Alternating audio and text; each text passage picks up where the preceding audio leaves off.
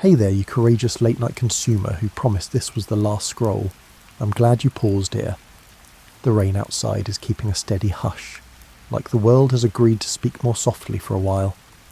Tonight, we're easing into the Hungarian Revolution of 1956, not as a clash of headlines, but as a moment when ordinary lives were suddenly asked to carry extraordinary weight.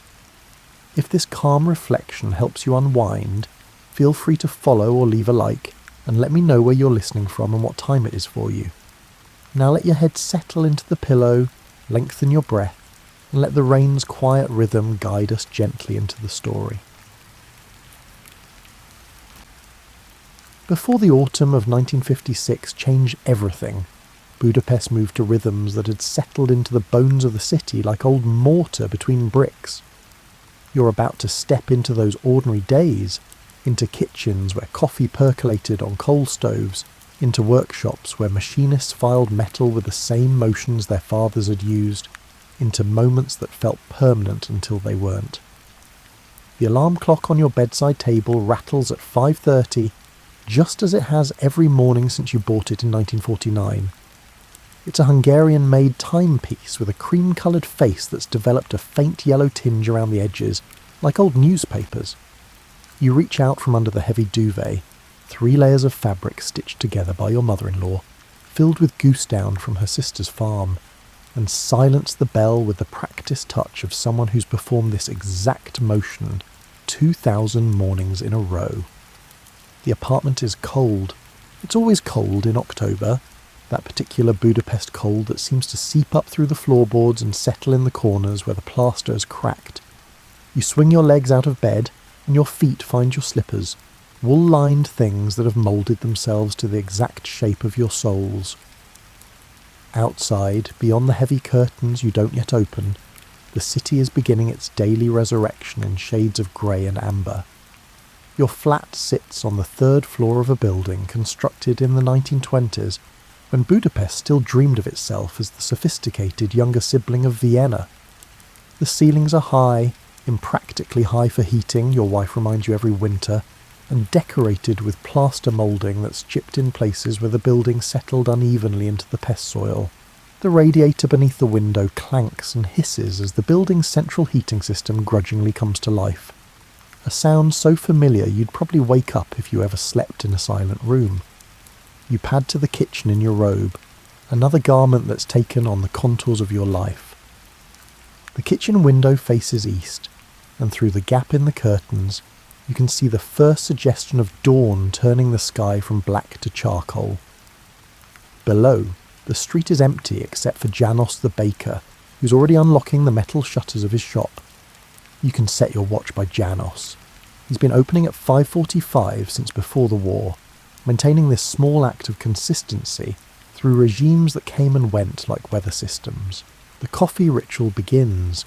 You measure grounds from the blue tin that sits on the second shelf, always the second shelf, always to the left of the sugar bowl. The percolator is one of those sturdy Hungarian appliances built to survive generations, all stainless steel and practical angles, with a handle wrapped in black rubber that's worn smooth as river stones. You fill it with water from the tap, which runs cold enough to make your fingers ache, and set it on the stove. While the coffee brews, you open the curtains fully and stand at the window, watching the city compose itself for another day. This is your moment of stillness, the 15 minutes before your wife wakes and your daughter begins her morning campaign against punctuality. From here, you can see across the rooftops to where the Danube catches the early light, a ribbon of hammered pewter dividing Buda from Pest. The chain bridge is just visible if you lean slightly to the left, its suspension cables forming geometric patterns against the sky. The street below is beginning to populate. Mrs. Kovacs from the first floor emerges with her shopping bag, heading to the market to claim the best vegetables before the good tomatoes disappear. She walks with the determined gait of someone who's learned that small victories, like securing 3 firm cucumbers instead of 2 soft ones, are the battles worth fighting. You recognise this walk. Everyone in Budapest has developed it, this purposeful stride toward minor triumphs. The coffee percolates with a sound like distant conversation, bubbling up through the stem and into the top chamber. The smell fills the kitchen, chicory and roasted grain, with just enough real coffee mixed in to justify calling it coffee. Real coffee is expensive and requires ration stamps that are better saved for other necessities, so you've become an expert at stretching 8 ounces of the genuine article across a month by blending it with substitutes that approximate the experience. Your wife appears in the doorway, already dressed in her work clothes, a grey skirt and cream blouse that she'll cover with a cardigan once she's had her coffee. She works as a secretary at the Ministry of Light Industry, typing requisition forms for textile factories and filing reports about production quotas that everyone knows have been optimistically calculated. She's good at her job in the way that people become good at things they've done for 7 years, moving through tasks with the efficiency of long practice. "Is it cold?" she asks, though she can see her breath forming small clouds in the kitchen air. "The radiator's working," you offer, which is the best either of you can hope for. She pours herself coffee and joins you at the window. For a moment you stand together in companionable silence, watching Janos arrange bread in his window display. He's making a small pyramid of dark rye loaves, each one exactly the same as the others, a monument to reliable mediocrity. The bread in Budapest has been getting darker and denser each year, as wheat becomes scarcer and the flour mill finds creative ways to bulk up their output with whatever grain is available. Nobody mentions this. It's one of those things everyone notices and nobody discusses, like the way chocolate has gradually stopped tasting like chocolate, or how butter has become something you remember fondly rather than something you spread on toast. Your daughter stumbles into the kitchen at 6:20, her school uniform rumpled because she slept in it rather than hung it up the night before. She's 14 and has recently discovered that being contrary is a personality trait. This morning's rebellion involves refusing breakfast because she's not hungry, which you and your wife both know means she's saving her appetite for the bread and jam that Mrs. Szabo, her favourite teacher, keeps in her desk for students who arrive breakfastless. "You'll be hungry by second period," your wife observes mildly, not bothering to transform this into an argument. Your daughter shrugs, a gesture she's perfected into an art form. She's mastered 17 different varieties of shrug, each conveying a distinct shade of adolescent disdain. The three of you move through the morning choreography you've developed over years of shared space. Your wife packs her lunch: 2 slices of yesterday's bread with a scraping of lard and paprika, an apple from the batch her mother brought from the countryside, and a small thermos of the same chicory coffee.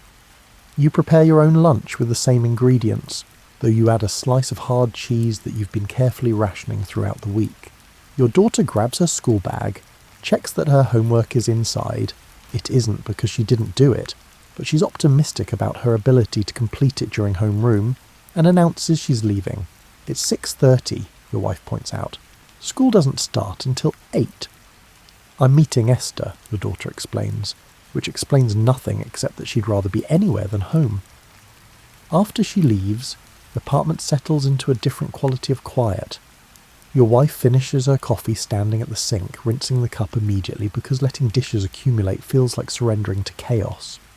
You collect your briefcase, checking for the 3rd time that you've packed the technical drawings you're supposed to review at the factory. They're there, exactly where you put them the night before, but checking again costs nothing except 30 seconds. The walk to work takes 40 minutes. You could take the tram, but you've discovered that the tram costs money while walking merely costs time, and you have more of the latter than the former. Besides, you've come to enjoy this daily transit through the city, the way it allows you to observe the small variations in routine that mark the passage of seasons. This morning, the streets are damp from overnight rain, and the air carries that particular autumn scent of wet leaves and coal smoke. The chestnut trees that line Andrassy Avenue are shedding their leaves in golden drifts that collect in doorways and around the bases of lampposts. You pass the same buildings every day, grand apartment blocks from Budapest's imperial era, their facades decorated with carved stone figures and ornate balconies that have weathered into a uniform shade of grey-beige. Mrs. Nemeth is sweeping the sidewalk in front of her building just as she does every morning. She sweeps with the slow thoroughness of someone for whom this task is both duty and meditation. You exchange nods. She's been sweeping this same stretch of pavement since her husband died in 1947, maintaining this small territory of order against the entropy of fallen leaves and city grime. The streets are filling now with other people making similar journeys. Workers heading to factories, clerks bound for ministry offices, and students clustered at tram stops. There's a quality to the way people move through Budapest in 1956, a kind of collective cautiousness, as if everyone has learned to take up slightly less space than they actually occupy. You notice it in the way people avoid eye contact on crowded sidewalks, in the soft-spoken conversations that stop when strangers approach, and in the general preference for being unremarkable. The factory where you work sits on the outskirts of the city, a sprawling complex of brick buildings and metal sheds, where machinery parts are manufactured according to specifications that arrive from Moscow via a chain of bureaucratic communications you don't pretend to understand. You're an engineer, responsible for ensuring that the lathes and drill presses produce components within acceptable tolerances. It's work that requires precision and patience, qualities you discovered you possessed somewhere between graduating university and your 30th birthday. The factory gate stands open, guarded by Pal, an older man who checks identification badges with the same careful attention he'd give to a chess problem.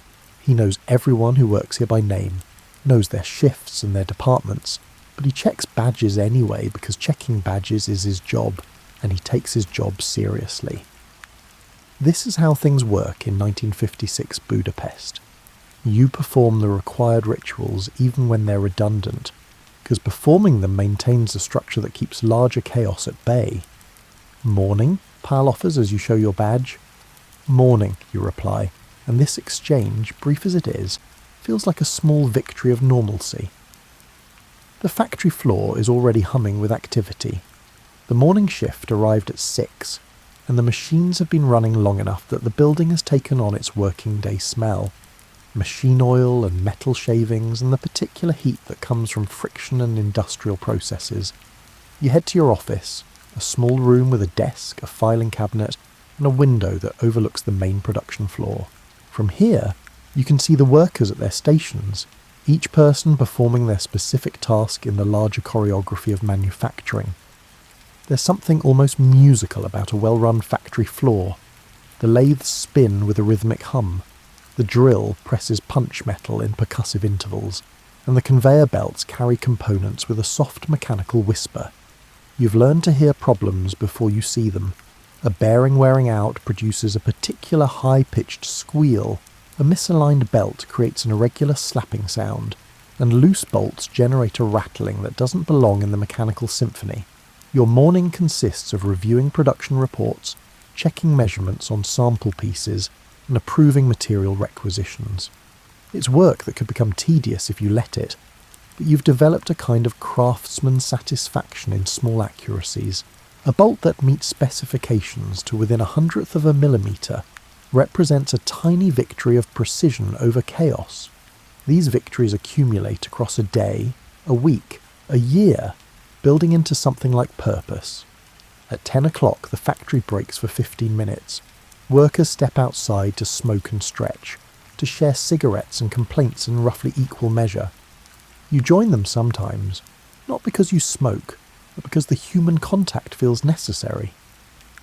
Today, the conversation circles around familiar themes: the shortage of certain machine parts, the rumour that production quotas will increase again next quarter, and speculation about whether the factory football team can beat the team from the textile plant in next week's match. Nobody mentions politics. This is an unspoken rule, so thoroughly internalised that it doesn't feel like a rule at all.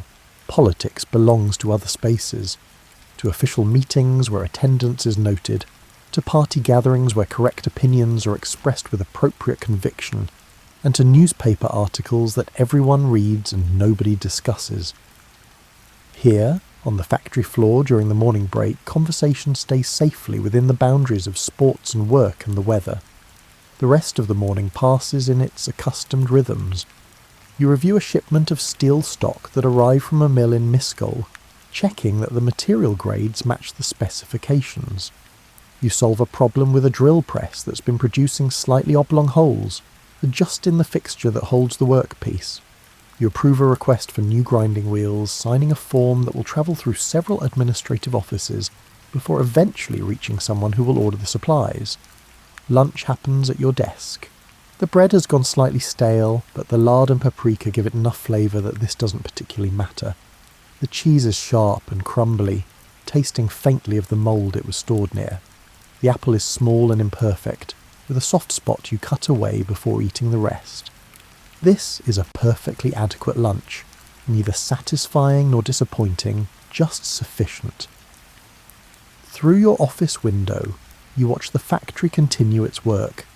Istvan, who operates the largest lathe, is training a new worker, a young man fresh from technical school who's learning that book knowledge and practical skill are distant cousins. The young man is gripping the cutting tool too tightly, producing vibrations that leave spiral marks on the workpiece. Istvan corrects him with the patience of someone who remembers being equally incompetent once. The afternoon brings a minor crisis when one of the milling machines breaks down, its motor burned out from years of continuous use and insufficient maintenance. You spend 2 hours helping the maintenance crew diagnose the problem, eventually determining that the motor needs to be completely replaced. The replacement creates a cascade of complications. Requisition forms need to be filed, production schedules need to be adjusted, and the factory manager needs to be informed that output will temporarily decrease. These small crises are the texture of industrial life. Machines break, replacements are delayed, production falls behind, everyone scrambles to catch up, and then the cycle repeats. You've stopped being frustrated by this, and have instead developed a kind of philosophical acceptance. The factory produces things. Sometimes it produces them on schedule, sometimes not. The sun continues to rise either way. By 4:30 the day shift is winding down. Workers clean their stations, putting away tools and sweeping up metal shavings that will be collected and recycled.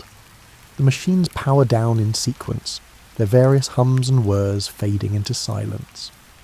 You finish your paperwork, filing reports that will be filed again by someone else in a ministry office downtown, part of the vast bureaucratic machinery that tracks everything and improves nothing. The walk home reverses your morning route. The streets are busier now, filled with people finishing their workdays and beginning the evening migration toward homes and families. The trams are crowded, packed with standing passengers holding onto leather straps, while the cars lurch through intersections. You're glad you walk. The 40 minutes gives you time to transition from engineer to husband, from employee to father, and from the person you're required to be to the person you actually are. At home, your wife is already preparing dinner. The kitchen smells of onions and paprika, the base of nearly every meal that emerges from Hungarian kitchens. Tonight it's chicken paprikash, or rather a creative interpretation of chicken paprikash that involves more paprika than chicken. The meat stretched across 3 servings with the help of generous amounts of sour cream and kedli dumplings. Your daughter is doing homework at the kitchen table, or pretending to do homework while actually reading a novel concealed inside her textbook. She's reached the age where she's discovered that appearing to study is significantly easier than actually studying, and she's applied herself to this deception with more energy than she ever applied to mathematics. Dinner is a modest affair. The chicken paprikash tastes like home and memory, seasoned with the same proportions of paprika and salt that your wife learned from her mother. The nokedli are small and irregular, pressed through a spatzel maker that's missing several holes. The meal is filling but not excessive, and it is satisfying without being extraordinary. You eat it with the appreciation of someone who knows that having enough is its own kind of luxury. After dinner, your wife washes dishes while you dry them, a division of labour established so long ago that neither of you remembers deciding on it.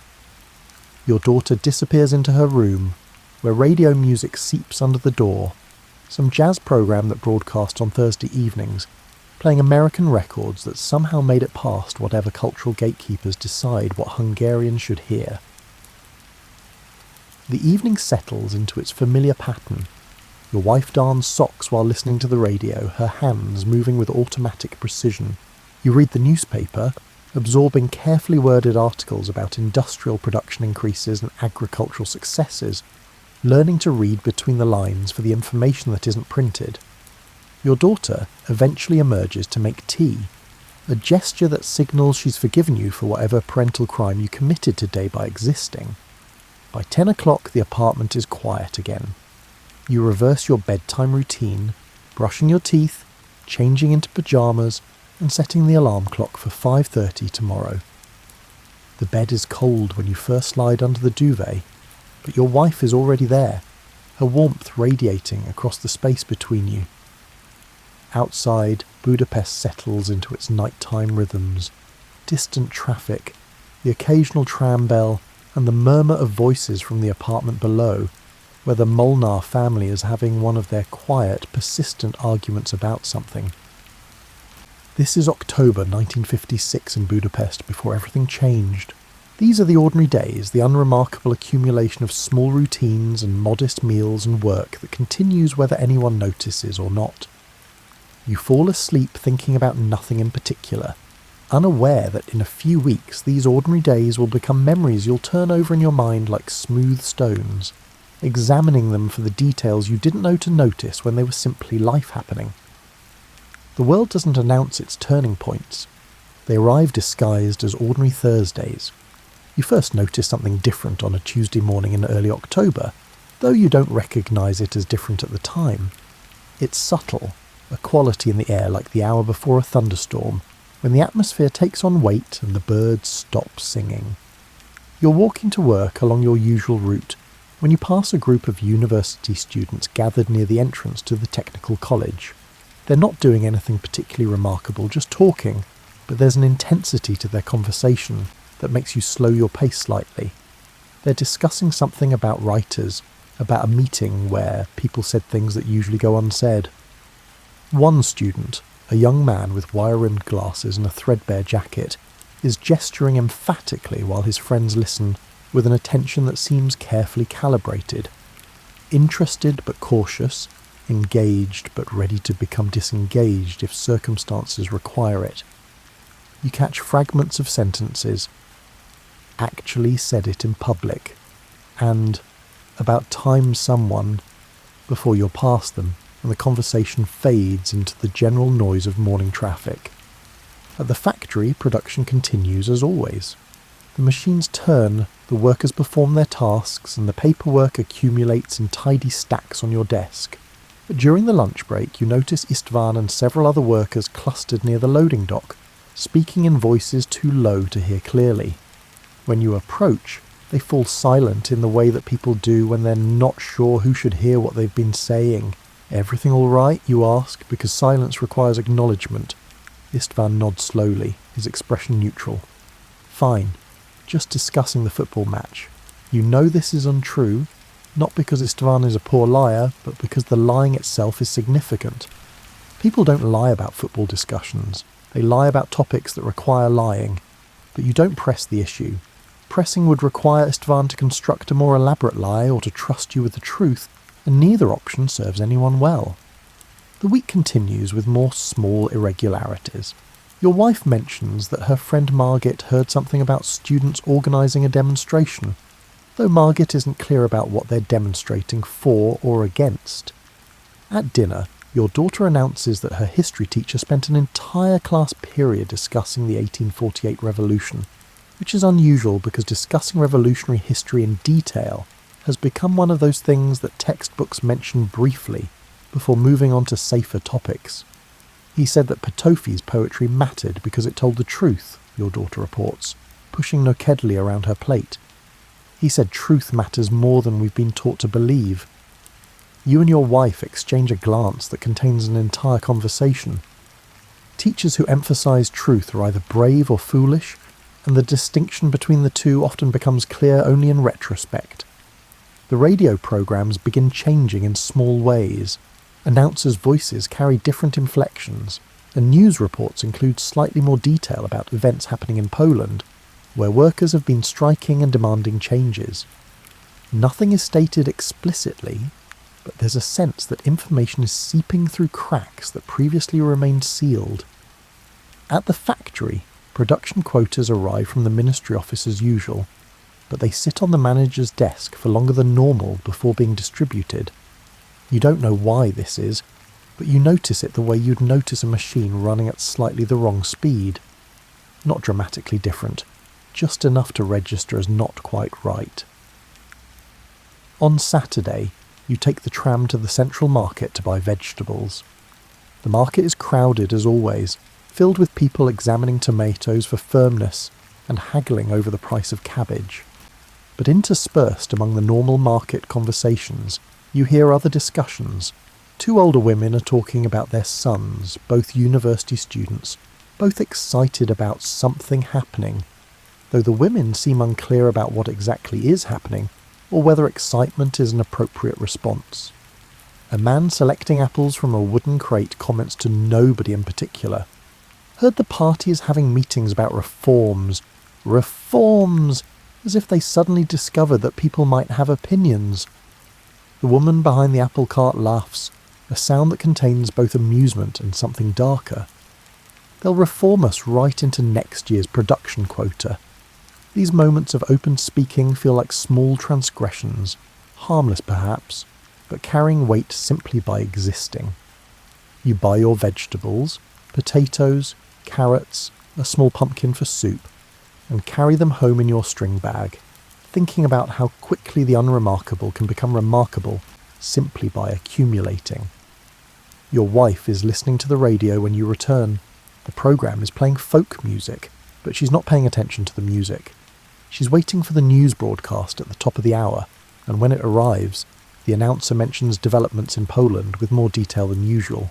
Workers in Poznan have held meetings. Demands have been made. The party is engaging in dialogue with legitimate workers' concerns. They're actually saying it, your wife murmurs, on the radio, out loud. That evening you take a rare walk together, just the two of you, while your daughter visits her friend Esther. You stroll along the Danube embankment, where couples and families are enjoying the last warm evening before autumn fully settles in. The river moves past the city with its ancient indifference. The same water that flowed here when Budapest was 3 cities instead of 1, when emperors ruled and revolutions rose and fell, and the river just kept moving toward the sea.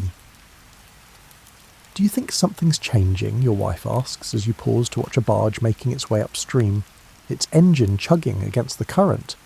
You consider this carefully. Something's shifting. Whether it's changing or just rearranging itself, I don't know. She accepts this answer, understanding that speculation requires more information than either of you possess. You continue walking, your hands linked loosely. Two people who have learned that sometimes the best response to uncertainty is simply to be present together in it. The following week brings more subtle shifts. At the factory, workers discuss the news more openly during breaks. Nobody is saying anything revolutionary, but the mere fact of discussing feels revolutionary after years of careful silence. Istvan mentions that his nephew is involved with a student group at the university. The maintenance supervisor observes that things that couldn't be said are being said. The production manager listens to these conversations without comment, which is itself a kind of comment. You attend a mandatory party meeting on Wednesday evening, one of those gatherings that occur monthly and accomplish nothing except to maintain the appearance of organisation. Usually these meetings follow a strict script. Reports are read, production achievements are celebrated, future goals are announced, and everyone applauds at the appropriate moments. But this meeting is different in a subtle way. The speaker, a party functionary you've seen dozens of times but whose name you can never remember, seems slightly uncertain, as if reading from a script that's been edited and he's not sure all the changes make sense. He speaks about constructive criticism and responding to legitimate concerns and strengthening our socialist system through meaningful dialogue. These phrases have appeared in official communications before, but tonight they're being delivered with an emphasis that suggests someone, somewhere, has decided that meaning them is now important. After the meeting, people don't disperse immediately as usual. Small conversations form in the hallway, people discussing what was said and what wasn't said and what the difference might mean. You listen more than you speak, calibrating your understanding against other people's interpretations, trying to construct a coherent picture from fragmentary information. By mid-October, the shifts are becoming harder to ignore. Students are organising openly, holding meetings where they discuss reforms and freedoms with a directness that would have been unthinkable months ago. Radio programmes play music that was previously discouraged. Jazz, Western classical pieces, and even some American popular music that has somehow stopped being decadent and started being just music. Your daughter comes home from school talking about heated debates in her classes. One of her teachers apparently has begun teaching banned poetry, not making a big announcement about it, just quietly including poems by writers who fell out of favour and into dangerous memory. She recites one for you at dinner, a poem about truth and lies and the cost of silence, and you listen with a combination of pride and worry. "You're being careful, aren't you?" your wife asks, which is a mother's way of saying, "Please don't get arrested." "It's just poetry," your daughter replies, which is a 14-year-old's way of not understanding that poetry is never just poetry when the wrong poetry can become evidence. The factory continues operating, but the atmosphere has changed. Workers discuss what they've heard, what they hope and what they fear. Production continues hitting quotas, but people are working with a distraction that creates small inefficiencies. A measurement taken twice because the first one wasn't registered. A form filed incorrectly because the person filing it was thinking about something else. You find yourself standing at your office window more frequently, looking out at the factory floor but seeing something else. The shape of possibility, maybe, or the shadow of change approaching like weather across an open plain. The machines run their cycles, metal is cut and shaped and transformed, and somewhere beneath this familiar process, something else is being transformed too, something less tangible, but no less real. On October 22nd, the day before everything accelerates, you wake to find Budapest wrapped in fog, thick and grey and muffling. The city emerges into morning like a photograph developing slowly in solution, details appearing gradually as the fog thins. You go through your morning routine, drink your chicory coffee, kiss your wife goodbye, and walk to the factory through streets that feel somehow provisional, as if the city itself is holding its breath. At work, Istvan approaches you during the morning break. He's usually cheerful, prone to jokes and small observations about the absurdities of factory life. But today he's serious, his expression carrying the weight of something he's decided needs saying.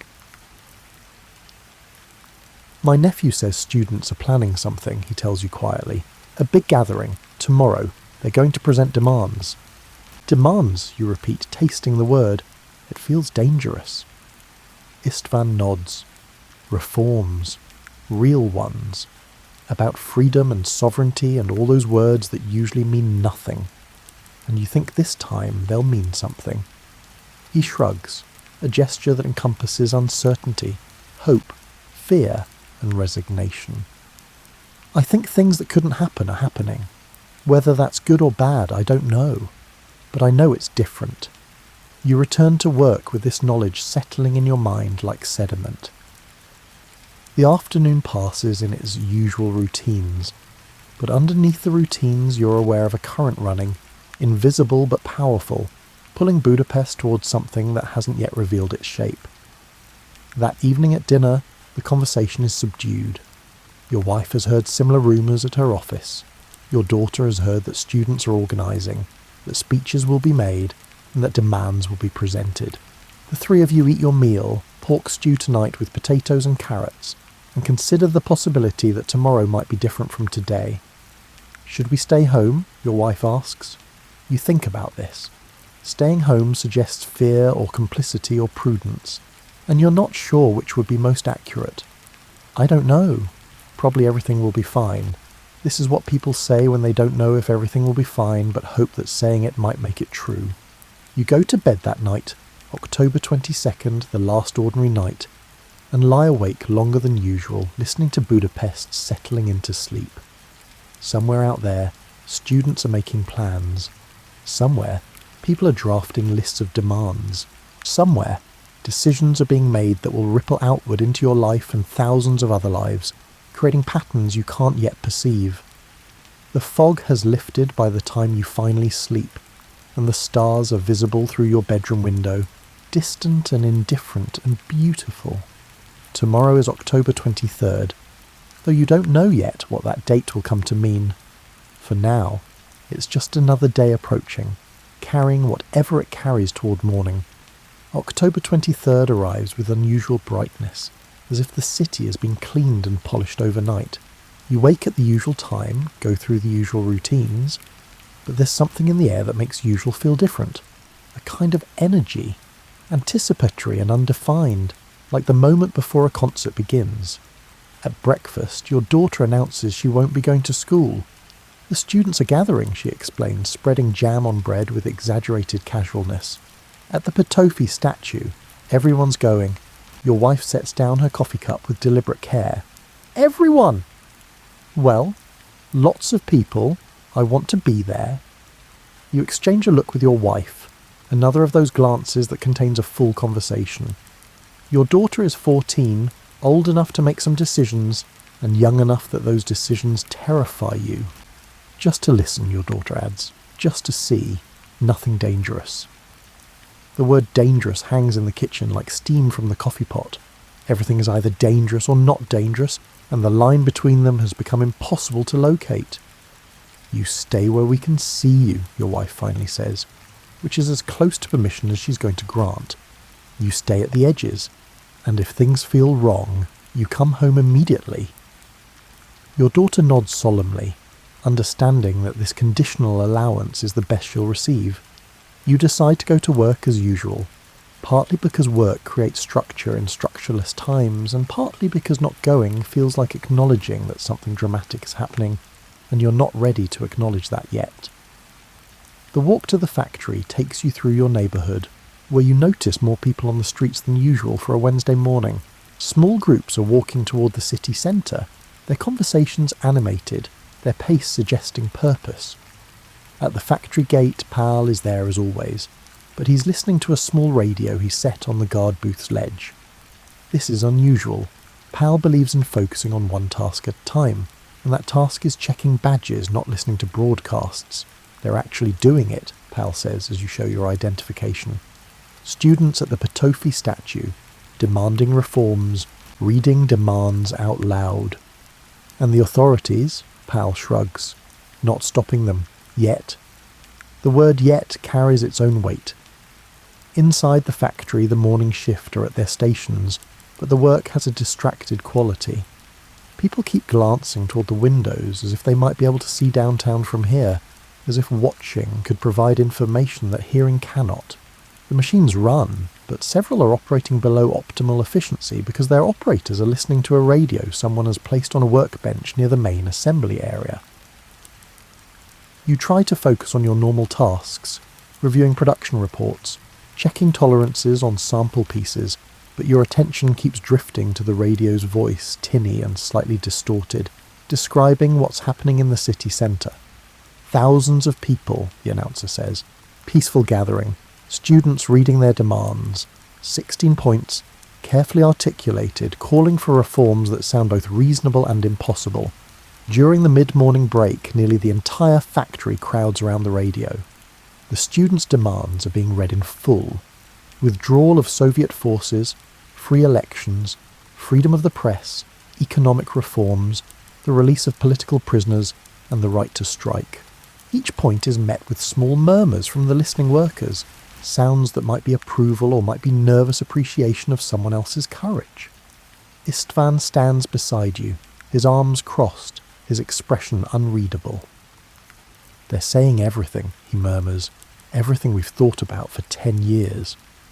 By noon, the radio reports that the gathering has grown. Students have been joined by workers, by ordinary citizens, and by people who apparently decided that witnessing this moment matters more than whatever else they were supposed to be doing today. The crowd is moving, flowing through the city toward Parliament, where they plan to present their demands to government officials. Your factory manager appears on the production floor at 1 o'clock, which is unusual enough to make everyone stop what they're doing. He's a thin man named Horvath, generally competent and uncommonly decent for someone in his position. He stands near the main doors and addresses the assembled workers. "I'm not going to tell you to work when you can't focus on working," he says. "I'm not going to pretend that what's happening downtown isn't happening. Those of you who want to go, go. Those who want to stay, stay. We'll figure out production schedules tomorrow." This might be the bravest thing Horvath has ever said, or the most pragmatic, or both. Either way, it's a recognition that ordinary rules have been suspended by circumstances that are refusing to remain ordinary. About half the workers leave immediately, heading toward the city centre to join whatever is happening there. You're among those who stay, not from lack of curiosity or solidarity, but from a cautious uncertainty about what joining means and what it might cost. You return to your office and continue working, though working has become a loose term for sitting at your desk and staring at papers while your mind is elsewhere. The radio continues its coverage throughout the afternoon. The crowd at Parliament is enormous. Tens of thousands of people, maybe more. They're singing the national anthem, the version that was banned for being too nationalist and too reminiscent of independence and sovereignty. They're chanting for reform, for change, for freedom. These abstract words that suddenly feel as concrete as the stones of Parliament Square. By evening, the city is transforming. You leave the factory at your normal time and walk home through streets that feel electric with possibility. Groups of people are gathering on corners, in cafes and in parks, discussing what they've seen and heard. Someone has spray-painted "Russians go home" on a wall near the tram station. Graffiti that would have been unthinkable yesterday, and now exists as a simple fact, witnessed by hundreds of people who walk past it without reporting it to authorities. At home, your wife and daughter are both there, your daughter vibrating with an excitement that makes her seem younger and older simultaneously. "You should have seen it," she says, talking faster than normal. Thousands of people, tens of thousands, all saying things that you're not supposed to say. And nobody stopped us. Nobody tried to make us leave. Your wife looks worried and proud in equal measure, which you understand completely because you're feeling the same combination. Your daughter is safe, which is everything. Your daughter was there, which is something. "What happens now?" your wife asks, directing this question at nobody in particular. "More gatherings," your daughter reports. "Tomorrow, people are talking about continuing, about organising, about actually making the demands real instead of just stated. That night, the three of you listen to the radio together, something you rarely do as a family. The broadcasts are strange. Official voices trying to describe events using language that hasn't quite caught up with what the events mean. The students' demonstration was mostly peaceful. The authorities are considering the legitimate concerns of the working people. Everything is described in conditional terms, as if reality itself hasn't quite been decided yet. You go to bed late, your mind too active for sleep. Through the walls you can hear your neighbours talking, their voices excited and nervous. Outside the city sounds different. More traffic than usual for a Wednesday night. More voices, more energy. Budapest is awake in a way it hasn't been for years, as if the city itself has decided that sleeping is optional when history's happening. October 24th arrives with grey skies and the sense that something is building. You go to work again, mostly because you don't know what else to do, and work provides structure. The factory is running at maybe half capacity. Many workers have chosen to stay home or go downtown, and Horvath has stopped pretending that production quotas matter more than whatever is unfolding in the streets. The radio reports more demonstrations.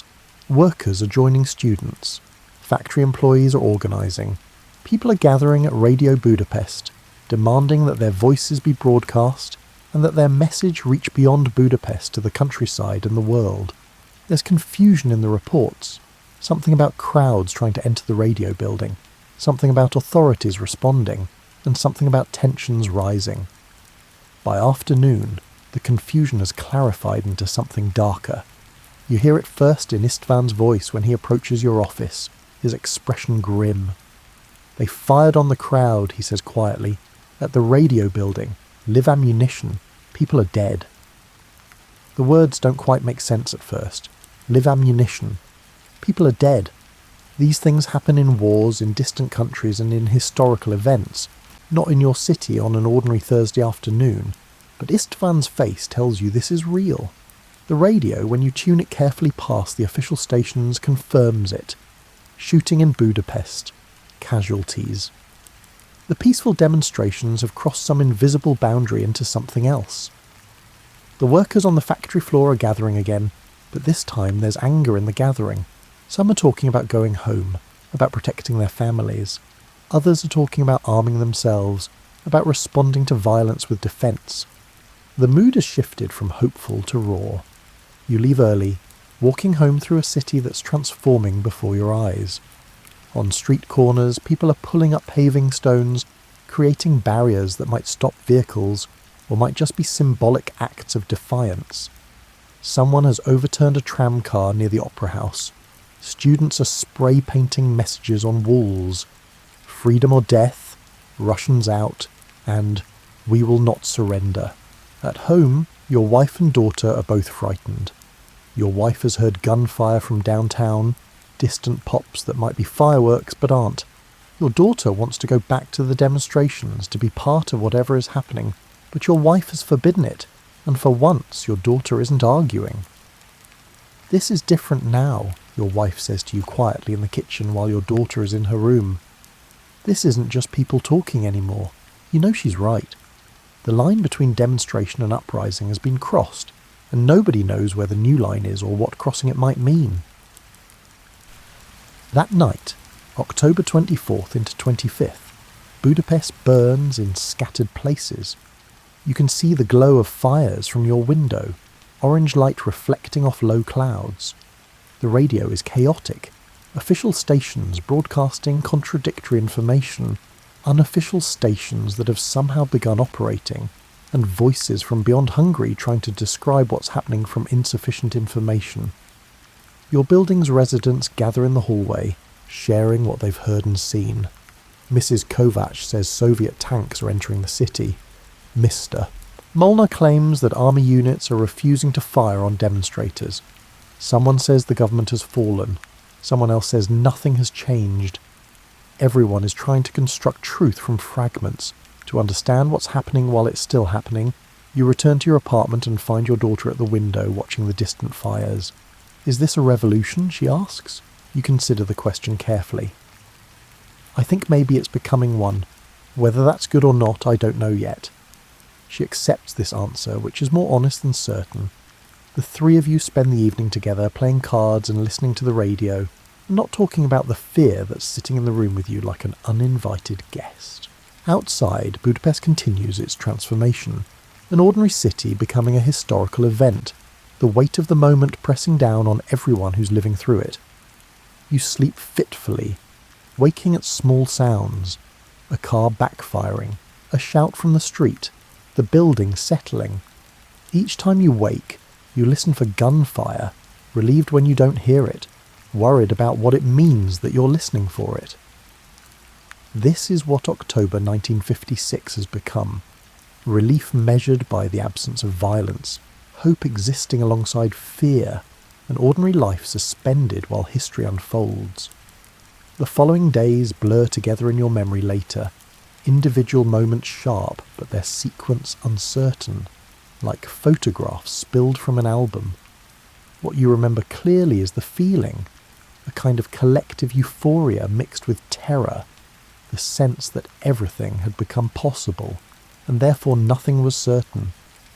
Friday, October the 26th. You stay home from work. The factory has closed anyway, Horvath having made the sensible decision that producing machine parts matters less than keeping workers safe. You spend the morning listening to the radio with your wife, trying to piece together what's happening from broadcasts that can't seem to decide whether to call it a demonstration, an uprising, or a counter-revolution. The government has changed, or rather the government's name has changed. There's a new Prime Minister, Imre Nagy, someone who's been in and out of favour over the years, but who apparently represents change, or at least the possibility of change. He's promising reforms, promising to listen, and promising that violence will stop if people return to normalcy. But normalcy has stopped being normal. Your neighbourhood has organised itself into something like a self-governing unit. Mrs. Kovacs and several other women have established a food distribution system, pooling resources and ensuring that everyone has enough to eat even as stores close and supply lines break down. Mr. Molnar has appointed himself a kind of security coordinator, organising men to watch the street entrances, to warn of approaching danger, and to protect against looting or violence. Your daughter has found her purpose too. She's joined a group of teenagers who are running messages between different parts of the city, carrying information where telephones can't or won't reach. You and your wife have tried to forbid this, but forbidding has stopped working. She goes anyway, returning hours later with stories of what she's seen, crowds of people debating in Parliament Square, workers organising at factories, and students printing leaflets on hand presses they've set up in basements and cafes. Everyone's talking to everyone, she reports during dinner on Saturday. The barriers between people have just dissolved. A factory worker and a university professor having a conversation like equals. A housewife and a student arguing about what should happen next. It's like we all remembered we're human beings instead of categories. You understand what she means. You felt it yourself during walks through the neighbourhood. People speaking openly, sharing opinions and disagreeing without fear. The careful silence that characterised Budapest for so many years has been replaced by noise, messy and democratic and alive. Soviet tanks are in the city. Everyone knows this, but they're mostly stationary, parked at strategic locations but not actively suppressing the uprising. There are rumours of negotiations, of Soviet authorities trying to understand what's happening, and of Hungarian officials trying to chart a course between revolution and repression. Sunday morning, you attend a neighbourhood meeting in the courtyard of your building. About 50 people gather, residents from several nearby buildings, all trying to figure out how to organise themselves for whatever comes next. Someone proposes forming a council to make decisions collectively. Someone else suggests establishing rules for resource sharing. A heated debate develops about whether to arm yourselves, and if so, where to acquire weapons. You speak up, your voice surprising you with its firmness.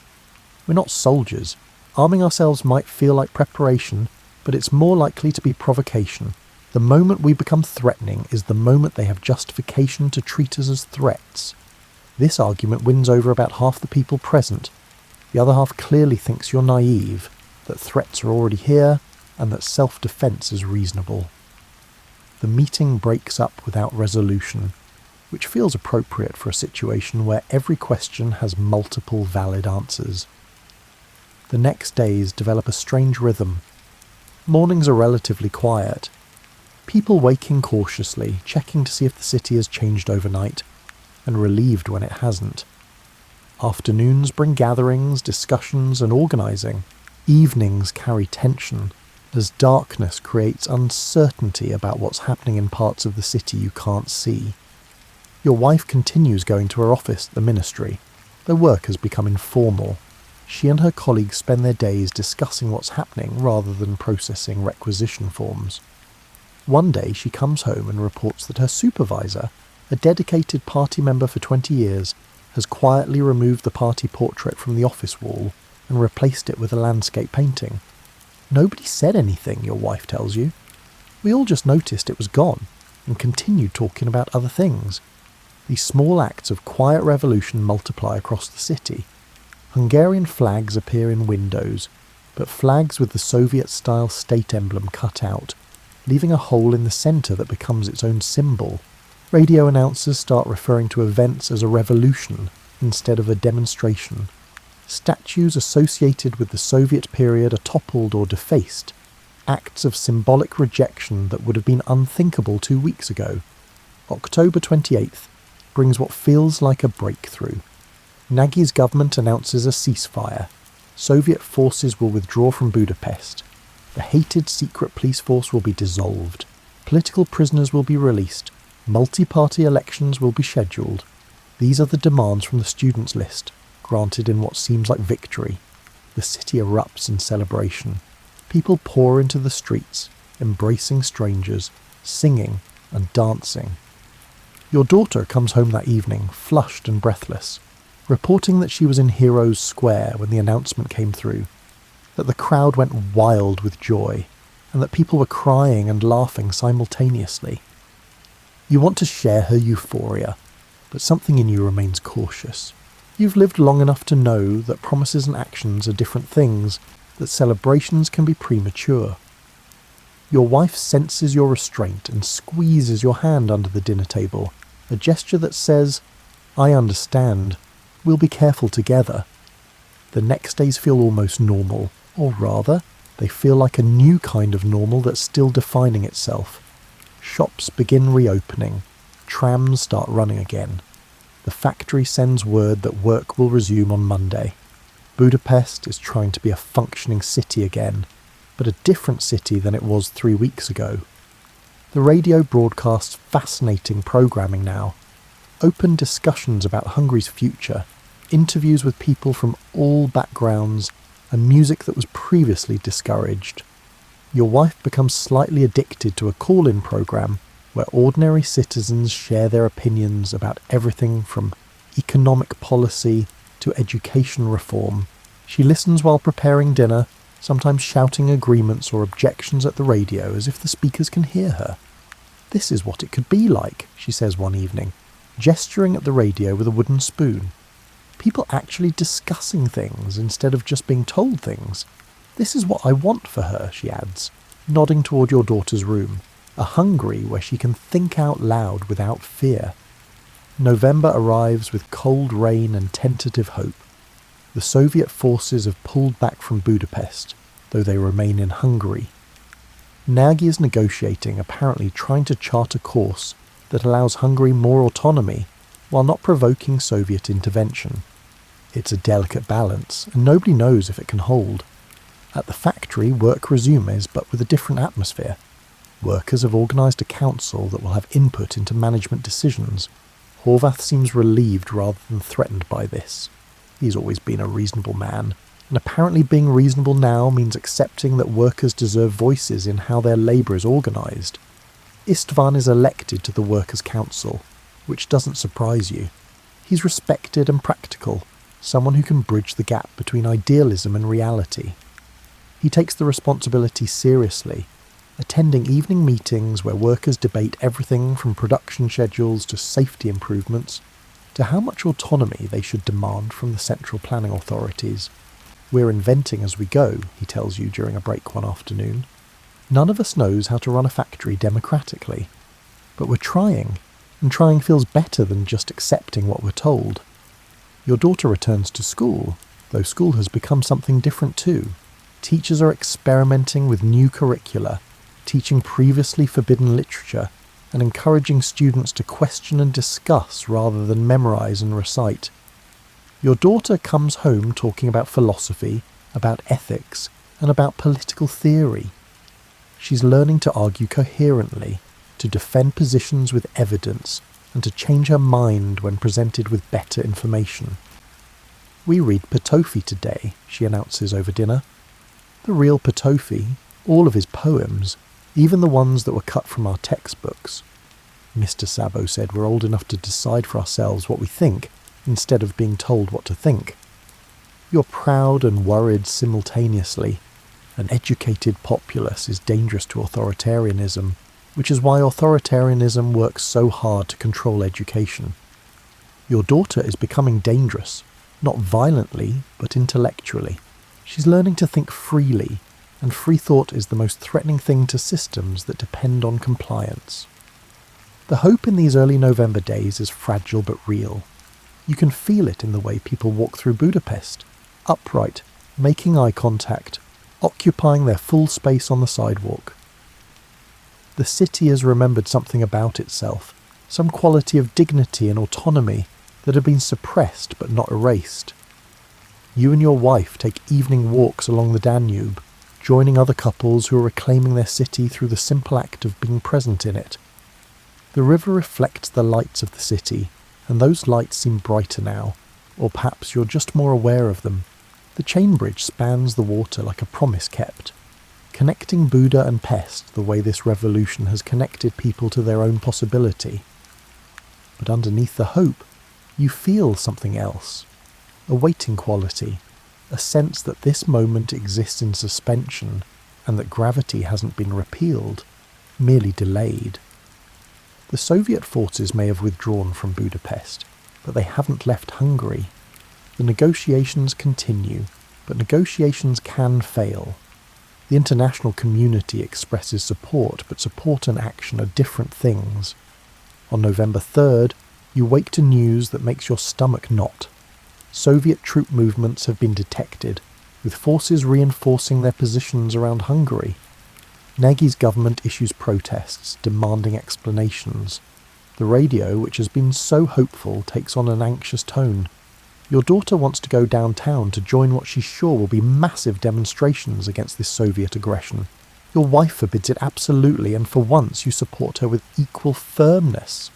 This is different, you tell your daughter. Before, we were demonstrating against our own government.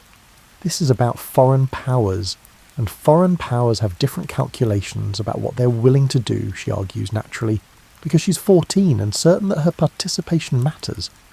But she stays home, perhaps sensing in your tone something that transcends normal parental caution. That night, November 3rd into 4th, Budapest holds its breath.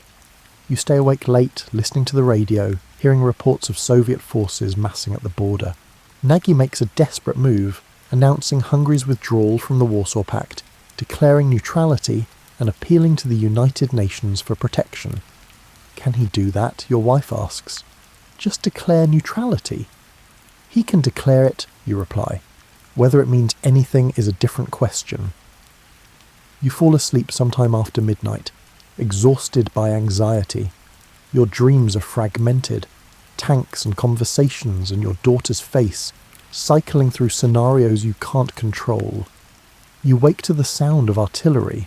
The sound is unmistakable. Deep percussive thuds that rattle the windows and seem to originate from everywhere and nowhere simultaneously. It's still dark, maybe 4 in the morning on November 4th. You're out of bed immediately, moving to the window, pulling back the curtain to see what you already know. Soviet tanks are back in Budapest. From your 3rd floor window, you can't see the tanks directly, but you can see their effects. Tracer rounds arc across the pre-dawn sky like deadly fireworks. Buildings several blocks away are silhouetted against flames. The sound of heavy machine gun fire punctures the artillery's rhythm. Sharp cracks that sound almost casual compared to the cannon's thunder. Your wife appears beside you, your daughter a moment later. The 3 of you stand at the window, watching your city become a battlefield. They came back, your daughter whispers, and her voice carries the heartbreak of someone discovering that hope can be revoked without warning. The radio, when you turn it on, is chaotic. The official state radio has gone silent. But other stations, improvised, probably illegal, definitely desperate, are broadcasting appeals. Nagy's voice, recorded earlier, announcing the Soviet attack and pleading for international help. Student voices reading manifestos. Someone was playing the national anthem over and over, as if repetition could transform music into protection. You make coffee because coffee is what you do in the morning, even when mornings arrive with artillery. The ritual of measuring grounds and filling the percolator feels absurd and necessary in equal measure. Your hands shake slightly, spilling grounds on the counter. We should go to the basement, your wife says. The Molnars and the Kovacs family will be there already. She's right. The basement is safer than the 3rd floor. But going to the basement means acknowledging that this is real, that you need shelter, and that the world has contracted to questions of immediate survival. You gather some essentials, blankets, what food you have, and some water. Your daughter insists on bringing her school books, which would be touching if it weren't so heartbreaking. She believes even now that there will be a tomorrow where homework matters. The basement of your building is a dim space that usually serves for storage, bicycles, old furniture, and things people can't quite throw away. Now it's crowded with about 30 people from the 4 buildings that share this courtyard. Someone has brought a battery-powered radio. Someone else has lit candles because the electricity is intermittent. Children huddle against parents. The elderly sit on whatever furniture is available. Mrs. Kovacs has, impossibly, brought tea and some bread. She's distributing both as if this is a social gathering rather than a shelter from bombardment. You accept a cup, grateful for something to do with your hands. The radio continues its desperate broadcast. Reports are fragmentary. Fighting at the Parliament building, tanks surrounding the American embassy, and resistance fighters engaging Soviet forces in various parts of the city. Between reports, voices appeal to the West, to the United Nations, and to anyone who might intervene. But you know, with a certainty that sits heavy in your chest, that no intervention is coming.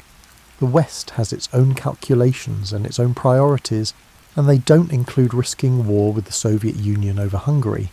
You're on your own. The day passes in the basement's dim light. Time becomes elastic. Hours that feel like minutes interrupted by minutes that stretch like hours. The artillery continues intermittently. Sometimes it sounds close, sometimes distant. The acoustics of the city making it impossible to judge accurately where shells are falling. Around noon, someone ventures upstairs and returns with news. Several buildings on the next street have been hit. Fires are burning unchecked because fire brigades can't move safely through streets where tanks patrol. The smell of smoke is seeping into the basement through ventilation grates. Your daughter sits with a group of other teenagers, their earlier revolutionary enthusiasm curdled into shock. They talk in quiet voices, trying to make sense of what's happening. One boy, maybe 16, keeps insisting that resistance will prevail, that the Soviets can't suppress an entire city's will. Nobody contradicts him, but nobody seems to believe him either. You find yourself sitting with Istvan, who's here with his wife and nephew, the one who was so involved with the student movement. The nephew is silent, staring at nothing, occasionally wincing when artillery sounds particularly close. 3 weeks, Istvan says quietly. We had 3 weeks of thinking it could be different. Maybe it still can be, you offer, without conviction. He gives you a look that's gentle and sad. You don't believe that any more than I do. He's right. You don't. What you witnessed these past weeks, the possibility, the hope, the people speaking freely, it's being crushed as thoroughly as the streets above are being shattered by tank fire. Evening arrives early, or perhaps the smoke has made the sky dark prematurely. Someone produces a deck of cards and a quiet game begins in one corner, an attempt to impose normalcy, to occupy minds with something other than fear. You don't join. You sit with your back against the cold basement wall, your wife on one side and your daughter on the other, and you listen. The radio stations are going silent one by one. The student radio broadcasts a final message, something about never forgetting, about truth outlasting oppression, and then static. Another station plays the national anthem and then cuts out mid-verse. By midnight, only the official state radio is broadcasting, and it's announcing that order is being restored, that the counter-revolution is being suppressed, and that citizens should remain in their homes. You sleep sitting up, your wife's head on your shoulder, your daughter curled against your other side. It's not restful sleep. You surface at every sound, every shift of the building above you, but it's something like sleep.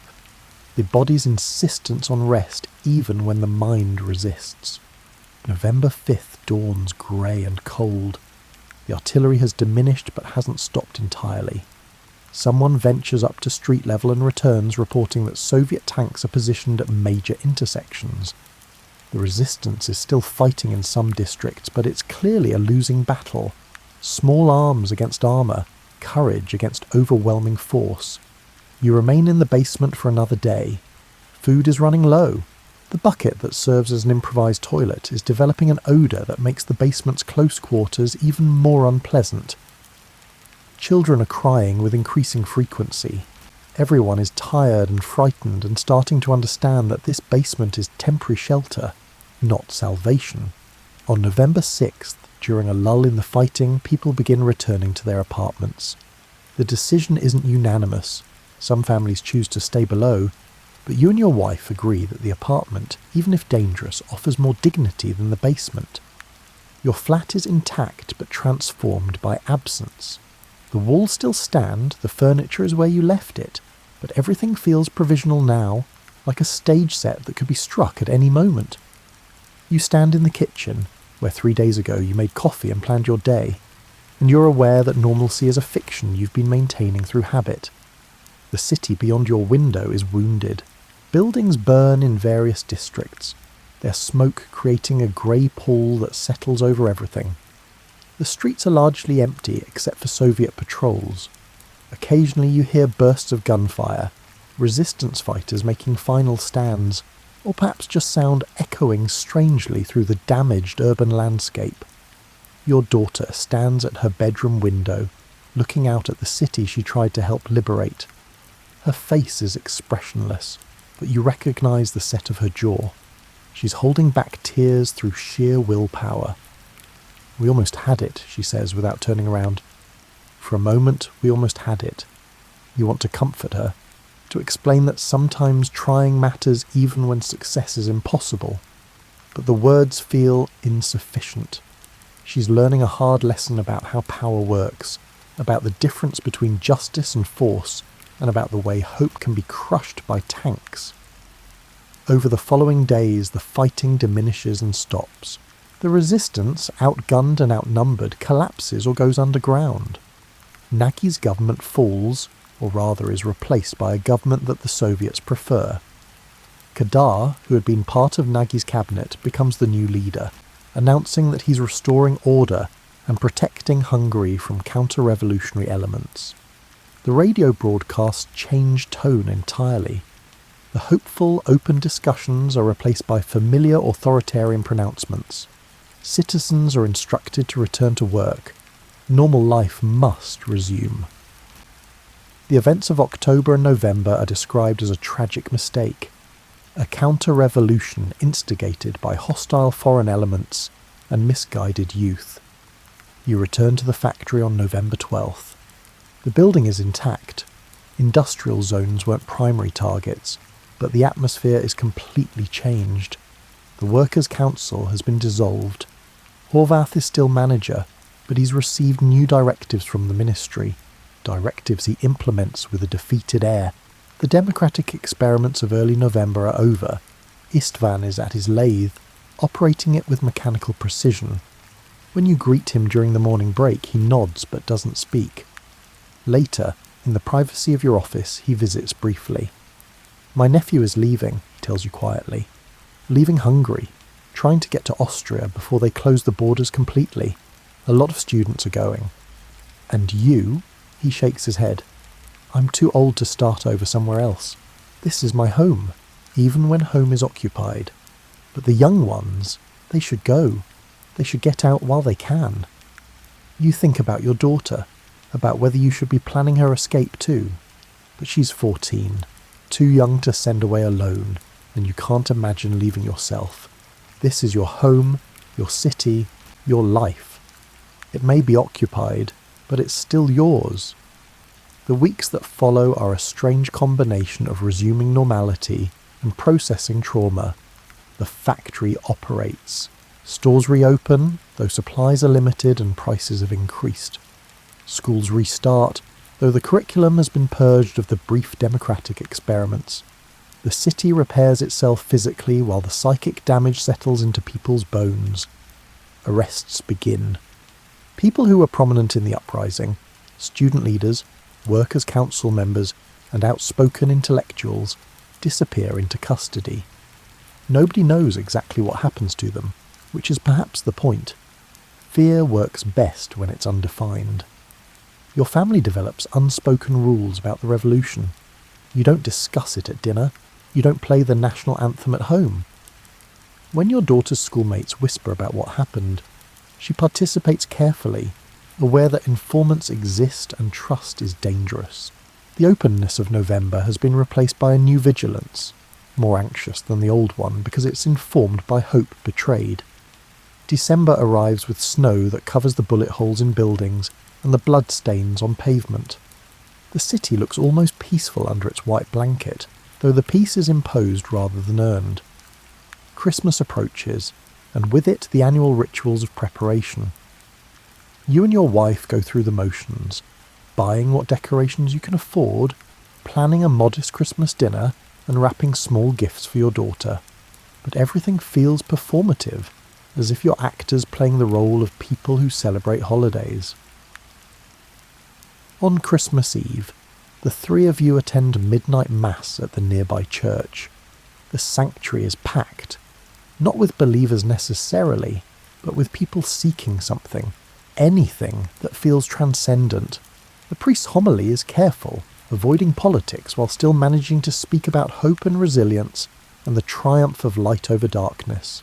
Everyone understands the subtext. Walking home after Mass, through snow-quiet streets, your wife squeezes your hand. "We're still here," she says quietly. "That's something. It is something. You're alive, your family is intact, and you have shelter and food and work. These are not small things, but they exist alongside the absence of what might have been. The Hungary that existed for 3 weeks in October and November, the brief moment when freedom felt possible and ordinary people spoke without fear. January 1957 arrives with bitter cold and the work of forgetting. The authorities don't explicitly demand that people forget. That would be acknowledging that there's something to forget. Instead, they simply proceed as if the revolution never happened, creating a present tense that has no connection to October or November. You return to your routines. Wake at 5:30, make chicory coffee, walk to the factory, review production reports, check tolerances, and approve requisitions. The machinery runs as it always has. Metal is cut and shaped and assembled into parts that become components of larger systems. The work continues, indifferent to history, but the silence is different now. Before the revolution, silence was unremarkable. Just the absence of things people didn't think to say. Now silence is active, a conscious suppression of things that cannot be safely spoken. You feel it during factory breaks when conversations skirt carefully around certain topics. You notice it at neighbourhood gatherings where people discuss everything except the thing everyone is thinking about. Your daughter has become quiet in a way that worries you more than her earlier rebelliousness did. She goes to school, completes her assignments, and participates minimally in class discussions. But the fire that made her demand to attend demonstrations, that made her run messages through revolutionary Budapest, has banked down to embers. You catch her sometimes staring out windows, her expression distant, and you know she's remembering those 3 weeks when the world seemed larger and more possible. "Are you all right?" you ask her one evening. She considers the question seriously before answering. "I don't know what 'all right' means anymore." You understand exactly what she means. The factory has returned to central planning, with quotas handed down from ministry offices that have recalculated what Hungarian industry should produce and by when. The brief experiment with workers' councils is mentioned by nobody. Horvath implements the new directives with the weary competence of someone who's learned that resistance is futile, but compliance doesn't require enthusiasm.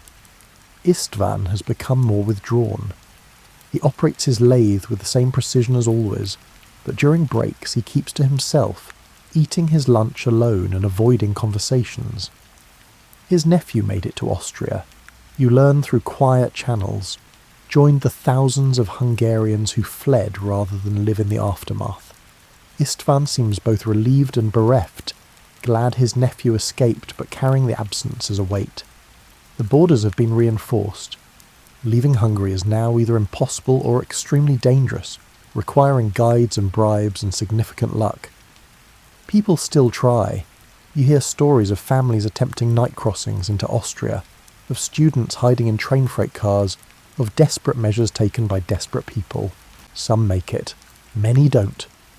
At home, life has settled into a new configuration that resembles the old one but feels fundamentally altered. Your wife still works at the ministry and still types requisition forms and files reports, but she moves through her days with a kind of automatic precision, performing tasks without investing them with meaning. She comes home tired in a way that has nothing to do with physical exhaustion. "I used to think my job mattered," she tells you one evening while washing dishes. Not in any grand way, but that it contributed to something. Now I know it doesn't matter at all. I'm shuffling papers because shuffling papers is what I do. You don't try to contradict her because she's right. The industrial planning system she supports serves primarily to maintain an illusion of control and to generate statistics that please authorities regardless of whether they reflect reality. The seasons turn. Winter gives way to spring, though spring feels muted. Flowers bloom without seeming particularly celebratory about it. Summer arrives with heat that makes the city smell of dust and old stone. Your daughter finishes the school year with adequate but uninspired grades. She's learned to perform academically while keeping her actual thoughts private, a useful skill in a system that rewards conformity over creativity. In August 1957, you take a week's holiday and travel to your wife's family farm in the countryside. It's a relief to be away from Budapest, away from streets that carry too many memories. The farm operates on rhythms that have nothing to do with politics, planting and harvesting, animal care and weather patterns. Your wife's father, a practical man who's farmed his whole life, makes no reference to the revolution.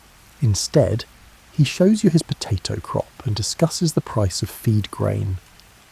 Your daughter spends the week helping her grandmother with kitchen work and wandering the farm's meadows. You watch her from a distance, seeing her visibly relax as the days pass, the tension leaving her shoulders, her expression softening. One afternoon you find her sitting under an apple tree reading a book, and she looks almost like the child she was before October taught her hard lessons about power and disappointment. "It's nice here," she says when you join her. "It is. Do you think we could live somewhere like this? Away from the city? You consider this carefully? Would you really want to give up Budapest entirely?" She's quiet for a long moment. "No, not entirely. I love the city, but sometimes I wish I could forget what happened, and here it's easier to forget." "Forgetting has costs too," you suggest gently. "I know, but remembering hurts. This is the dilemma you're all navigating, the balance between memory and survival, between holding on to what was and learning to live with what is." Back in Budapest after the holiday, autumn arrives again. October 1957. 1 year since the revolution began. The authorities make no official acknowledgement of the anniversary, which is its own kind of acknowledgement. The newspapers don't mention it. The radio broadcasts normal programming, but everyone knows what month it is, what week, and what day. On October 23rd, the anniversary of that first gathering at the Potofi statue, you notice people moving through the city with a kind of careful awareness. Nobody organises demonstrations, nobody hangs revolutionary flags, but small acts of remembrance occur. Someone leaves flowers at the base of a statue, someone wears a ribbon in the national colours. These gestures are subtle enough to maintain deniability, but visible enough to matter. Your daughter comes home from school that day and quietly shows you something she's written. A short essay about courage and hope, and the importance of trying even when success seems impossible. It's beautiful and heartbreaking, and you know she can never turn it into a teacher or share it with anyone outside the family. "Why did you write it?" you ask. "Because I needed to remember what I felt before I forget entirely." You keep the essay in a book on your shelf where it won't be found by casual observers as proof that the revolution happened, that people cared, and that hope was real, even if it was crushed. The years that follow develop their own rhythms. Kadar's government consolidates power while offering small concessions, slightly better consumer goods, a bit more cultural freedom, and economic reforms that make daily life somewhat more tolerable. It's a pragmatic authoritarianism, more interested in compliance than enthusiasm, willing to grant minor freedoms in exchange for political acquiescence. You adapt because adapting is what people do. You continue working at the factory, providing for your family and performing the small routines that create structure in life. But you carry the revolution with you, a private history that informs how you understand the world. Your daughter grows up, finishes school, and goes to university to study literature. She's careful about what she says in class, and has learned to write papers that satisfy requirements without revealing her actual thoughts. But you sometimes find her reading forbidden poetry, works by writers who are officially non-persons, and you don't tell her to stop. Your wife remains at the ministry, where she's developed a reputation as reliable and efficient. She doesn't love her work, but she's made peace with it and found ways to take satisfaction in small competences. She's also found a community of other women who lived through the revolution, who share memories in carefully coded conversations over coffee. Istvan eventually retires from the factory. At his retirement celebration, a modest affair with cake and speeches, Horvath mentions his 35 years of dedicated service, but says nothing about the Workers' Council Istvan helped lead in November 1956. The omission is noticeable to everyone who knows, invisible to everyone who doesn't. The city itself heals its physical wounds. Buildings damaged by artillery are repaired. Streets torn up by tank treads are repaved. The bullet holes in facades are filled in, painted over and made invisible. Budapest looks normal again, a beautiful city on the Danube, its history buried under layers of present tense.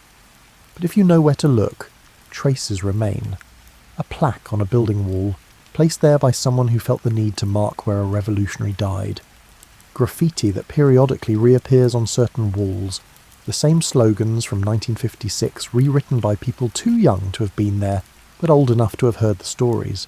These marks are painted over by authorities and then reappear, a quiet conversation between memory and forgetting. You grow older, your hair greys, your joints stiffen, and your body accumulates the wear of years. Your daughter marries, has children of her own, and begins the work of creating her own family's routines. You become a grandfather, a role that brings unexpected joy, the pleasure of watching your grandchildren grow without bearing the full weight of responsibility for their futures. Sometimes, watching your grandchildren play in the park or listening to them debate with the seriousness that children bring to their arguments, you think about October 1956. You think about the 3 weeks when it seemed like Hungary might choose its own path, might become something other than what powerful neighbours demanded. You think about the people who believed this was possible, who acted on that belief even knowing the risk. The revolution failed. This is simply historical fact. The Soviet tanks prevailed. The reformist government fell. Thousands fled into exile, and others went to prison or worse. By any practical measure, October 1956 was a defeat. But watching your granddaughter argue passionately about some playground injustice, you think maybe defeat is too simple a word. The revolution failed to change Hungary's political reality in 1956, but it changed something else. It proved that the system's power, vast as it was, couldn't fully control what people thought and felt and wanted. It proved that ordinary people could organise themselves, govern democratically, even briefly, and imagine alternatives to what seemed permanent. This knowledge doesn't put food on tables or remove Soviet forces from Hungarian territory, but it exists as a kind of seed, dormant perhaps, but not dead, waiting for conditions that might allow it to grow again. Your wife, sitting beside you while your grandchildren play, seems to read your thoughts. "Do you think they'll ever know what we lived through?" she asks quietly. "Maybe," you say. "Maybe when they're older, when they're trying to understand their own times, they'll be curious about ours, and we can tell them, not the official version, but what we actually saw and felt. And if the official version is all they're allowed to learn, you watch your granddaughter negotiate with her younger brother over who gets to use the swing first, see her make her case with logic and passion, and see her brother actually listen and reconsider his position. I think truth has a way of surviving, you say. It might hibernate for decades, might exist only in whispered conversations and hidden writings, but it doesn't die completely. Someone remembers, someone writes it down, someone tells their children, who tell their children, until enough time passes that speaking becomes safer. Your wife takes your hand, her grip warm and familiar after decades of marriage. You've become philosophical in your old age. I've had things to be philosophical about. It's 1989, 33 years after the revolution. You're retired now, spending your days in the modest apartment you've lived in for 40 years. Your daughter visits weekly with your grandchildren, who are teenagers now, asking questions about history that suddenly seems relevant again, because something is happening in Hungary again, something that echoes 1956 but with crucial differences. The communist system is crumbling, not crushed by tanks this time, but dissolving from within as people across Eastern Europe demand change. The Berlin Wall has fallen. Governments are negotiating transitions instead of suppressing demonstrations. The Soviet Union itself is reforming, its leader speaking about glasnost and perestroika, acknowledging that the old system isn't sustainable. On June 16th, 1989, Hungary holds a ceremony reburying Imre Nagy, executed in 1958 for his role in the revolution, his body buried in an unmarked grave, his name erased from official history. Now he's being honoured, his casket lying in state in Heroes Square while hundreds of thousands of Hungarians gather to pay respects. You attend with your wife and daughter. Your granddaughter, now 16, comes too. Curious about this history she's heard fragments of but never fully understood. You stand in the crowd, watching the ceremony, listening to speeches that acknowledge what happened in 1956, that call it a revolution instead of a counter-revolution, that honour the dead and the exiled and everyone who tried. Your wife is crying quietly. You're not crying, but you feel something shifting in your chest.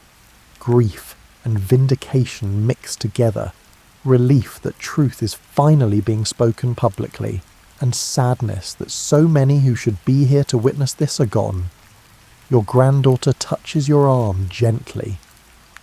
"This was your revolution," she says, "the one you've never talked about." "I lived through it," you correct her. "I wasn't particularly brave or heroic. I was just there trying to survive and understand." "But you remember it. You kept the memory." "Yes, we remembered." Later, walking home through streets filled with people discussing what they've witnessed, your daughter asks you what you're feeling. You consider this carefully. Relief, I think. For 33 years we've had to pretend it didn't matter, or that it happened differently than it did. And now, finally, we can acknowledge what actually occurred. We can say, yes, this happened. Yes, we tried. Yes, it mattered even though we failed. You didn't fail. Your granddaughter insists. You're here. You remembered. And now it's becoming real history instead of secret history. She's right, you realise. The revolution failed in 1956, but its legacy survived in memories and stories and the quiet refusal to fully accept the official narrative. And now, 3 decades later, that legacy is being honoured. The transition happens gradually over the following months. Free elections are scheduled. The Communist Party relinquishes its monopoly on power. Soviet forces begin withdrawing from Hungary. The changes are negotiated, not fought for with weapons, which perhaps is the ultimate vindication of what 1956 tried to achieve. Change through popular will rather than violent suppression. You live long enough to see Hungary join the European Union, to see your grandchildren grow up in a country that's imperfect but genuinely democratic, and to see Budapest become a city where people speak freely without fear. You live long enough to understand that 1956 wasn't a failed revolution. It was a seed that took decades to germinate, but eventually grew into the tree of freedom you're sheltering under. When you die peacefully in your sleep at 83, your daughter finds among your belongings a small collection of items you'd saved. A newspaper from October 23rd, 1956, reporting the student gathering. A Hungarian flag with a hole cut in the centre, where the communist emblem had been. Your daughter's essay about hope and courage, written when she was 14, and photographs of Budapest from before the revolution and after. She saves these items, planning to donate them to the museum that's being established to document the revolution. But she keeps the essay, her own words preserved by her father through decades when keeping such things was risky. Your granddaughter, now in her 20s and studying history at university, asks to see these items. She handles them carefully, these fragments of a world she never experienced but wants to understand. "What should I know about him?" she asks your daughter. "About what he lived through?" Your daughter thinks about this for a long moment before answering. "He was ordinary," she finally says. "That's the important thing to understand. He wasn't a hero or a revolutionary leader. He was an engineer who went to work every day, who worried about his family, and who tried to do small good things in a system that made goodness difficult. But he lived through something extraordinary, and he never forgot it. He carried those 3 weeks in October and November for the rest of his life, and even when it was dangerous to remember, he remembered. That's what I want you to know. That ordinary people, just by remembering and bearing witness, can keep truth alive until it's safe to speak it." This, perhaps, is the quiet legacy of 1956. Not a military victory or a successful revolution, but a demonstration that ordinary people, when given the chance, choose freedom. That this choice, even when suppressed, doesn't disappear. It persists in memory, in stories, and in the hearts of people who experience something better and refuse to forget it existed. You're buried in a cemetery on the Buddha Hills, your grave marked with a simple stone bearing your name and dates. During your funeral, your granddaughter reads a passage from that essay you kept for 40 years. "We tried because trying matters. We believed because belief, however briefly realized, proves that alternatives exist. We hoped because hope is the refusal to accept that power determines truth. And even though we failed, we succeeded in something more important. We proved to ourselves that we're capable of more than we're usually allowed to be." The words echo across the cemetery, carried on Budapest's autumn wind. The same wind that blew through the city in October 1956. The same wind that will blow through it in Octobers yet to come, carrying memory forward into whatever futures await. Your revolution was crushed by tanks, but it couldn't be erased. It lived in memories and whispers and small acts of remembering. It waited, patient as seeds in winter soil, for the thaw that would allow it to grow again. And when that thaw finally came, when the ice of authoritarianism cracked and broke, what grew from those long-buried seeds was not exactly what you planted in 1956. It was different, adapted to different conditions and shaped by different circumstances. But it grew from the same roots, the belief that ordinary people deserve freedom, dignity, and the right to shape their own lives. This is what survives you, not monuments or grand gestures, but the quiet insistence that truth matters, that memory matters, that ordinary people, living ordinary lives with courage and conscience, are the foundation of everything that endures. Budapest continues its life along the Danube, ancient and modern, beautiful and scarred, carrying its history in stones and streets and stories. The river flows on, indifferent and eternal, and somewhere in the city someone who never knew you is reading about 1956, learning what happened, and understanding that people once tried to be free, and that trying, even in failure, changes everything. The revolution was 3 weeks long. The memory is forever. Welcome to an evening journey through the streets and homes of 1880s America, where the gap between appearance and reality stretched wider than ever before. While newspaper headlines celebrated millionaire mansions and industrial fortunes, most Americans lived in spaces measured in square feet rather than acres, worked with their hands rather than their bank accounts, and found richness in Sunday suppers rather than stock portfolios. You'll walk alongside the ordinary people who built the Gilded Age with their labour, even as its golden gleam reflected off windows they could never afford to look through from the inside. You step off the streetcar on a Tuesday afternoon in 1887, and the first thing that strikes you is how the city seems divided into two entirely separate worlds occupying the same geography. Fifth Avenue stretches northward like a canyon carved from marble and limestone, each mansion trying to outdo its neighbour in columns, turrets, and ornamental ironwork that probably cost more than your father earned in his entire working life. A woman passes in a dress that rustles with layers you can't even count, her hat adorned with feathers from birds you've never heard of, possibly from continents you couldn't point to on a map. But you're not heading toward Fifth Avenue. Your feet know the way home, and home lies in a different direction entirely, where the streets narrow and the buildings press closer together like people huddling for warmth. The contrast isn't subtle, it's the difference between a stage set and the backstage area where real life happens in all its unglamorous necessity. You've seen the illustrations in magazines, the ones showing Mrs. Vanderbilt's costume ball where she dressed as a Venetian princess with a train that required 2 footmen to carry. The newspaper said her electric lights alone cost more than most houses. You remember laughing about it with your neighbour, not because it was funny exactly, but because what else could you do with information that absurd? The thing about the Gilded Age that historians would later emphasise was right there in the name. Gilded, not golden. A thin layer of precious metal covering something far more ordinary underneath. But when you're living in it, you don't think about metaphors. You think about the rent coming due on Friday, and whether the landlord will accept another week's delay. You think about your boots that are almost worn through at the sole, and whether the cobbler might patch them one more time.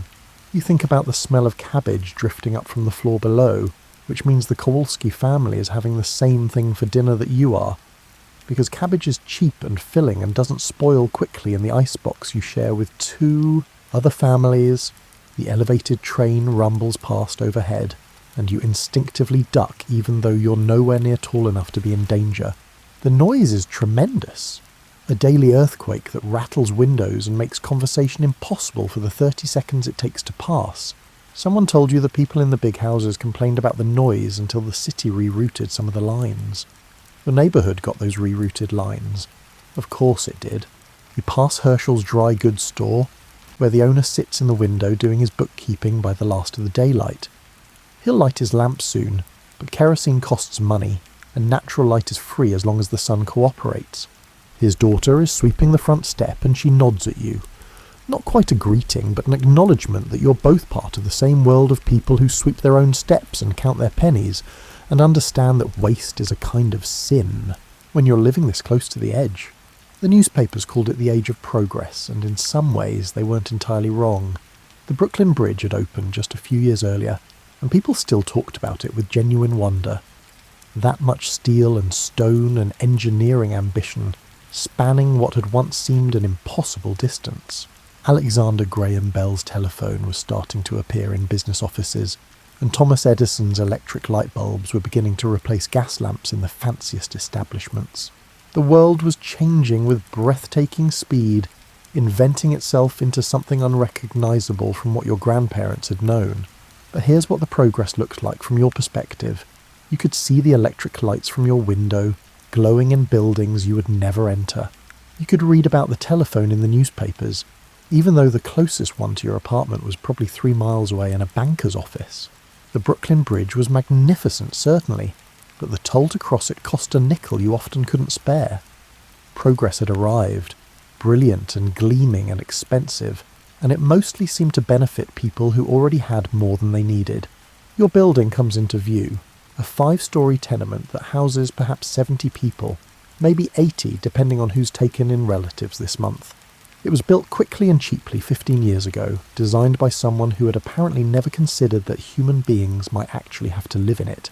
The brick facade shows signs of hasty construction, with mortar joints that aren't quite even, and windows that don't sit perfectly square in their frames. There's no ornamentation here, no architectural ambition beyond keeping the weather out and maximising the number of rental units that could be crammed into the available space. But it's home, and that word carries more weight than any mansion ever could. You know every crack in the sidewalk leading to the front door, every place where the 3rd step creaks loudly enough to wake Mrs. Chen's baby, and every trick to jiggling the door handle just right so it opens without sticking. These tiny pieces of practical knowledge constitute your inheritance in a way that no trust fund ever could. The front hall smells like a mixture of cooking odours you've learned to identify without thinking. Boiled beef from the Irish family on the 2nd floor, something with garlic from the Italians on the 4th, and the sweet-sour smell of pickling that means someone's putting up vegetables for winter.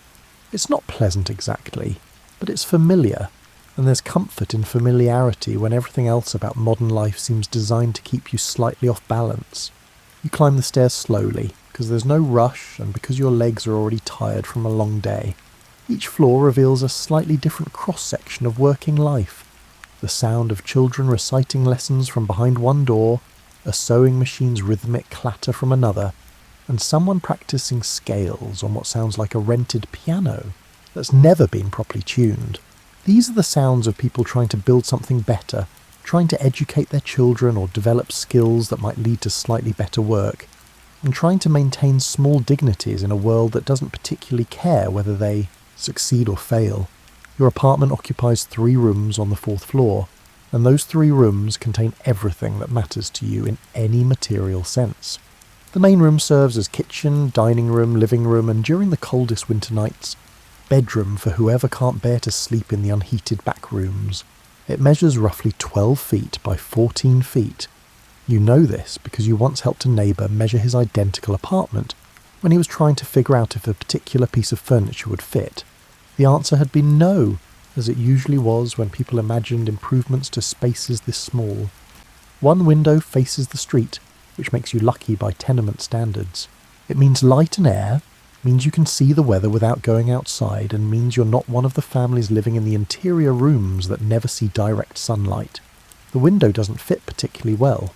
You can feel drafts around it even now in September, and come December you'll stuff rags in the gaps and hang a blanket over it at night to keep the warmth in. But for now, it's pleasant to stand at it and watch the street below, the endless procession of pushcarts and delivery wagons and people walking with purpose toward destinations you can only guess at. The furniture is a collection of pieces acquired over years, none of it matching, all of it chosen primarily for function rather than appearance. A table that seats 4 if nobody minds being cramped, 6 if you're willing to get creative with seating arrangements. 4 mismatched chairs, one of which wobbles and requires a folded piece of cardboard under one leg.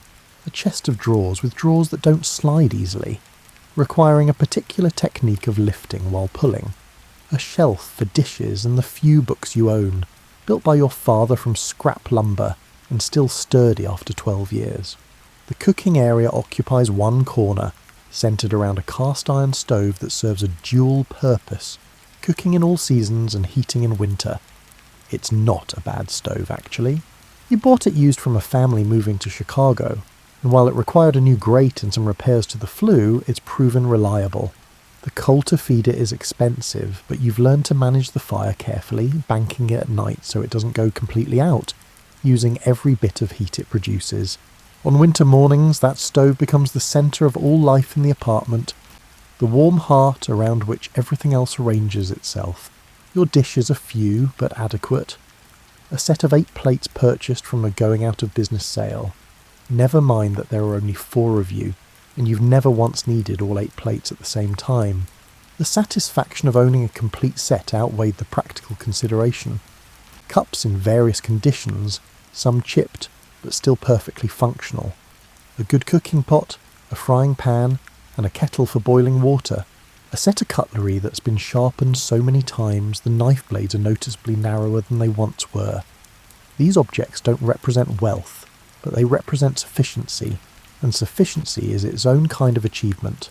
The 2 smaller rooms serve as bedrooms, though bedroom is perhaps too grand a term for spaces barely large enough for a bed and a chair. Your parents occupy one room, you share the other with your younger sister. Privacy is a luxury for people with more square footage. You've learned to change clothes quietly, to read by candlelight without disturbing her sleep, and to have private thoughts in spaces where true privacy doesn't exist.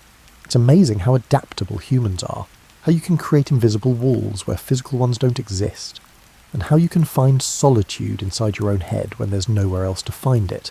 Your sister has decorated her side of the room with pictures clipped from magazines, illustrations of places she'll probably never see, dresses she'll never wear, and lives she'll never live.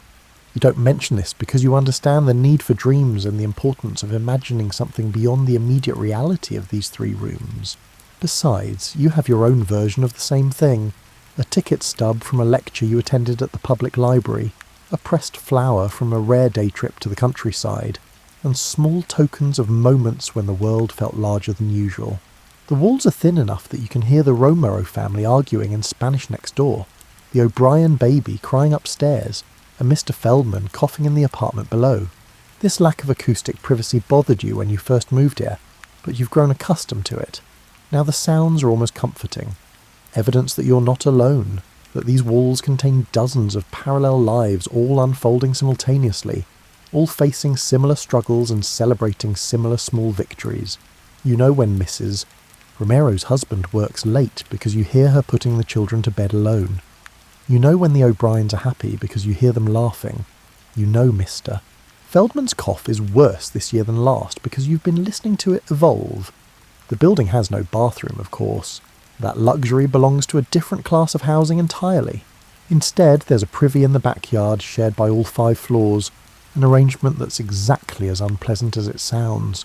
Particularly in summer or during winter's worst weather, chamber pots handle nighttime necessities, another aspect of daily life that simply wouldn't appear in any gilded portrait of the era. The gap between how the wealthy lived and how you lived wasn't just about money, it was about basic dignity, about whether your daily routine included elements that would have been familiar to medieval peasants. The landlord, whom you've met exactly twice in the 3 years you've lived here, owns 6 buildings in this neighbourhood. He lives in a perfectly nice house, in a perfectly nice part of Brooklyn, far enough removed from his properties that he never has to smell the overflowing privies, or hear the complaints about rats, or witness the way ice forms on the inside of windows in January. He's not a cruel man exactly. He repairs things when absolutely necessary, and he's been known to show leniency when tenants fall behind on rent due to illness or injury. But he's also not particularly concerned with your comfort beyond the minimum required to keep you paying rent. This is business, and you're a line item in his ledger, not a person with hopes and struggles and a life that matters. Your mother is already preparing dinner when you arrive, and the smell of boiling potatoes fills the apartment with a steam that fogs the window. Potatoes form the foundation of more meals than you could count.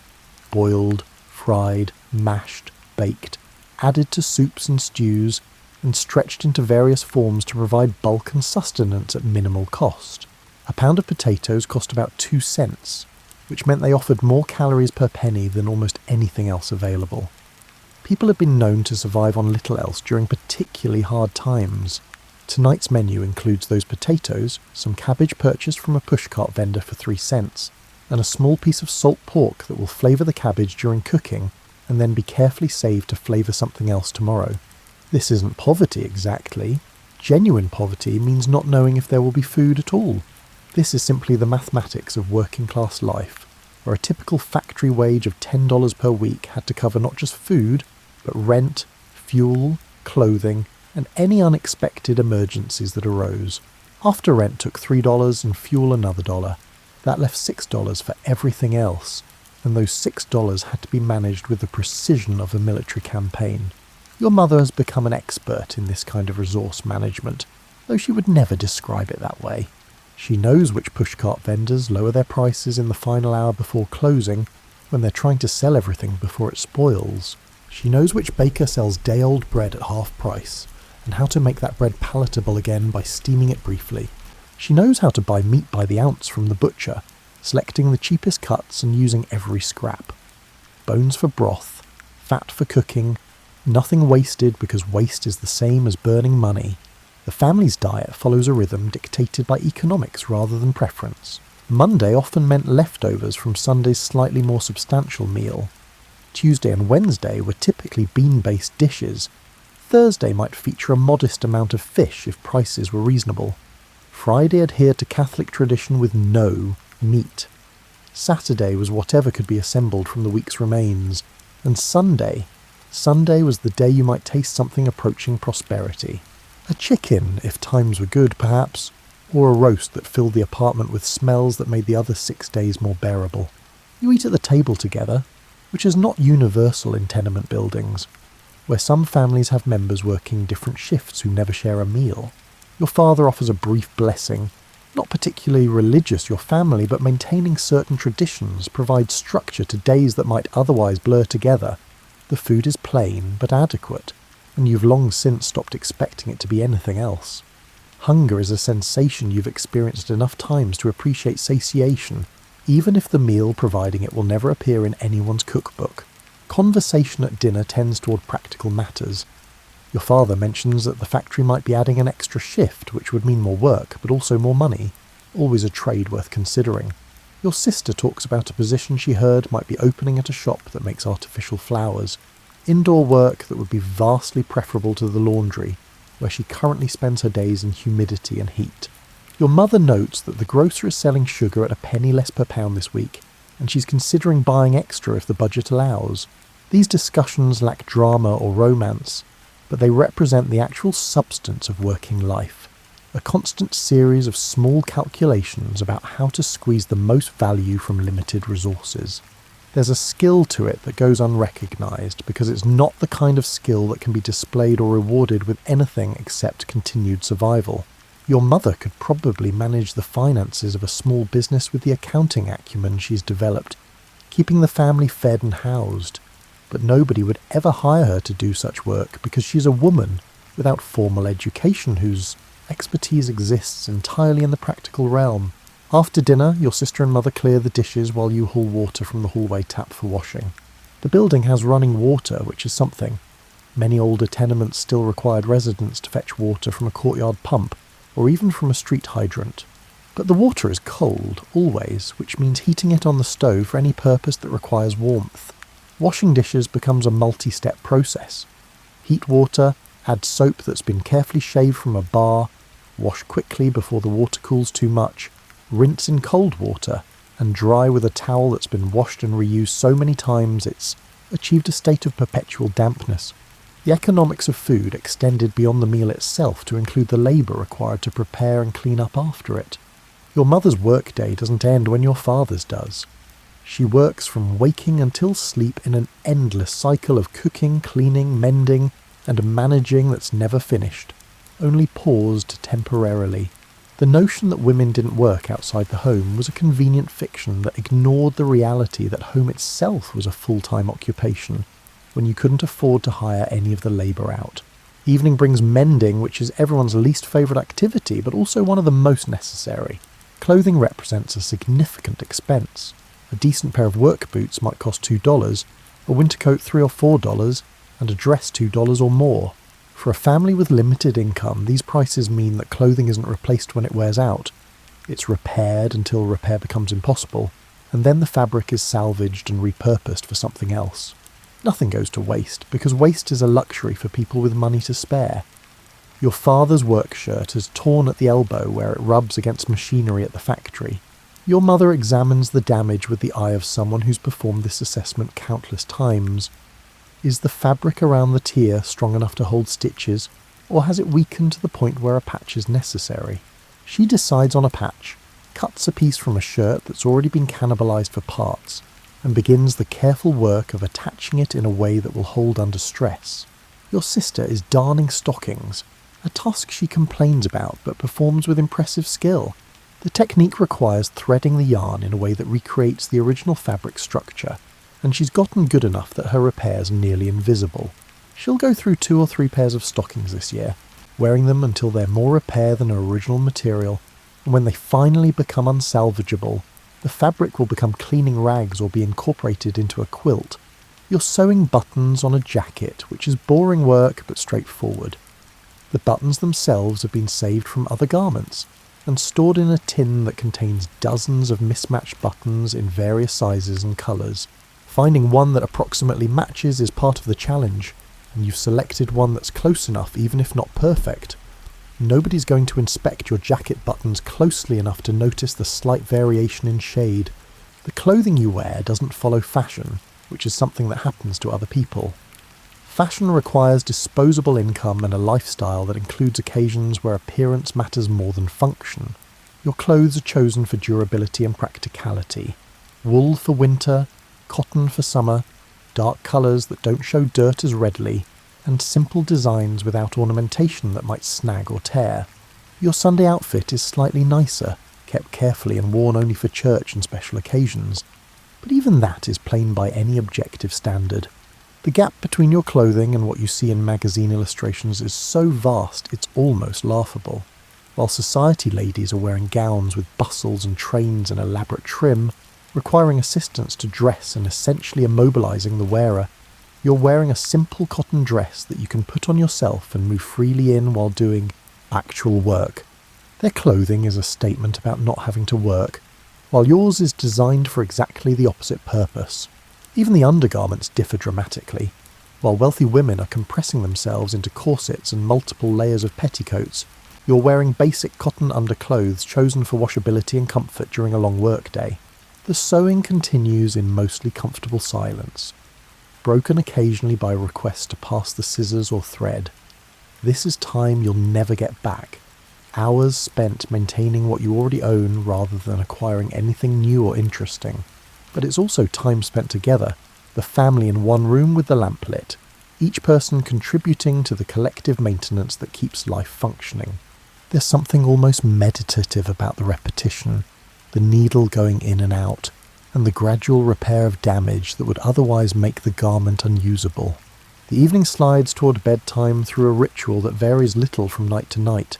Your father reads the newspaper by lamplight, or at least the sections that interest him. Employment notices, local news, and the occasional human interest story. The paper costs 2 cents, which is enough that you don't buy it daily. But your father brings home copies from the factory sometimes, left behind by supervisors who finished reading them. Information is cheaper when it's second-hand. Your sister writes a letter to a cousin who moved west to Ohio, trying to make a new start in a place that supposedly offered more opportunity. The letter is cheerful, emphasising the positive aspects of life here while glossing over the difficulties, because nobody wants to burden relatives with complaints.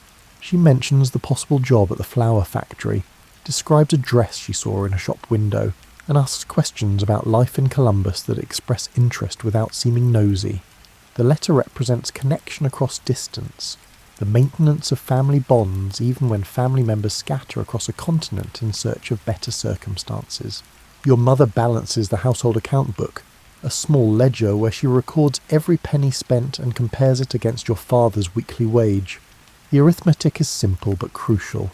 Income must exceed expenses, or at least match them closely enough that nothing catastrophic happens. She's developed a system of small savings, putting aside a nickel here and there when possible, building a reserve against the inevitable emergencies that derail any family's finances. A quarter saved now might prevent a crisis later, and might mean the difference between paying the rent on time or falling behind and starting a spiral that's hard to escape. You read, which is both escape and education. The book is borrowed from the public library, one of the truly democratic institutions of the era, where rich and poor had equal access to knowledge and entertainment. Tonight it's a novel by someone you've never heard of, the story mattering less than the act of reading itself, the temporary transportation to some other life. Books are windows into worlds you'll never physically visit, and you value them accordingly. When this one is finished, you'll return it carefully and select another, maintaining this small luxury that costs nothing but the time to walk to the library and back. The lamp burns steadily, consuming kerosene at a rate you're aware of even while trying not to think about it too much. Light after dark is one of the small miracles you've grown accustomed to, the ability to extend the day beyond sunset's limitations. But it's not free, and the cost accumulates. A cent's worth of kerosene here, 2 cents worth there, adding up over weeks and months to a significant portion of the budget. In winter, when darkness comes early and stays late, the kerosene bill becomes another burden on finances already stretched thin by heating costs. The building settles into its evening rhythm around you. The sounds of children being put to bed filter through walls, parents' voices firm but affectionate. Someone plays a harmonica on a different floor, the music barely audible but pleasant. A reminder that people still seek beauty even in circumstances that don't naturally produce it. Mrs. Chen's baby cries briefly and then quiets, soothed by methods you can only imagine. The elevated train makes its final runs of the night, the rumble growing less frequent as the hour advances. Sunday afternoon brings you outside, where the neighbourhood transforms into something resembling a community, rather than just a collection of people who happen to live near each other. The street becomes a social space, with families claiming sections of sidewalk and front steps, and children running between buildings in games that require more imagination than equipment. The adults settle into conversations that meander through topics personal and political, complaints and hopes mixing freely. Mr. Kowalski holds forth on the situation in Poland, speaking with the passion of someone whose connection to another place remains vivid even after years of absence. Mrs.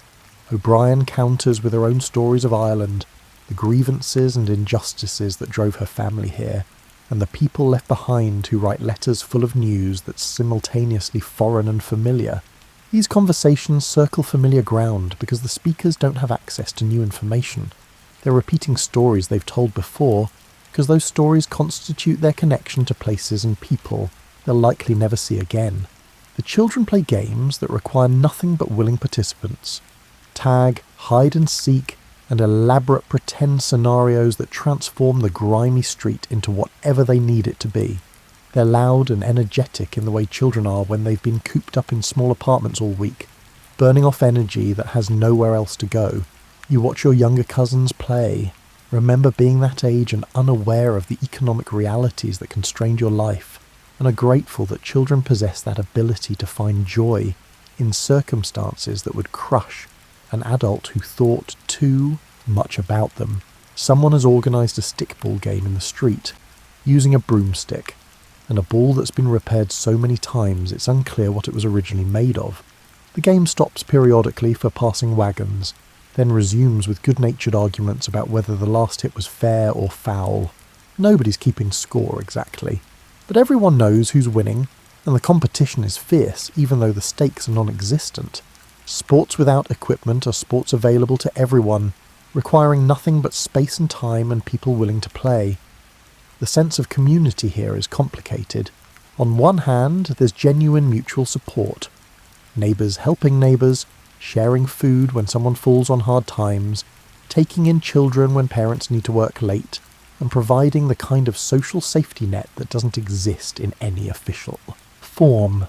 On the other hand, there's competition for scarce resources and jobs, petty rivalries and resentments, and the tensions that arise when too many people are trying to survive on too little. You've seen both sides, experienced both the generosity and the selfishness that living in close quarters produces. The local saloon on the corner is doing good business, with men stopping by after church or avoiding church entirely in favour of beer and conversation. Your father isn't among them. He's never been much of a drinker, and the family budget doesn't have room for entertainment that expensive anyway. But you understand the appeal, the desire for a space that's neither work nor home, where a man can pretend for an hour that he's more than a cog in an industrial machine. The saloon offers escape as much as alcohol, a place where status is measured by your ability to tell a good story, or by a round rather than by your bank balance or the cut of your clothes.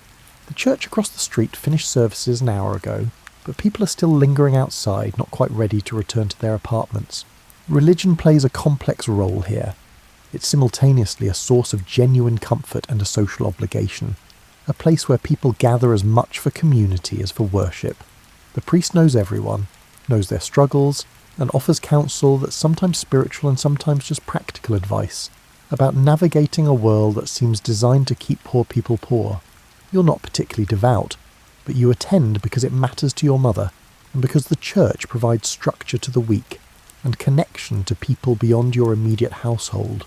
Your sister has been coughing for 3 days now, and your mother watches her with the kind of concern that comes from knowing how quickly a simple cold can become something serious. Healthcare in 1887 is a luxury as much as a necessity, something you purchase when you can afford it and hope to avoid when you can't. The nearest doctor charges 50 cents for a house call, which might not sound like much, but it represents half a day's wages, and that's before you factor in the cost of any medicine he might prescribe. So you wait, watch, and hope the cough resolves itself the way most coughs do. Your mother makes her home remedies, honey and lemon when you have them, or hot water with a bit of whiskey, or steam from a pot of boiling water to ease the tightness in the chest.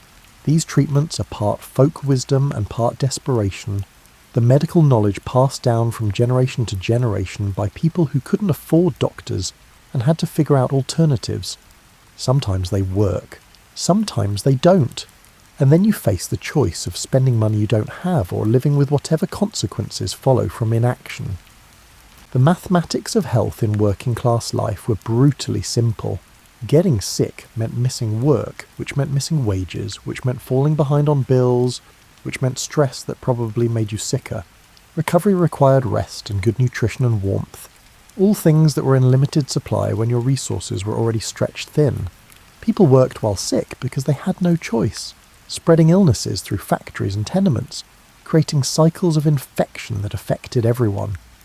Public health efforts were beginning to acknowledge these realities, but slowly.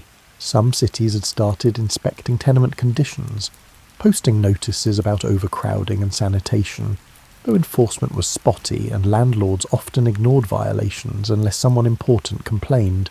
The connection between poverty and disease was becoming clearer to researchers, but the solutions required resources that nobody seemed willing to allocate to neighbourhoods like yours. Your father's back has been bothering him for months, the result of years spent lifting heavy materials in the factory without any of the ergonomic considerations that might have prevented injury. He doesn't complain much because complaining achieves nothing, but you notice how he moves carefully in the morning, stretching slowly before his body remembers how to function. This is the price of physical labour, the gradual wearing down of the body that begins early and continues until either the body gives out or you find work that's less demanding. And finding such work requires skills and connections that most people in this neighbourhood don't possess. The factory itself is dangerous in ways that would horrify people from a future era where safety regulations exist. Machines without guards, floors slippery with oil, and inadequate ventilation filling the air with particles that settle in lungs and stay there. Injuries are common enough to be unremarkable. A crushed finger here, a burn there, the occasional maiming that ends someone's ability to work and therefore their ability to support a family. There's no workers' compensation, no insurance, and no safety net beyond whatever charity the injured worker's family and neighbours can provide. You know 3 people who've died from workplace accidents in the past 5 years, which is a statistic that would shock you if you weren't so accustomed to it. Death hovers closer in working-class life, less theoretical and more immediate, a presence you're aware of even when you're trying not to think about it. Life expectancy for factory workers is significantly shorter than for people who work in offices or live on Fifth Avenue, though nobody bothers to calculate the exact numbers, because the underlying causes are too complicated and uncomfortable to address. Your mother keeps a small box hidden behind the chest of drawers, and you've known about it since you were a child. It contains savings. Not much, never very much, but something. Quarters and dimes accumulate slowly, the result of small sacrifices and careful management, and the box represents possibility. Maybe enough for your sister to take a business course that might lead to better work. Maybe enough to handle an emergency without falling into debt. Maybe just enough to prove that you're not completely at the mercy of circumstances, that you have some tiny measure of control over your own fate. The dreams people harbour in this neighbourhood are simultaneously modest and audacious. Mr. Kowalski wants to save enough to buy a small plot of land somewhere and become his own man rather than working for someone else. Mrs. O'Brien hopes her son might stay in school long enough to qualify for work that doesn't destroy his body. The Romeros are saving to bring relatives from Mexico, slowly accumulating the money needed for tickets and bribes and all the expensive complications of immigration. These dreams aren't about becoming wealthy. Nobody here is deluded enough to imagine that outcome. They're about achieving security, about moving from precarious survival to something more stable, and about giving the next generation options that this generation never had. You have your own hopes, though you're careful about voicing them too explicitly. The idea of taking night classes and learning skills that might qualify you for office work, clerical positions that pay better and don't require physical labour. It seems possible if you can save enough for the tuition, if you can stay awake after a full day of work, and if the classes lead to actual opportunities rather than just knowledge without application. There are no guarantees, but staying exactly where you are guarantees nothing either, so the dream persists. The possibility of home ownership seems distant but not completely impossible. Housing lots in the outer reaches of Brooklyn or Queens are selling for a few $100s, and if you could save enough for a down payment and manage the monthly mortgage payments, you could own rather than rent. Your own space, your own walls, nobody raising the rent or evicting you because they sold the building. The independence appeals to you on multiple levels. though the reality of how long it would take to accumulate the down payment makes the dream feel more theoretical than practical. Your sister has started putting aside $1 a month, a staggering sum from her perspective, toward a hope chest. The tradition feels old-fashioned, but she's practical enough to recognise that marriage will probably be part of her future, and starting that marriage with some resources of her own provides leverage and security. The chest slowly fills with items purchased on sale or made by hand, linens, dishes and small tools for housekeeping. It represents preparation for a life she can't yet fully imagine, but knows she needs to plan for. The newspaper occasionally runs stories about people who started with nothing and made fortunes, the self-made millionaires of the industrial age. These stories are meant to be inspiring, proof that America is the land of opportunity where hard work and determination can overcome any obstacle. But you've noticed that these success stories always leave out crucial details. The loan from a wealthy relative, the lucky connection that provided capital, the circumstances that were unique and not replicable. Hard work is necessary, certainly, but it's not sufficient by itself, and everyone in this neighbourhood works hard without becoming millionaires. The Gilded Age's central irony was that the same industrial system creating vast fortunes for a few was also creating the working class that made those fortunes possible. The mansion on Fifth Avenue existed because of the labour performed in factories and tenements, but that connection was rarely acknowledged. The wealthy praised themselves for their ambition and intelligence while treating workers as interchangeable parts in machinery designed to enrich others. You're aware of this dynamic even if you can't articulate it precisely. You understand that your labour creates value that accumulates somewhere else, in someone else's bank account. The apartment is quiet now except for the usual background sounds.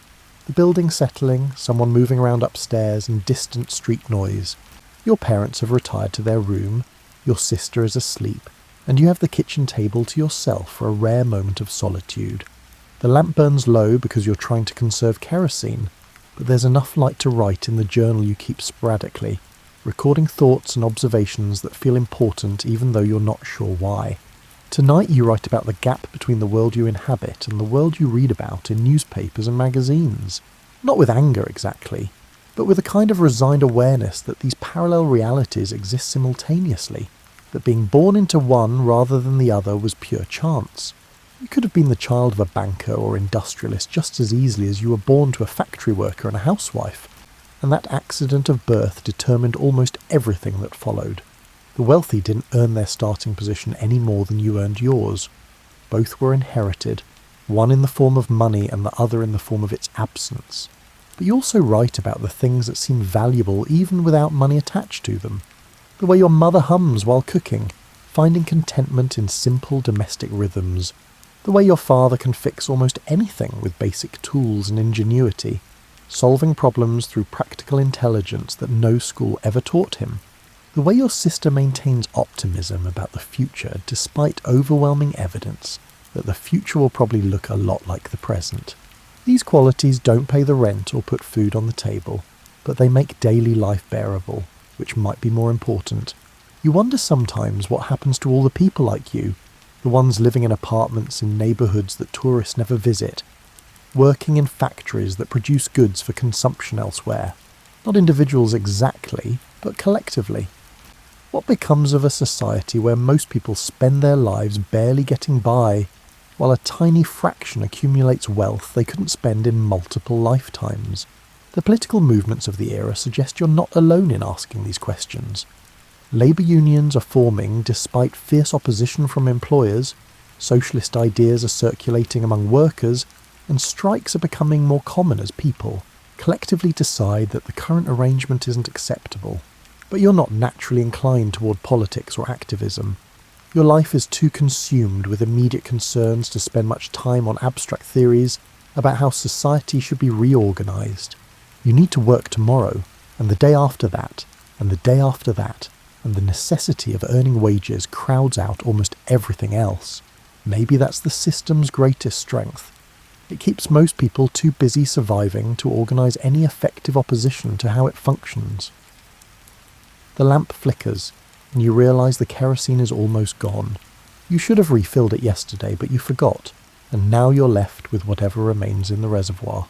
It's probably enough to last until you finish this entry and get ready for bed, but there's no margin for error, no extra time for lingering.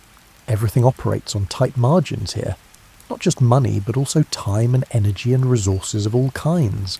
You write one final observation, that someday, perhaps in some distant future, people will look back on this era and wonder how anyone lived this way, how entire classes of people accepted circumstances that future generations will find shocking. But you're also aware that every era probably contains injustices that seem normal to the people living through them and outrageous to those who come later. You're too embedded in your own time to see it clearly, too focused on getting through each day to analyse the larger patterns. Historians will do that analysis eventually and will write books about the Gilded Age and its inequalities, but you're too busy living it to study it. The alarm clock, a luxury you saved months to purchase, rattles to life at 5:30, and you wake to darkness because autumn is advancing and the sun won't rise for another hour. The apartment is cold, the fire in the stove having died overnight despite your mother's best efforts to bank it. Getting out of bed requires willpower, forcing your body into motion when every instinct argues for staying under the blankets. The morning routine begins like every other morning, washing in cold water, dressing quickly in the chill and eating a simple breakfast of bread and coffee. Your father leaves first because his shift starts at 6, walking the mile to the factory rather than paying streetcar fare he can save. Your sister and mother begin their own preparations, each moving through well-practiced rituals that require no thought. The automatic choreography of people who've performed these actions thousands of times. You stand at the window watching the street come to life. The lamplighter is extinguishing the gas street lamps, their glow fading as natural light begins to take over. A milk wagon makes deliveries, the horse knowing the route better than the driver. Early workers stream toward various destinations, heads down, moving with the purposeful pace of people who can't afford to be late. The day is beginning, indifferent to whether you're ready for it or not. Somewhere uptown in those mansions along Fifth Avenue, people are probably still asleep or just beginning to stir, attended by servants who've been up for hours preparing breakfast, laying out clothes and warming water for baths.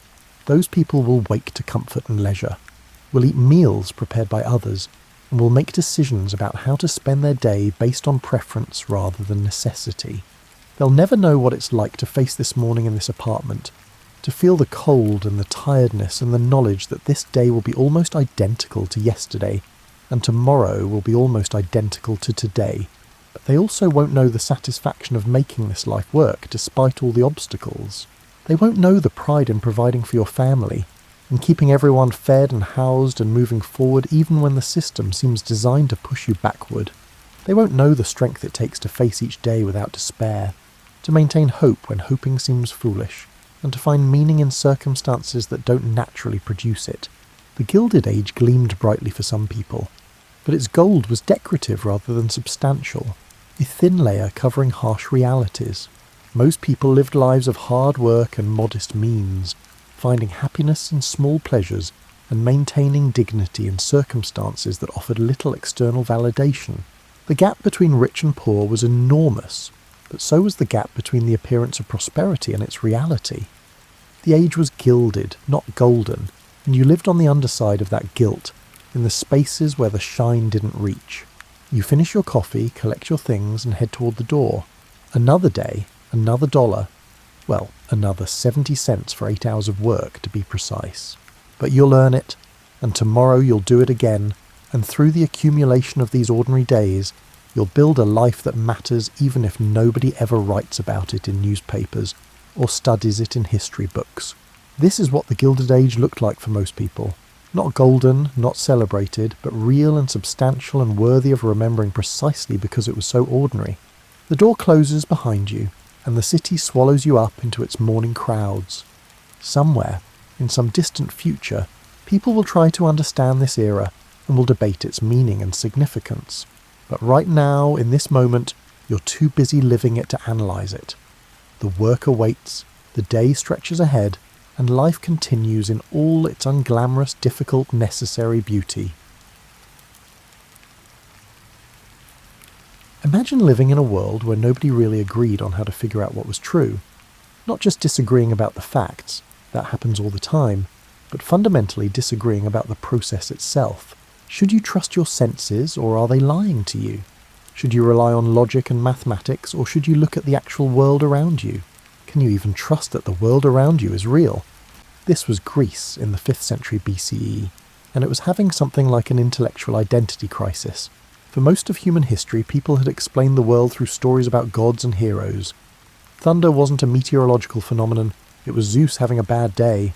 Disease wasn't about germs and immune systems, it was divine punishment, or maybe a curse from that neighbour who gave you the evil eye last Tuesday. But then something remarkable happened. A group of people in the Greek world started asking a revolutionary question. What if we could understand the world without resorting to supernatural explanations? What if there were natural causes for natural effects?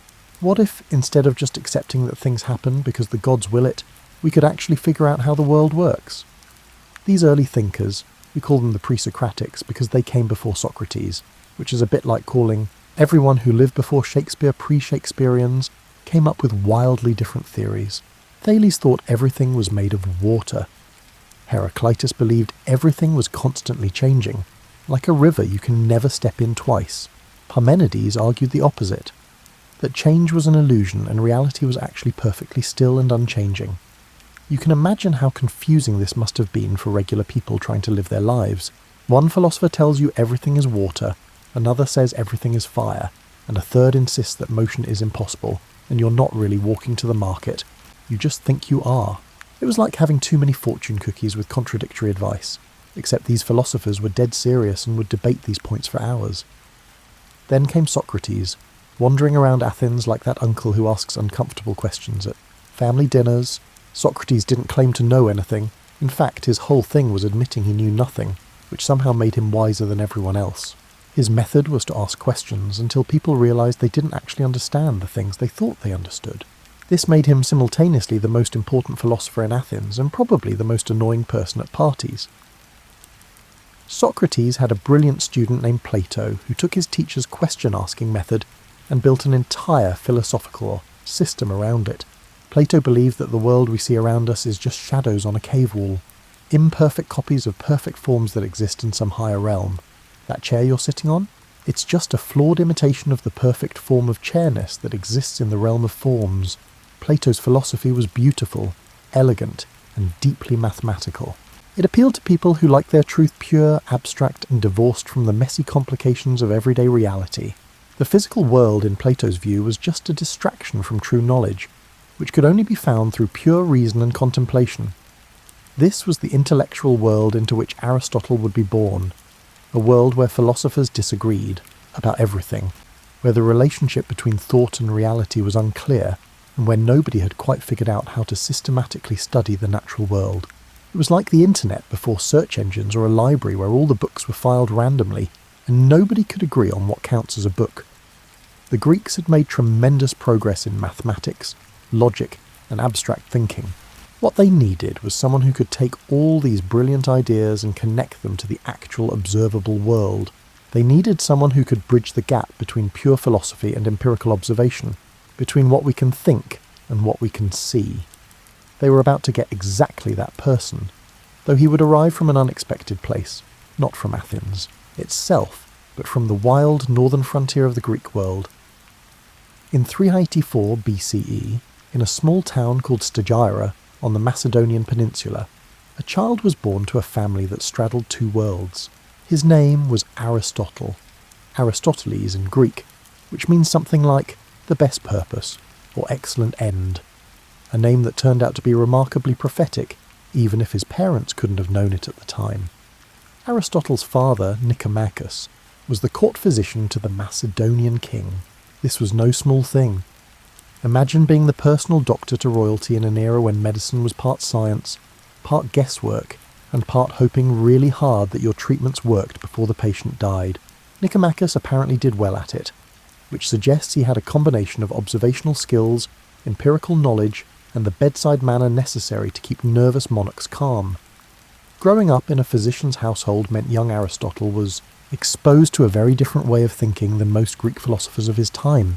While Plato and his students in Athens were debating abstract forms and mathematical perfection, Aristotle was probably watching his father dissect fish, examine symptoms, and make careful notes about which treatments worked and which ones didn't. This early exposure to empirical observation, to the idea that you learn by looking, touching, measuring and recording, would shape everything Aristotle would later do. Medicine in ancient Greece wasn't about applying perfect theoretical principles.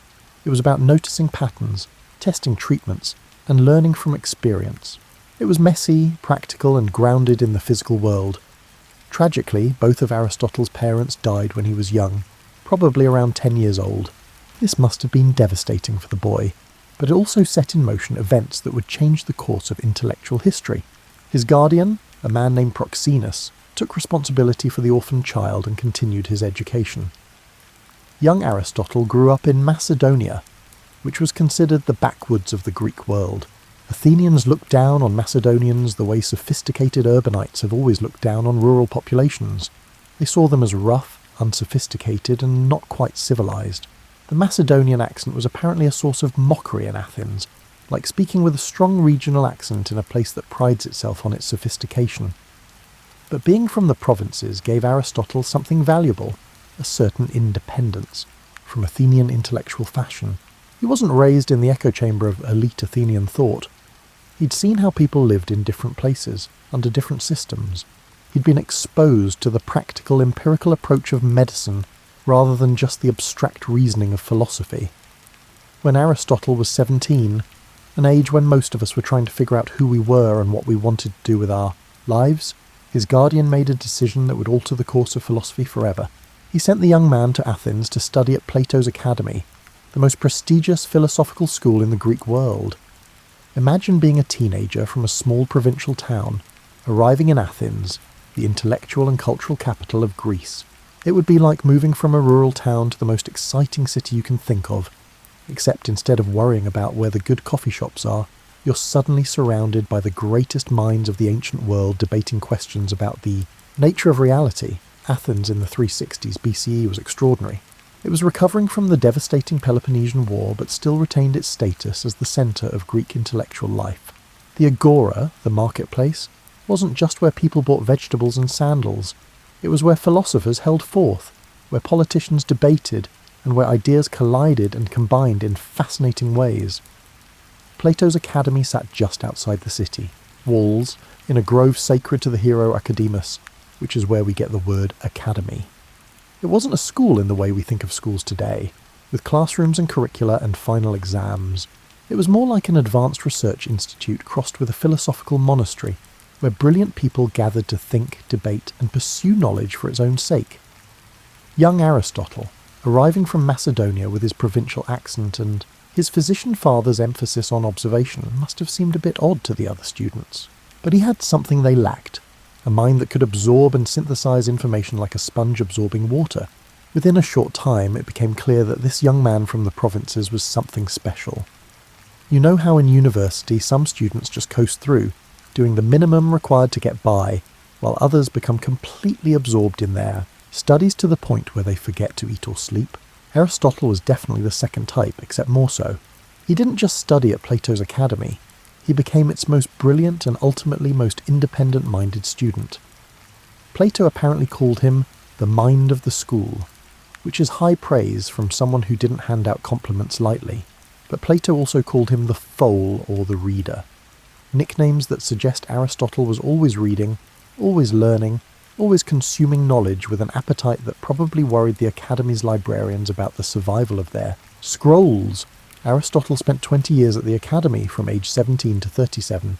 That's longer than many people spend in their entire educational career today.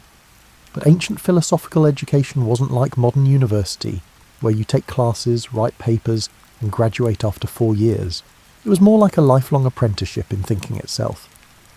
During these years, Aristotle absorbed everything Plato had to teach. He learned about the forms, about the immortality of the soul, and about mathematics as the key to understanding reality. He learned Socrates' method of questioning, Plato's theory of knowledge, and the elaborate philosophical system that Plato had built over his lifetime. But something interesting was happening as Aristotle learned. He was also beginning to disagree, not in small ways, but fundamentally. While Plato looked at a tree and saw an imperfect copy of the form of treeness existing in some perfect realm, Aristotle looked at a tree and thought, "This tree right here is real and worth studying for itself." This might not sound like a revolutionary insight, but it was. Plato's philosophy essentially said that the physical world was less real, less important, and less worthy of study than the abstract realm of forms. Aristotle was starting to think the opposite, that you couldn't understand anything without careful study of actual physical things. Imagine being a student whose growing convictions directly contradict your revered teacher's fundamental beliefs. It must have created considerable tension. Plato had built his entire philosophical system on the idea that true knowledge comes from reason alone, that the senses deceive us, and that the physical world is just shadows on a cave wall. And here was his best student, increasingly convinced that observation and empirical study were essential to understanding anything. Aristotle began writing during this period, though most of his early works are lost. What we do know is that he was developing his own philosophical positions, often in direct contradiction to Plato's teachings. There's a famous saying attributed to Aristotle: "Plato is dear to me, but dearer still is truth." Whether he actually said this or not, it captures his attitude. Loyalty to his teacher, yes, but greater loyalty to following arguments wherever they led. The academy during these years was like an intellectual pressure cooker. Students and teachers would debate for hours, testing ideas against each other, looking for weaknesses in arguments, and trying to build philosophical systems that could withstand scrutiny. It was mentally exhausting and exhilarating in equal measure. Aristotle distinguished himself not just by his intelligence, but by the breadth of his interests. While other students might focus narrowly on one area of philosophy, Aristotle seemed interested in everything. Ethics? Sure. Politics? Absolutely. The natural world? Fascinating. Poetry and drama? Why not? He was developing into what we might call a polymath, someone whose curiosity encompassed the entirety of human knowledge. But there were social challenges too. Aristotle's provincial background and his Macedonian connections made him something of an outsider in Athenian society. Athens and Macedonia had complicated relations, sometimes allies, sometimes rivals, always regarding each other with a mixture of respect and suspicion. Being Macedonian in Athens was like being permanently foreign, never quite fitting in no matter how long you stayed. In 347 BCE, after 2 decades at the academy, Plato died. He was over 80 years old and had shaped Western philosophy more profoundly than perhaps any single person before or since. His death left a vacancy at the head of the academy, and many people, probably including Aristotle himself, expected that the brilliant student would succeed his master. But that's not what happened. The academy's leadership chose Plato's nephew Speusippus instead. We can't know exactly why. Maybe Aristotle's disagreements with Platonic doctrine were already too well known. Maybe his Macedonian background worked against him, or maybe there were personal factors we'll never understand. Whatever the reason, Aristotle found himself passed over for the position he'd spent 20 years preparing for. So Aristotle did what any reasonable person would do when faced with professional disappointment. He left Athens entirely and began an entirely new chapter of his life. He was 37 years old, intellectually mature and ready to chart his own course. What he didn't know was that his best work still lay ahead of him. Leaving Athens after 20 years must have felt like leaving home, even if that home had never quite accepted you as family. Aristotle travelled to Assos, a small city on the coast of what's now Turkey, where a former fellow student named Hermias ruled as a local tyrant. Though tyrant in Greek didn't necessarily mean bad ruler, just sole ruler, which shows you how differently ancient Greeks thought about political terminology. Assos gave Aristotle something he'd never really had before: freedom to pursue his own philosophical vision without being in Plato's shadow. He established a small philosophical school, gathered students, and began to seriously work out his own ideas. It was like being a musician who'd apprenticed with a master for 20 years and was finally ready to compose their own music. But Assos also gave Aristotle something unexpected: love. He married Pythias, who was either Hermias' daughter or niece. Sources disagree, and ancient family trees are notoriously difficult to untangle. What we do know is that Aristotle seems to have genuinely loved her, which is worth noting in a time when philosophical marriages were often more about alliances than affection. The couple had a daughter, also named Pythias. Aristotle would later write about marriage and family life with the kind of nuanced understanding that suggests his own experience informed his philosophy. He understood that human flourishing wasn't just about abstract contemplation, it was also about relationships, love, and the texture of daily life. During his time in Assos and later on the nearby island of Lesbos, Aristotle began the biological, research that would occupy him for much of his life. The Aegean coast was perfect for this. Tide pools full of sea creatures, forests with diverse plant life, and marine environments that changed with the seasons. It was a living laboratory, and Aristotle approached it with the systematic curiosity he'd inherited from his physician father. He would wade into tide pools, examining starfish and sea urchins with the focus of a modern marine biologist. He dissected squid, studied dolphins, and observed how different fish species spawned. He collected plants, noted their characteristics, and tried to understand the patterns that connected different forms of life. It was hands-on, empirical work that would have made Plato deeply uncomfortable. All this focus on the physical world, this belief that truth could be found by getting your feet wet and your hands dirty. Aristotle was developing a method that combined observation with logical analysis. He would look at many examples of something, say different types of fish, notice their similarities and differences, and then try to work out the principles that explain these patterns. It was the beginning of what we now call the scientific method, though Aristotle would have just called it investigating nature. His biological observations were remarkably accurate. He correctly described the development of chick embryos inside eggs, noted that whales and dolphins are mammals rather than fish, and documented hundreds of species with precision that wouldn't be matched until centuries later. Some of his observations were so detailed that modern biologists who've gone back to check have found them essentially correct. But then, in 343 BCE, Aristotle received an invitation that would change his life again. Philip II of Macedonia, remember that kingdom in the north that sophisticated Athenians looked down on, had a teenage son who needed a tutor.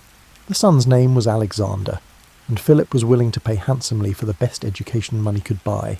For Aristotle, this was both an opportunity and a homecoming. He would be returning to Macedonia, the land of his childhood, but now as a distinguished philosopher rather than an orphaned boy.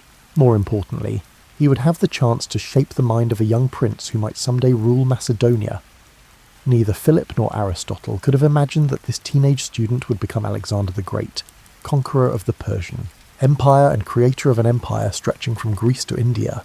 But for 3 years, in a quiet grove in Macedonia, one of history's greatest minds taught one of history's greatest conquerors. Picture this. You're Aristotle, a 40-year-old philosopher who spent your entire adult life studying everything from ethics to zoology, and now you've been hired to teach a headstrong, ambitious 13-year-old prince who's already been training with weapons and horses, who's grown up hearing stories of military glory, and who shows about as much interest in philosophical contemplation as most teenagers show in eating vegetables. The tutoring took place at Mysa, a village in Macedonia, where Philip had established something like a private school for Alexander and a few select companions. It was quieter than the royal court, which was probably essential for any serious studying, and it had the kind of natural surroundings that Aristotle loved for observing and collecting specimens. What did Aristotle teach a future world conqueror? We know he introduced Alexander to Homer's Iliad, which became the prince's favourite book. Alexander reportedly slept with a copy under his pillow, along with a dagger, which tells you something about his priorities. The Iliad wasn't just entertainment, it was a manual on honour, glory, and what it meant to be a hero in the Greek tradition. But Aristotle taught more than literature. He introduced Alexander to philosophy, science, medicine, and the Greek ideal of education as forming the complete person, body, mind, and character all developed in harmony. He encouraged the young prince's curiosity about the natural world, his interest in different cultures, and his appreciation for knowledge of all kinds. There's a wonderful image of Aristotle and his teenage students, Alexander and his companions, walking through the countryside, discussing philosophy while observing plants and animals. It combines everything Aristotle loved: intellectual conversation, empirical observation, and the belief that education happens best when you're actively engaged with the world rather than locked in a classroom. Did Aristotle's teaching actually influence the man Alexander became? It's hard to say for certain. Alexander the Conqueror, who swept across Asia, wasn't exactly practicing the moderate contemplative life that Aristotle advocated in his Ethics. He was more interested in military glory than philosophical wisdom, more concerned with conquest than with the careful observation of nature.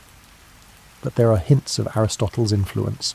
Alexander founded cities throughout his empire and filled them with Greek culture, libraries, theatres and schools. He collected botanical and zoological specimens during his campaigns and sent them back to Aristotle, supporting his former teacher's scientific research. He showed curiosity about the peoples he conquered, trying to understand their customs and incorporate them into his empire rather than simply destroying them. Their relationship was complicated, like many relationships between teachers and students, who've gone in different directions. Later, when Alexander executed Aristotle's nephew Callisthenes for alleged treason, it created a rift between them. Aristotle had shown Alexander how to think, but he couldn't control what the young man thought about or what he chose to do with his power. After 3 years, when Alexander was 16, Philip decided his son was ready for more practical education, namely learning to be a warrior and leader. Aristotle's job was done. The tutor and his student would go their separate ways, one to conquer the known world, the other to found a school and revolutionize human understanding. In 335 BCE, at age 49, Aristotle returned to Athens. Alexander was now king, Philip had been assassinated, and beginning his conquest of Persia. Athens was nervous about Macedonia's growing power, but Aristotle's connection to the Macedonian court actually gave him resources and protection that few other philosophers enjoyed. It was time for Aristotle to do what he'd been preparing for his entire adult life: establish his own school, develop his own philosophical system, and teach students according to his own vision rather than Plato's. The intellectual adventure was about to enter its most productive phase. When Aristotle returned to Athens in 335 BCE, he couldn't return to Plato's academy. It had its own leadership and its own Platonic tradition that Aristotle had largely rejected. So he did what any philosopher with ambition and resources would do. He founded his own school.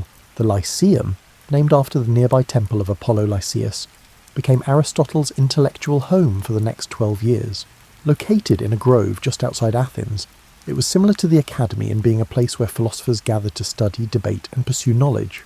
But in crucial ways, it was completely different. For one thing, the Lyceum was far more empirically focused. Where the academy emphasized mathematics and abstract reasoning, the Lyceum collected specimens, dissected animals, gathered data, and built what was essentially the ancient world's first research library.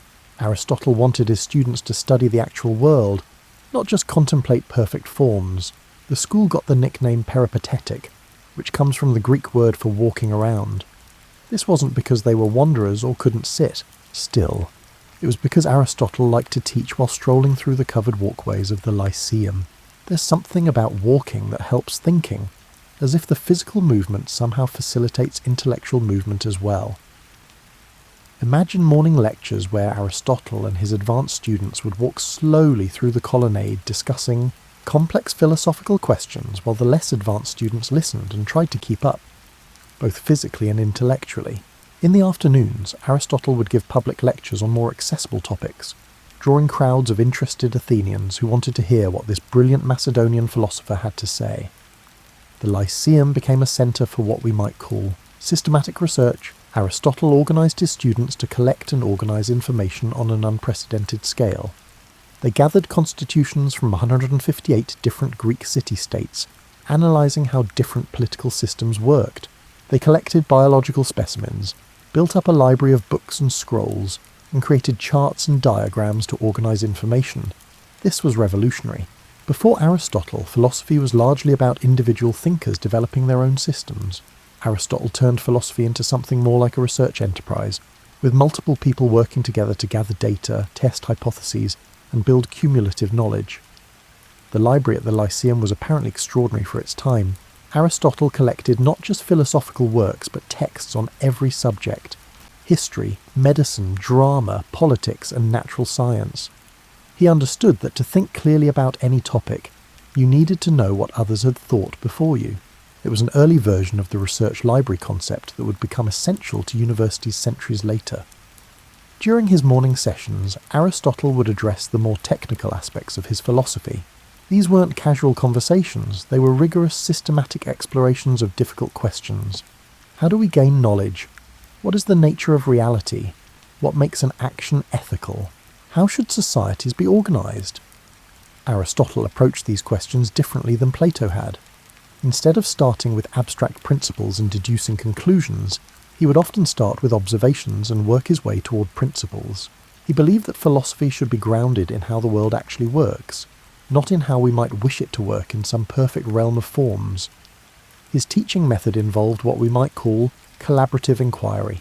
He would raise a question, examine what previous thinkers had said about it, identify the difficulties with their answers, and then work toward his own solution, always testing his ideas against observations and common sense.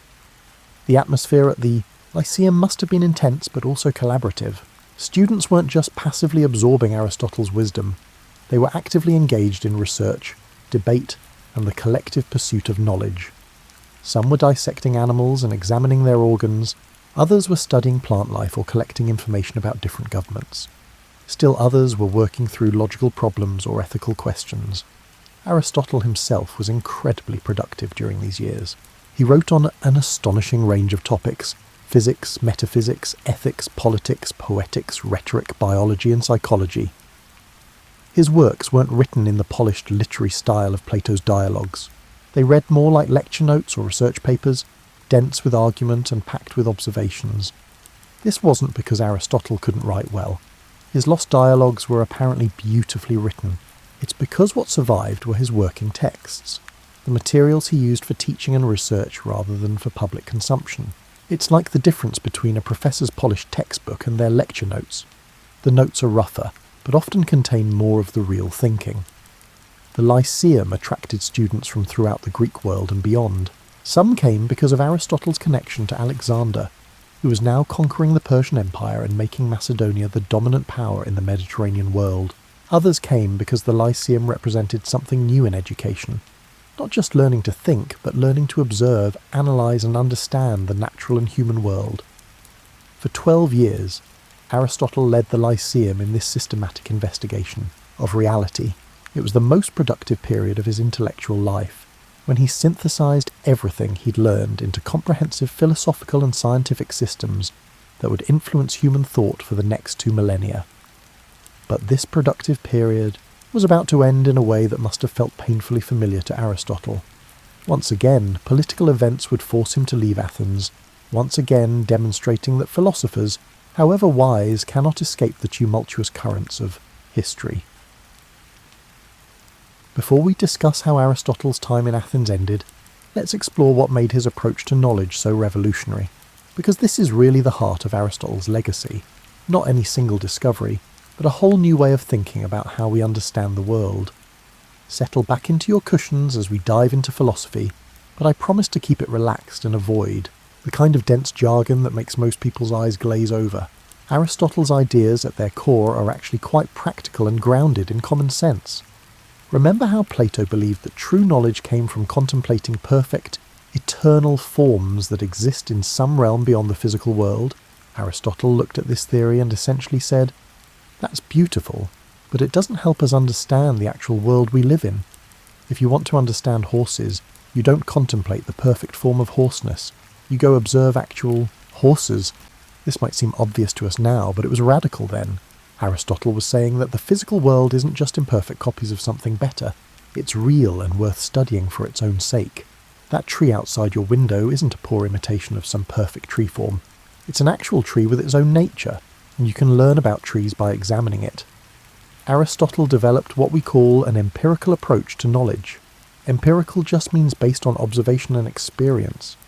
He believed that knowledge begins with our senses, what we see, hear, touch, taste, and smell. These sensations give us raw data about the world, which our minds then process into understanding. But Aristotle wasn't naive about this. He knew that senses can be deceived, and that appearances can be misleading. His solution was to combine observation with reason, to look carefully at many examples, notice patterns, and use logic to work out the principles underlying what we observe. His biological work shows this method perfectly. He didn't just look at one dolphin and declare he understood all dolphins. He examined many dolphins, dissected them, observed their behaviour, talked to fishermen about what they'd seen, and gradually built up a comprehensive understanding. It was painstaking, systematic work that required patience and attention to detail. Aristotle organised knowledge in ways that still influence how we think. He created the first system for classifying living things, grouping organisms by their shared characteristics. His categories weren't always perfect by modern standards, but the underlying method, observe similarities and differences, group things accordingly, look for the principles that explain the patterns, is still how biological classification works. Today, he applied the same systematic approach to other areas. In ethics, he observed how people actually live and what seems to make them happy, then worked out principles for good living based on these observations. In politics, he studied 158 different governments, noting what worked and what didn't, building a political science grounded in actual experience rather than abstract ideals. Aristotle's concept of causation was particularly influential. He argued that to truly understand something, you need to understand 4 different types of causes. Take a bronze statue as an example. The material cause is the bronze itself, what it's made of. The formal cause is the shape, the design of the statue. The efficient cause is the sculptor who made it. And the final cause is its purpose, why it was made. This framework might seem complicated at first, but it's actually quite intuitive. When you ask, why is this statue here? You might mean, what is it made of? Or, who made it? Or, what's it for? Aristotle recognized these as different types of questions that all contribute to complete understanding. His emphasis on final causes, on purpose and function, was especially important for biology. Aristotle understood that you can't fully understand an organ or organism without understanding what it's for. The heart makes sense when you understand it's for pumping blood. Eyes make sense when you understand they're for seeing. Everything in nature exists for a reason, serving some purpose in the organism's life. Now, Aristotle sometimes took this teleological thinking too far. He assumed that everything has a purpose assigned by nature, which isn't quite how evolution actually works. But his instinct that function and purpose are essential to understanding was fundamentally sound. Modern biology still asks, what is this for? Even if it answers that question in terms of evolutionary advantage rather than in inherent purpose. In logic, Aristotle literally invented formal logic as a discipline. He developed the syllogism, that method of reasoning where you start with 2 premises and derive a conclusion. All men are mortal. Socrates is a man. Therefore, Socrates is mortal. It sounds simple, but Aristotle systematically worked out all the valid and invalid forms of this kind of reasoning, creating a tool for checking whether arguments actually make sense. For over 2,000 years, Aristotle's logic was essentially all of logic. It wasn't until the 19th century that mathematicians developed forms of logical reasoning that went beyond what Aristotle had created.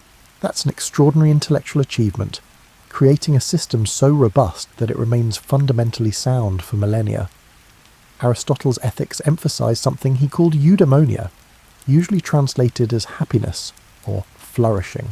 But he didn't mean momentary pleasure or simple contentment.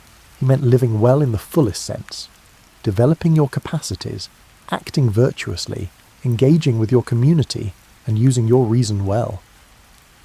The key to eudaimonia, Aristotle argued, is virtue, but virtue understood as a kind of skill, or excellence that you develop through practice. Courage isn't something you're born with, it's something you cultivate by repeatedly facing your fears appropriately. Generosity is a habit you develop by practicing giving well. Every virtue lies between 2 extremes. Courage between cowardice and recklessness, generosity between stinginess and wastefulness. This is practical ethics grounded in how people actually become good, rather than abstract theories about moral perfection. Aristotle understood that becoming a good person is like learning to play an instrument. It requires practice, guidance, and the formation of good habits over time. In all these areas, biology, logic, ethics, politics, Aristotle's method was similar. Start with careful observation. Notice patterns, work out underlying principles, test these principles against further observations, and build systematic understanding. It was the birth of organised science and systematic philosophy, even though Aristotle wouldn't have recognised those as separate disciplines. What made Aristotle's approach so revolutionary was this combination of respect for empirical observation, with confidence in human reason. He believed we could understand the world, not through divine revelation, not through pure mathematics divorced from reality, but through the careful, systematic application of our observational and rational faculties. This was optimistic without being naive, empirical without being merely fact-collecting, and systematic without being rigid. It was a vision of human knowledge as something we build gradually, collectively, through careful attention to reality and rigorous thinking about what we observe. And now, with your tea perhaps growing cold and your eyelids perhaps growing heavy, we need to see how Aristotle's story ends, because even the greatest philosophers cannot entirely control the historical currents that sweep them along. In 323 BCE, news reached Athens that would change everything. Alexander the Great had died in Babylon. At the age of 32, the empire he'd built with astonishing speed was already fracturing as his generals fought over the pieces, and in Athens, anti-Macedonian sentiment that had been simmering for years suddenly boiled over. Aristotle found himself in an impossible position. He was Macedonian by birth, had been Alexander's tutor, and maintained close connections to the Macedonian court. For 12 years, Athens had tolerated his presence because Macedonia's power made it necessary. But with Alexander dead and Macedonia temporarily weakened, old resentments surfaced. Someone brought charges of impiety against Aristotle, the same charge that had been used against Socrates a century earlier. The specific accusation was something about honouring a friend in ways reserved for gods, which sounds technical but was really just a pretext. The real issue was politics. Aristotle represented Macedonia, and Athens wanted to strike back at Macedonia however it could. Aristotle, now 61 years old, and having watched Socrates' fate unfold from his prison cell, made a different choice. He decided not to stay and face trial. According to tradition, he said he wouldn't let Athens sin twice against philosophy, a reference to Socrates' execution.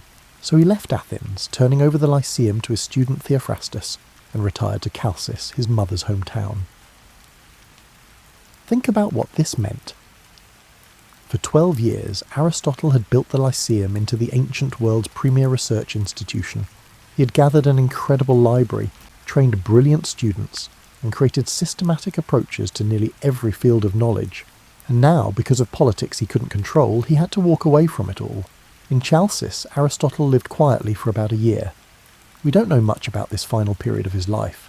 He was likely working on his writings, perhaps revising and organising the vast body of work he'd produced over his lifetime. He may have been suffering from some illness. Ancient sources mention stomach problems, which given ancient medicine's limitations could have meant almost anything. In 322 BCE, just 1 year after leaving Athens, Aristotle died at the age of 62. It wasn't a dramatic death like Socrates' execution, or a mysterious one like Alexander's early demise. It was simply the end of a life that had been, by any measure, extraordinarily productive and influential. Aristotle left behind his daughter Pythias. His wife of the same name had died years earlier, and he'd later had a relationship with a woman named Herpyllis, with whom he had a son named Nicomachus. His will, which survived, shows him as a thoughtful, caring person who made provisions for his family, his slaves, whom he freed, and even his concubine's future. It's a touching document that reveals the human side of this towering intellect, but more importantly, he left behind an intellectual legacy that would shape human thought for the next 2,000 years. His works, or rather the lecture notes and research texts that survived, were preserved and eventually edited by scholars in later centuries. They became the foundation for education throughout the Mediterranean world, and eventually throughout medieval Europe. Now comes one of the most fascinating parts of Aristotle's story. Not what he did during his life, but what happened to his ideas after his death. Because unlike many philosophers whose influence fades with time, Aristotle's impact actually grew over the centuries, spreading far beyond the Greek world he knew. After Aristotle's death, his writings were preserved by the Lyceum under Theophrastus's leadership, but they weren't immediately famous throughout the ancient world. For several centuries, Aristotle was known more for his published dialogues, works that haven't survived, than for the dense technical treatises we now have. Then came a strange period where Aristotle's works apparently disappeared from circulation. According to tradition, they were hidden in a cellar in Asia Minor to protect them from being seized, where they suffered damage from moisture and insects. Whether this story is entirely true or partly legend, we do know that Aristotle's major works were relatively unknown for a couple of centuries. In the 1st century BCE, a scholar named Andronicus of Rhodes collected and edited Aristotle's writings, organising them into the form we know today. This wasn't just filing papers, it was an act of reconstruction and interpretation that shaped how we read Aristotle. The arrangement of his works, the way they're grouped and titled, comes largely from Andronicus's editorial decisions. As Rome became the Mediterranean's dominant power, Greek philosophy spread throughout the empire. Aristotle's works became central to higher education. Young Romans who wanted philosophical training studied Aristotle along with Plato and the Stoics. His logic became the standard method for teaching reasoning, and his ethics a framework for thinking about the good life. But Aristotle's most significant journey was yet to come. As the Roman Empire declined and eventually fell in the West, much of Greek learning was lost in Europe. The sophisticated intellectual culture that had produced and preserved Aristotle's works crumbled as cities shrank. Trade declined, and literacy became increasingly rare outside monasteries. However, Aristotle's work survived in the Eastern Roman Empire, what we call the Byzantine Empire, centred on Constantinople. Byzantine scholars continued to read, copy and study Aristotle in Greek. Meanwhile, something extraordinary was happening further east. Islamic scholars in the expanding Arab world encountered Aristotle's works and recognised their value immediately. Beginning in the 8th century CE, a massive translation movement began in Baghdad and other centres of Islamic learning. Aristotle's treatises were translated from Greek into Arabic, often by Christian scholars working in Muslim courts. Islamic philosophers like Al-Farabi, Avicenna and Averroes didn't just translate Aristotle, they engaged with his ideas, wrote extensive commentaries, and integrated his philosophy with Islamic theology and science. Averroes in particular became such an important interpreter of Aristotle that medieval Europeans would later call him simply the commentator, while Aristotle was the philosopher. This Islamic engagement with Aristotle preserved his works and developed his ideas in ways that would prove crucial for European intellectual history. When Europe began to recover economically and culturally in the 11th and 12th centuries, scholars rediscovered Aristotle, but often through Arabic translations and Islamic commentaries, rather than directly from Greek sources. The reintroduction of Aristotle to Western Europe was like injecting intellectual electricity into a system that had been running on minimal power. Suddenly, European scholars had access to systematic treatments of logic, natural science, ethics, and metaphysics that far exceeded anything available in Latin. It was like upgrading from a basic toolset to a fully equipped workshop. But this created a problem. Much of Aristotle's philosophy, particularly his ideas about the eternity of the world and the nature of the soul, seemed to conflict with Christian theology. Church authorities were unsure whether this pagan Greek philosopher from ancient times should be taught in Christian universities. Enter Thomas Aquinas, a 13th century Dominican friar who accomplished one of the great intellectual syntheses in Western history. Aquinas carefully worked through Aristotle's philosophy, showing how it could be reconciled with Christian doctrine. He distinguished between what reason could discover, Aristotle's domain, and what required divine revelation, theology's domain, creating a framework where both could coexist. Aquinas' achievement meant that Aristotle became central to medieval university education. Students learned Aristotelian logic, physics, ethics, and metaphysics as the foundation for their studies. The University of Paris, Oxford, Cambridge, all the great medieval universities made Aristotle the core of their curriculum. For several centuries, Aristotle's authority was so great that Aristotle said so was considered a sufficient argument to settle most questions. This led to some absurdities. Scholars would debate how many teeth a horse has by analysing what Aristotle wrote rather than, just counting a horse's teeth. Aristotle himself, who emphasised observation, would have been appalled. The scientific revolution of the 16th and 17th centuries involved, in many ways, overthrowing Aristotelian physics and cosmology. Galileo's experiments contradicted Aristotle's claims about motion. Harvey's discovery of blood circulation contradicted Aristotelian physiology. Newton's physics replaced Aristotelian explanations of how things move. But interestingly, even as scientists rejected Aristotle's specific conclusions, they often kept his method, the emphasis on observation, the search for causes, and the systematic organisation of knowledge. Modern science isn't Aristotelian, but it's arguably descended from Aristotle's approach to investigating nature. Today you might think Aristotle is just a historical curiosity, relevant only to scholars studying ancient philosophy, but his influence persists in surprising ways. Every time you use formal logic, you're using tools Aristotle developed. When you think about ethics in terms of character and virtue rather than just rules, you're thinking in Aristotelian terms. When scientists classify organisms or analyse functions, they're following procedures Aristotle pioneered. His political science, his analysis of poetry and drama, his psychology, and his understanding of how we form concepts, all of these continue to influence how we think, often without our realising it. Aristotle is like the foundation of a building you live in. You don't usually notice it, but everything rests on it. As your tea grows cold and the hour grows late, let's consider what Aristotle's life and work mean for us today. Because this isn't just ancient history, it's about how we understand the world and our place in it. Aristotle gave us something fundamental: confidence that the world is knowable through careful observation and clear thinking. Before him, many people thought true knowledge required mystical insight or divine revelation. After him, it became possible to believe that ordinary human beings, using their senses and their reason, could genuinely understand reality. This is such a basic assumption for us that we barely notice it. When you wonder how something works and decide to look it up or experiment to find out, you're operating on Aristotelian principles. The idea that we can figure things out by observing carefully and thinking clearly, that's Aristotle's legacy. His emphasis on studying actual things in the actual world rather than abstract perfections influenced the entire development of science. Yes, scientists have rejected many of his specific conclusions. His physics, his astronomy, and his chemistry were wrong in important ways. But his method of systematic observation, careful classification, and looking for underlying principles, that's still how science works. Aristotle's virtue ethics has seen a remarkable revival in recent decades. Modern philosophers rediscovered that his approach to ethics, focusing on character, habits, and human flourishing rather than just rules and duties, addresses aspects of moral life that other ethical theories miss. How do we become good people? What does it mean to live well?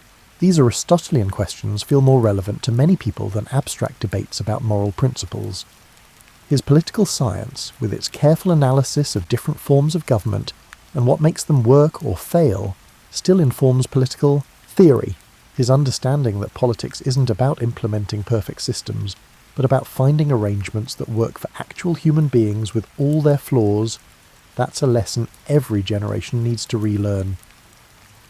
In education, Aristotle's model of learning through apprenticeship and hands-on experience with a master teacher influenced how universities developed and still shapes how we think about advanced education.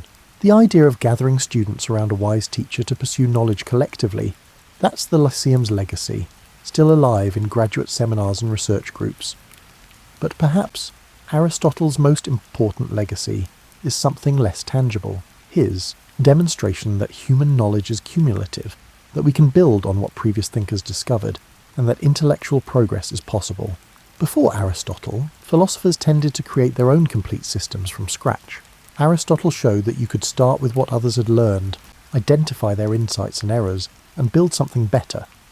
This is how knowledge actually grows, not through lone geniuses inventing everything themselves, but through communities of thinkers building on each other's work. Every scientific paper that begins with a literature review, every philosopher who engages with previous traditions, every scholar who stands on the shoulders of giants, they're all following the model Aristotle established at the Lyceum. Aristotle also showed us that intellectual breadth matters. In our age of specialization, when experts know more and more about less and less, Aristotle reminds us that understanding anything fully requires understanding its connections to everything else. His interests spanned from marine biology to literary criticism, and from formal logic to political science, because he understood that reality doesn't come neatly divided into academic departments. There's something profoundly human about Aristotle's approach to knowledge.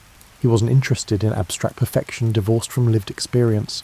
He wanted to understand the world we actually inhabit, messy, complicated, full of purposes and functions and constant change. He believed that ordinary things, plants, animals, human relationships, political systems, were worthy of serious systematic study. This might sound obvious now, but it was revolutionary then and remains important today. How often do we dismiss the everyday as uninteresting, searching for something more exotic or dramatic to hold our attention? Aristotle teaches us to look closely at what's right in front of us, because ordinary reality is actually extraordinary when you examine it carefully. His life also reminds us that intellectual work happens in communities. Aristotle didn't develop his ideas in isolation. He learned from Plato, taught Alexander, collaborated with students at the Lyceum, and engaged with other philosophers. Knowledge is social, built through conversation, debate, teaching, and collaborative investigation. And yet Aristotle's story also carries a cautionary note. His systematic approach sometimes became too rigid. His confidence in human reason sometimes led to speculation beyond what observation could support, and his influence eventually became so great that it stifled rather than stimulated inquiry. Aristotle said so became an excuse to stop thinking rather than a starting point for further investigation. This tension between respect for tradition and openness to new discovery is something every field of knowledge must navigate. We need to learn from the past without being imprisoned by it, to respect previous thinkers without treating their words as sacred scripture. Aristotle himself would have understood this. He honoured Plato while departing from Platonic philosophy, and learned from his predecessors while correcting their errors. As we near the end of our journey with Aristotle, imagine him in those final months in Chalcis, looking back on his 62 years. What did he think about when he reflected on his life? We can't know for certain, but we can imagine. Perhaps he thought about his childhood in Macedonia, watching his father practice medicine with careful attention to symptoms and treatments. Those early lessons in observation stayed with him throughout his life, shaping his entire approach to knowledge. Perhaps he remembered arriving in Athens as a young man, feeling provincial and out of place, but discovering at Plato's academy an intellectual home that would shape him for 20 years. Even as he eventually departed from Plato's teachings, he never forgot what he learned there. The importance of rigorous argument, the value of questioning assumptions, and the pursuit of truth wherever it leads. He might have smiled, remembering his time teaching young Alexander, that energetic, ambitious teenager who would grow up to conquer the world.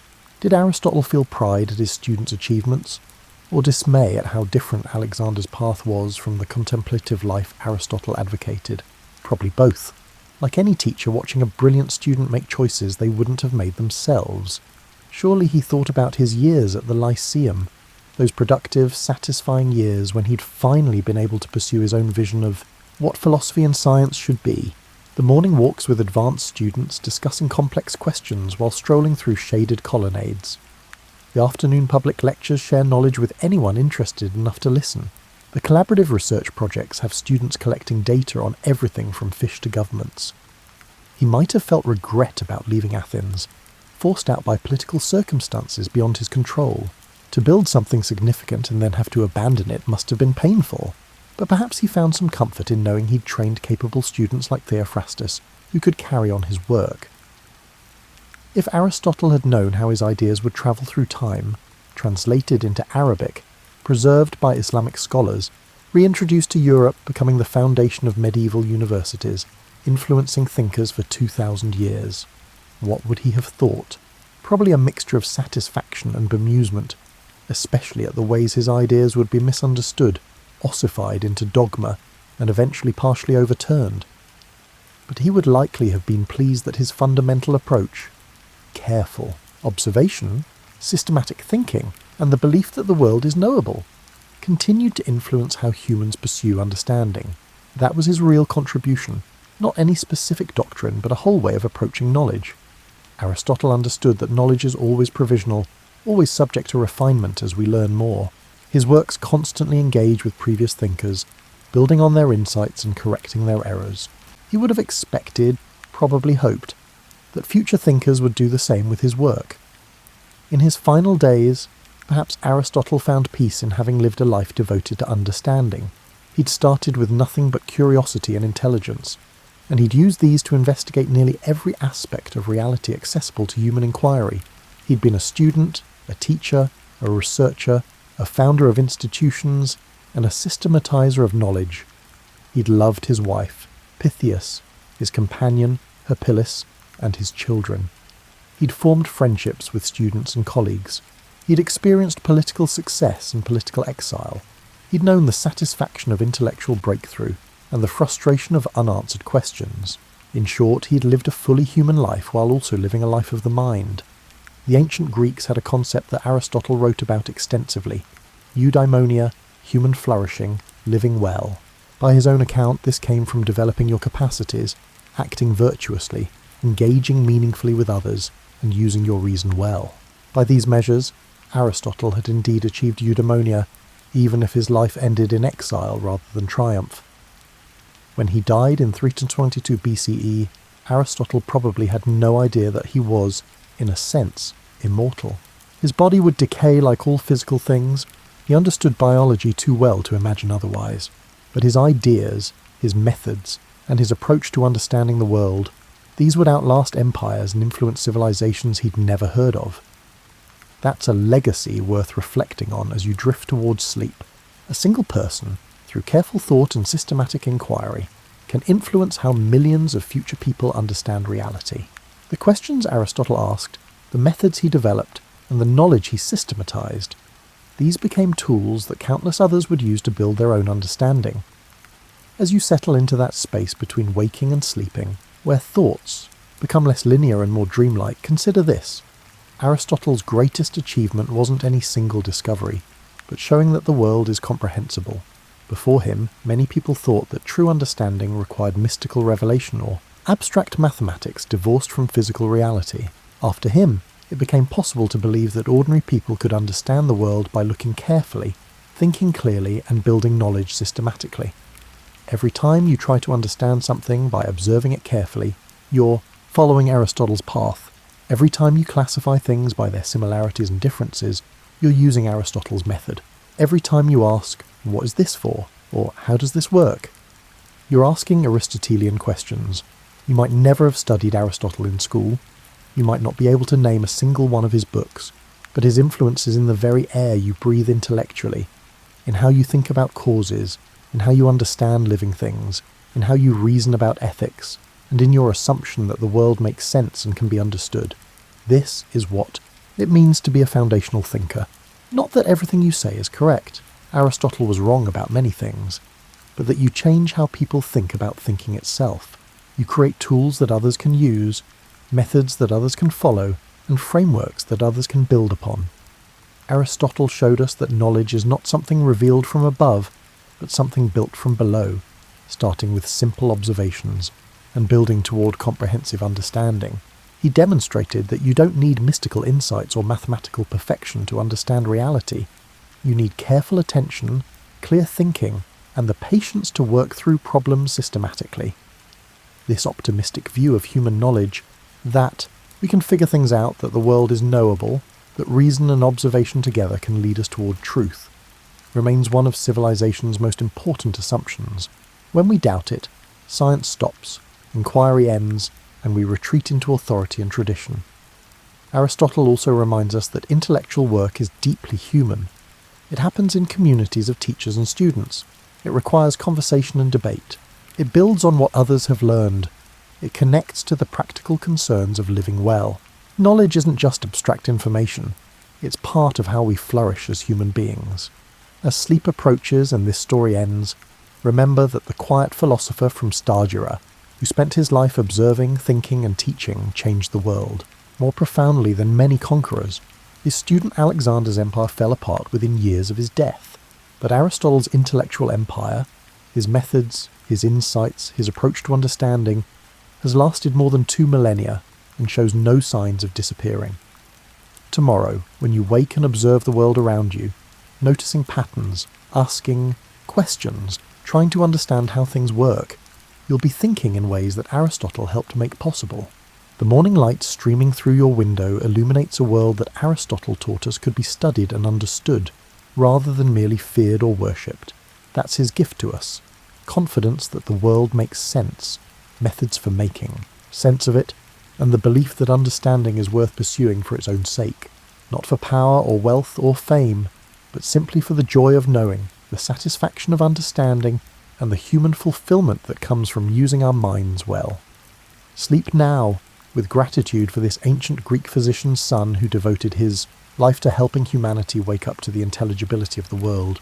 May your dreams be full of wonder at the patterns that connect all things, the purposes that animate living creatures, and the joy of understanding that makes us most fully human. And when you wake, may you see the world with fresh eyes, not as a chaos of random events, but as Aristotle taught us to see it, as a cosmos, an ordered whole that our minds are capable of comprehending, one careful observation and clear thought at a time. Sweet dreams, and may Aristotle's spirit of systematic wonder follow you into sleep and beyond. Now, close your eyes for a moment and imagine stepping through a low doorway into another world. The year doesn't matter much, it could be 1650 or 1850, because some things about English pubs remained beautifully consistent across the centuries. The first thing that would strike you is the light, or rather the particular quality of dimness punctuated by warm spots of illumination. Before electricity transformed our nights into perpetual day, pub lighting came from fireplaces, candles, and, later, oil lamps. This wasn't the harsh, revealing light of modern life that shows every imperfection. This was light that softened edges, created pools of shadow, and made faces glow amber in the firelight. The dancing flames cast moving shadows on walls darkened by centuries of smoke, creating an atmosphere that was less about seeing clearly and more about feeling safe. The ceiling would be lower than you're accustomed to, low enough that tall visitors sometimes needed to duck beneath the heavy oak beams. These beams, blackened with age and smoke, had often been salvaged from old ships or hewn from ancient forests. Running your hand along them, you'd feel the rough texture of wood that had witnessed generations of stories, arguments, celebrations, and quiet contemplations. The air itself would tell you stories if you paid attention. There was always the foundational scent of wood smoke, not the clean outdoorsy smell of a campfire, but something richer, mixed with centuries of tobacco, spilled ale, damp wool, and the accumulated essence of human presence. On cold days, you'd smell wet dog as well, because dogs were welcome companions in most pubs, lying contentedly by the fire while their owners conducted business or simply passed time. The furniture bore the marks of hard use and genuine age. Tables were thick slabs of wood, their surfaces worn smooth by countless elbows and scarred with the initials of patrons long dead. Benches and settles lined the walls, their backs high enough to block drafts and create semi-private spaces where conversations could unfold without the whole room listening. The wealthiest establishments might have a few chairs, but benches were democratic. They accommodated however many people squeezed together, regardless of social standing. Sound would envelop you differently than in modern spaces. Without the constant hum of refrigeration, air conditioning, or electronic devices, the acoustic texture of a pub was entirely human and organic. There was the crackle of the fire, the clink of pewter tankards, the scrape of benches on worn floorboards, and the murmur of conversation that rose and fell like a tide. Laughter would burst forth suddenly, then fade back into the general hum. Someone might be singing in the corner, not performing, but simply singing because that's what people did when they felt content and slightly warm from ale. The fireplace dominated most pub rooms, and it was genuinely necessary rather than decorative. English weather has never been known for warmth, and buildings before modern insulation were only marginally better than being outside. The fire was where new arrivals gravitated first, holding cold hands toward the flames and stamping feeling back into feet that had walked muddy roads. The hearth was also where food was cooked, filling the room with smells that made your stomach remember how hungry you were. You'd notice that everyone seemed to know everyone else, or at least everyone knew the publican. The keeper of the establishment wasn't just a bartender in the modern sense. They were a community banker, information hub, amateur counsellor, and sometimes peacekeeper. They knew who could be trusted for a loan, whose crops had failed, which families were feuding, and where a traveller might find work or lodging. The pub existed in a particular relationship with time that we've largely lost. It wasn't a place you visited for exactly 1 hour for a scheduled meeting before rushing to the next appointment. Time in a pub was elastic, expandable. You might stop in for a quick ale and find yourself there 3 hours later, not because anything particular happened, but because the warmth and companionship made leaving seem unnecessary. This wasn't wasted time. It was time spent maintaining the social bonds that held communities together. To understand the English pub, we need to go back to its roots, which stretch deeper into history than you might imagine. The tradition of public drinking houses in England predates even the Norman conquest, reaching back to Anglo-Saxon times when ale was safer to drink than water, and every village needed someone who could brew it properly. The word pub itself is simply a shortened form of public house, but this doesn't fully capture what these places meant. In medieval England, there were actually 3 types of drinking establishments, and the distinctions mattered. Alehouses were basic, often just someone's front room where they sold the ale they'd brewed. Taverns were slightly more upscale and served wine as well as ale. Inns were the most substantial, offering food, drink and accommodation for travellers. The earliest alehouses were marked by a simple but effective advertising method. A pole or bush stuck out from the building.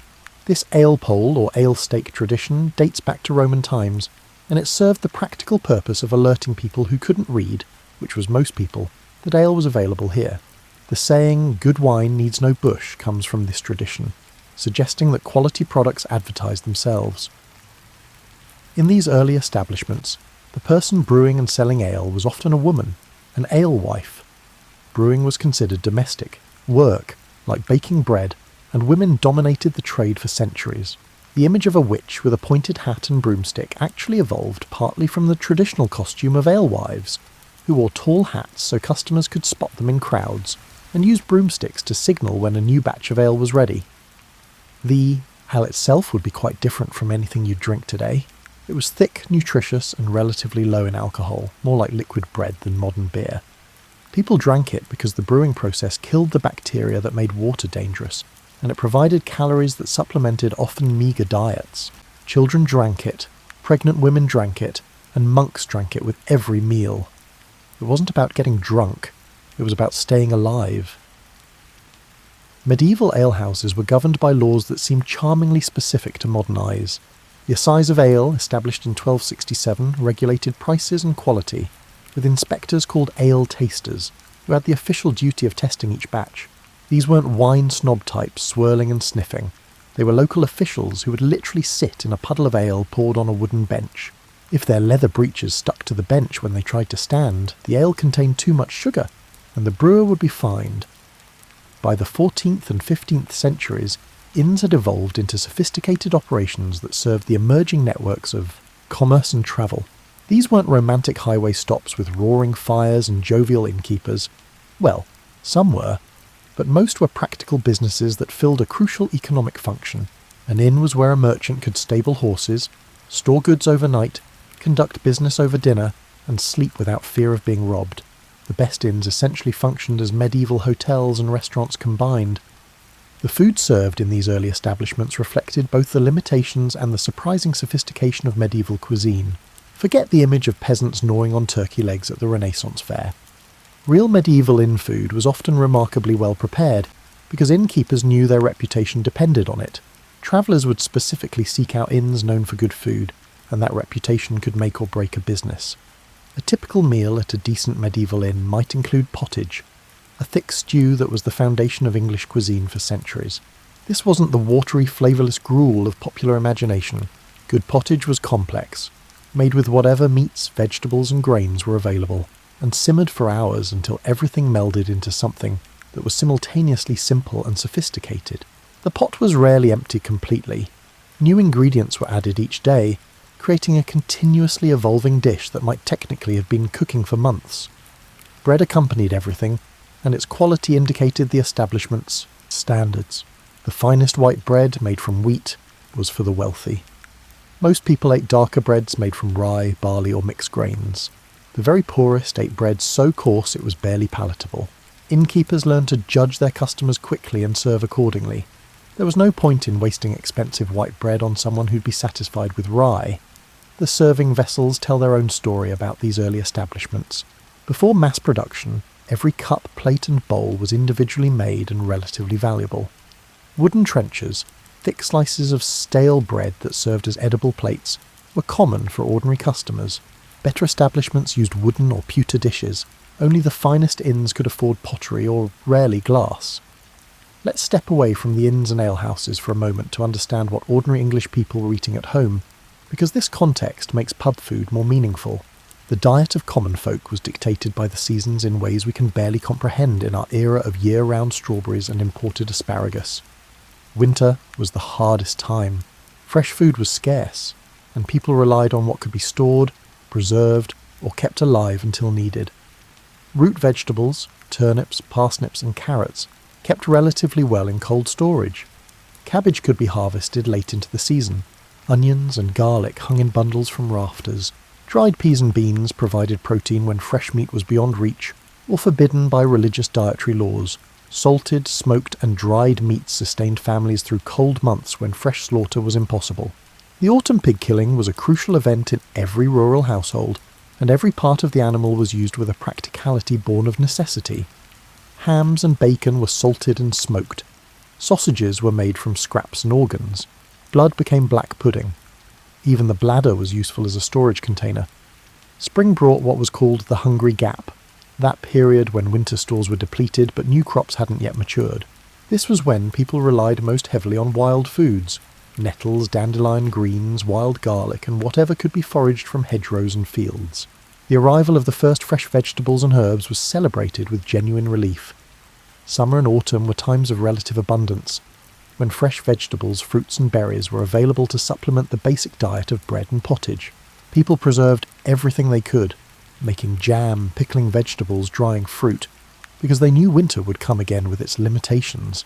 Cheese was more important in the English diet than we often realise. It was protein that could be stored for months, improving with age rather than spoiling. Every region had its traditional cheese, and people took fierce pride in local varieties. A piece of cheese, some bread and an onion constituted a meal that satisfied both stomach and soul. Dairy products in general played a crucial role. Butter, cream, milk and cheese weren't luxuries but staples that made the difference between adequate nutrition and hunger. The phrase bread and butter wasn't just an idiom, it literally described what many people ate for breakfast every single day. Meat consumption varied enormously by class and season. Wealthy people ate meat regularly, sometimes multiple times a day. Poor labourers might taste fresh meat only a few times a year, usually at festivals or celebrations. Game, rabbits, birds and deer, was theoretically reserved for landowners, but poaching was common enough that many families supplemented their diet with accidentally acquired protein. The spice trade had profound effects on English cuisine, though not always in the ways you might imagine. Contrary to popular belief, spices weren't primarily used to mask the taste of rotten meat. Food preservation was too important for people to deliberately eat spoiled food. Instead, spices were status symbols and flavour enhancers that wealthy people used to demonstrate sophistication and worldliness. Common folk had their own flavouring arsenal. Herbs from the garden or hedgerow.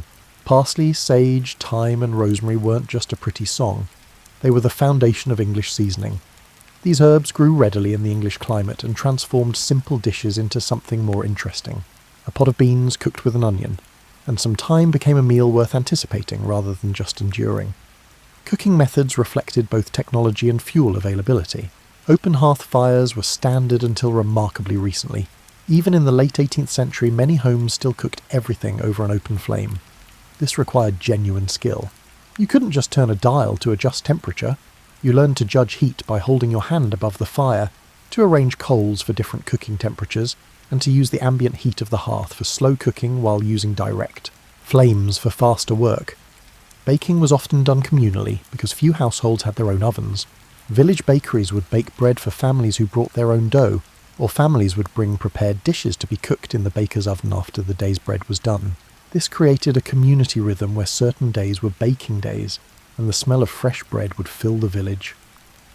Fast forward to the 18th and 19th centuries, and English pubs had evolved into something we'd recognise more readily today while still maintaining connections to their medieval roots.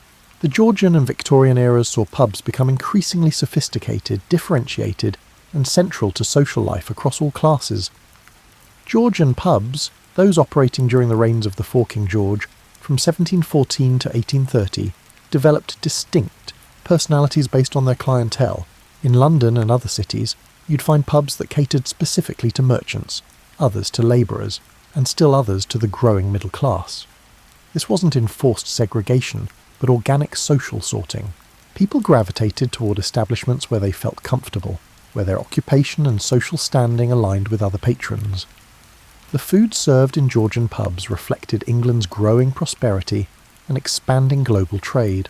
Coffee houses had emerged as competitors to traditional alehouses, and pubs responded by improving their food offerings. A respectable Georgian pub might serve meat pies that were genuinely worth ordering, not just fuel to soak up alcohol. Roast beef was becoming the dish that defined English identity, served in thick slices with Yorkshire pudding and gravy.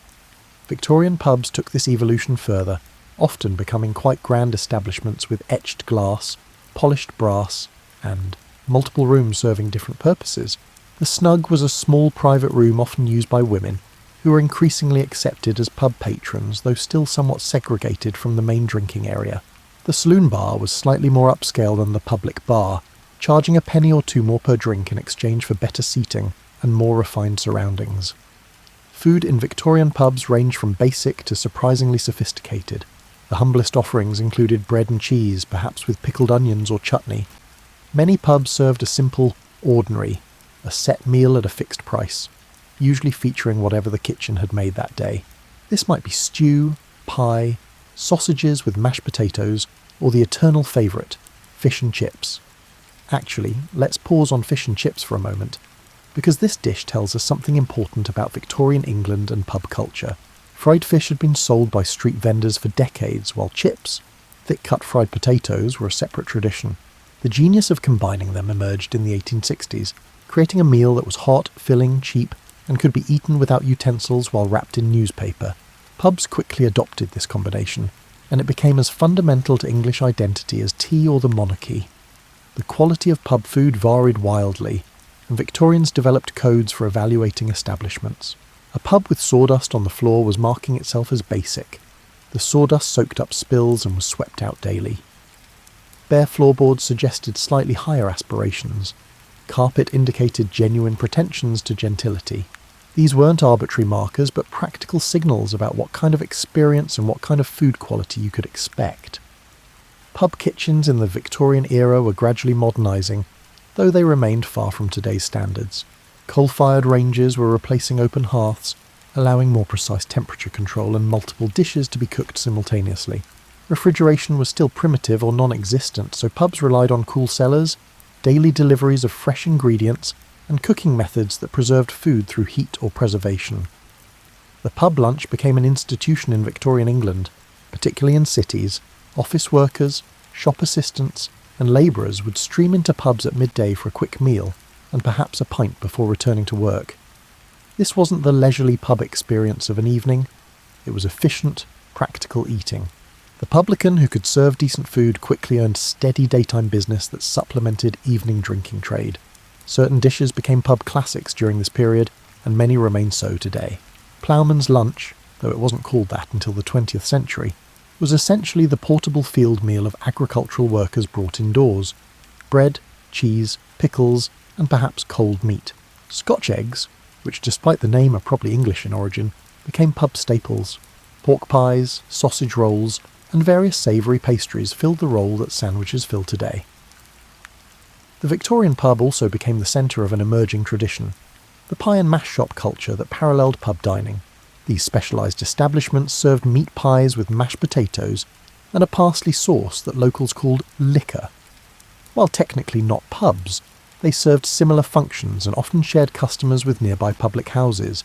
Drinks had evolved. Beyond simple ale, porter, a dark beer that was easier to store and transport than traditional ale, became hugely popular in the 18th century, and its stronger cousin, stout, followed.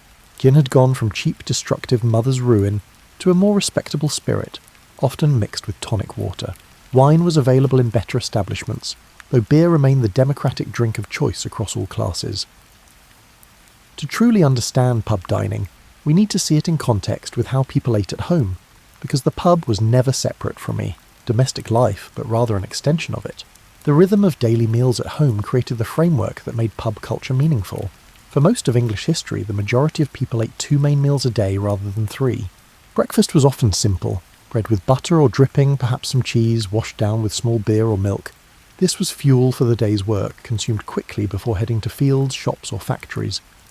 The main meal of the day was traditionally called dinner, and eaten anywhere from noon to early afternoon. This was the substantial meal, the one where families gathered if work allowed. For rural labourers, dinner might be brought to the fields. Bread, cheese, cold meat if available, and a drink to wash it down. For those who worked near home, dinner meant returning to a hot meal prepared by whoever managed the household.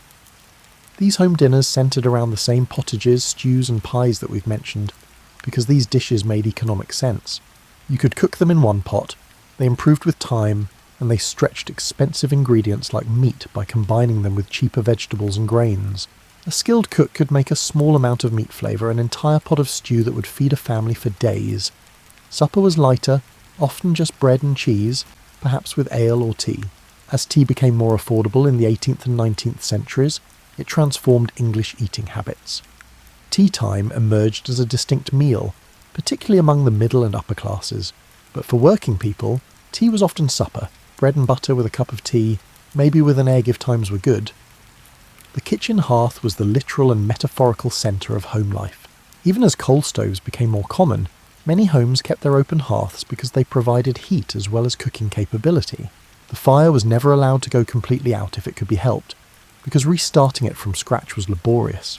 Instead, it was banked at night, covered with ash to preserve coals that could be coaxed back to flame in the morning. Cooking equipment was minimal by modern standards. A pot, a pan, perhaps a griddle, some wooden spoons, and a knife or two.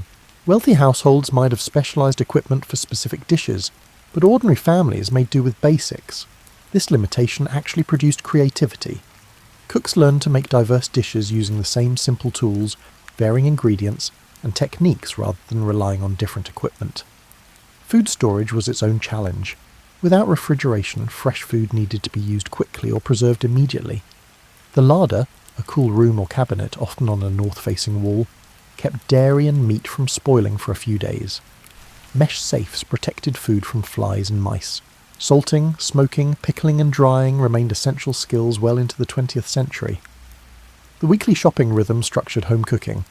Market days brought fresh produce, meat and fish to towns and villages. Savvy shoppers learned to time their purchases, arrived too early and prices were high, arrived near closing and selection was poor but bargains could be found. Whatever you bought on market day determined what you'd eat for the next week. Seasonal eating wasn't a lifestyle choice but an unavoidable reality.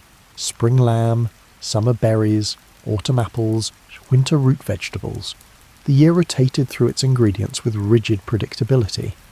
This created anticipation that we've largely lost. The first strawberries of summer genuinely meant something when you hadn't eaten anything fresh and sweet for months. The first autumn apples were celebrated because they represented abundance after the hungry gap of late summer.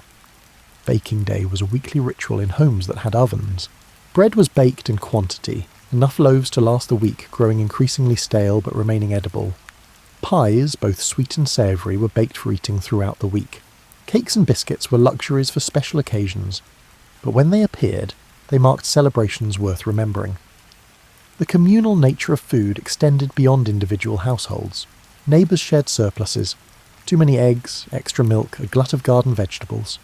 This wasn't charity but practical mutual support.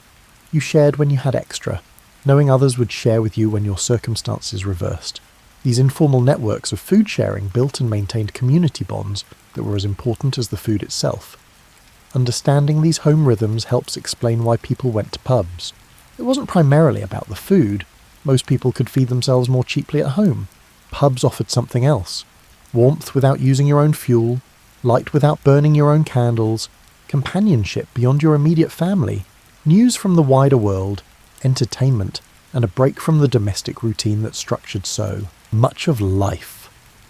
The way people ate, the customs, traditions, and unspoken rules that governed meals, tells us as much about English life as what they ate. These traditions evolved over centuries, mixing practical necessity with social meaning to create eating customs that shaped how people understood their place in the world. Table manners in England developed gradually from medieval times onward, but they weren't the rigid, anxious affairs that Victorian etiquette books might suggest. Most people's table manners were simply habitual practices passed down through families, designed to make communal eating work smoothly, rather than to exclude anyone. The concept of courses, separate dishes served in sequence, was initially an upper-class practice that slowly filtered down through society. In ordinary homes, everything appeared on the table at once. The stew or joint of meat, the vegetables, the bread and the cheese. You helped yourself to whatever you wanted in whatever order made sense. This wasn't chaos, but a different organisational principle. Abundance displayed simultaneously rather than rationed sequentially. Eating utensils evolved more slowly than you might imagine. Forks didn't become common in England until the 17th century, and even then many people continued eating with a knife and spoon, using bread to push food onto the spoon. The fork was initially seen as affected, even effeminate. Real English people didn't need fancy Italian implements to eat their dinner, but gradually forks proved their utility, and by the Victorian era, elaborate place settings with multiple specialised forks had become status symbols. The proper way to hold utensils varied by class and period. Continental style, fork in left hand, knife in right, tines down, was considered more sophisticated than switching hands after cutting. But in pubs and ordinary homes, people ate however was comfortable and effective. The anxiety about correct utensil use was largely a middle-class preoccupation, as the aspiring middle classes used etiquette as a way to distinguish themselves from working classes below and demonstrate their fitness for higher social status. Grace, before meals, was standard practice across most of English society, though the elaborateness varied. In religious households, grace might be a formal prayer thanking God for providing sustenance. In less devout homes, it might be a quick mumbled formula, more habit than heartfelt devotion. But the pause before eating, the acknowledgement that food was not to be taken for granted, remained nearly universal. Toasting traditions in pubs developed their own complex customs. The simple act of raising glasses before drinking became layered with meaning and ritual. You made eye contact while toasting. To skip this was considered bad luck or even an insult. You never toasted with an empty glass, and you never toasted with water. This superstition came from the belief that toasting with water condemned the recipient to a watery death. The round system, where each person in a group takes turns buying drinks for everyone, became fundamental to English pub culture. This wasn't just about fairly distributing costs. It was a social bonding mechanism that kept groups together and created obligations of reciprocity. Leaving before you'd bought your round was a serious breach of pub etiquette that marked you as untrustworthy. Seasonal foods came with their own traditions and meanings. Goose at Michaelmas, September 29th. Oysters in months with an R. Hot cross buns on Good Friday. Pancakes on Shrove Tuesday. These weren't just culinary customs, but ways of marking time, connecting to the agricultural calendar, and participating in communal rituals that transcended individual households. Christmas dinner traditions evolved over centuries into the elaborate meal we recognise today.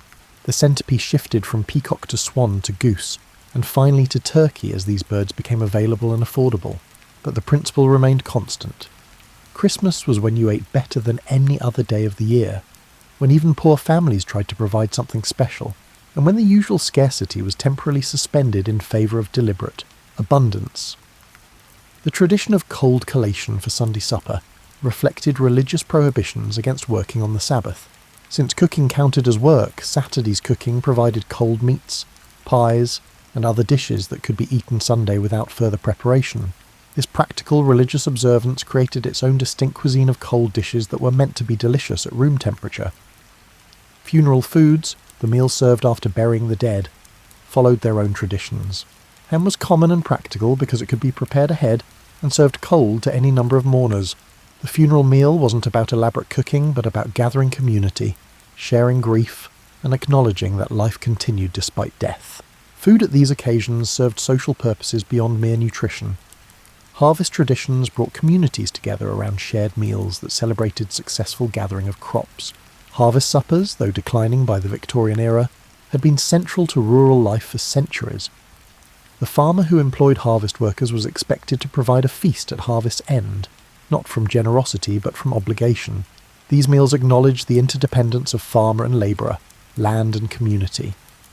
The pub fit into all these traditions as a space where communal eating and drinking could occur outside the home. It was where harvest suppers might be held if the farmer's barn was inadequate, where workers could celebrate completion of a project, where community organisations met over meals, and where travellers could participate in local food customs even though they were strangers. As you finish your tea and prepare to drift into sleep, let's trace how these old traditions echo into our present, shaping how we eat and drink in ways we rarely recognise.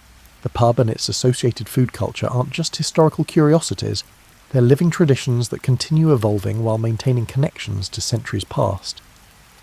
The modern pub meal owes obvious debts to its ancestors: fish and chips, meat pies, ploughman's lunch and Sunday roast. These dishes survive because they genuinely work. They're satisfying, relatively economical, and compatible with the social atmosphere that defines pub dining. But they've also evolved. Modern pub food often includes international influences that would have bewildered 18th century publicans. Curry, pasta, and burgers. Yet these additions exist alongside traditional dishes, creating a menu that honours history while acknowledging contemporary tastes. The gastropub movement of recent decades represents both change and continuity. These establishments elevate traditional pub food using refined techniques and quality ingredients, but the underlying concept, gathering in a public house to eat well-prepared food while enjoying drinks and companionship, remains unchanged from medieval alehouses. Your great-great-great-grandparents would understand the appeal, even if they'd be confused by the foam garnishes. Certain eating rhythms persist despite massive social changes. The Sunday roast, though threatened by modern lifestyles, remains an institution in many families and pubs. It connects contemporary English people to centuries of tradition. That same desire for a substantial communal meal that marks the week's transition from work to rest. The specific dishes may vary, but the underlying pattern endures. The round system in pubs continues, though younger generations sometimes resist its obligations. This tradition survives because it serves social functions beyond economic fairness. It creates structure for group drinking, establishes trust through reciprocity, and turns casual pub visits into small ceremonies of friendship. The anxiety some people feel about keeping up with the rounds reflects the serious social weight this seemingly simple custom carries. Seasonal eating, which for our ancestors was an unavoidable necessity, has become a conscious choice for some. Modern eaters seeking connection to agricultural reality. Farmers' markets, seasonal menus, and local food movements all represent attempts to recreate the seasonal rhythm that once governed all eating. We've chosen to recreate constraints our ancestors would have gladly escaped, because we've learned that those constraints created a relationship with food that felt more meaningful than our current abundance sometimes provides. The physical spaces of pubs continue evolving while maintaining recognisable connections to their past.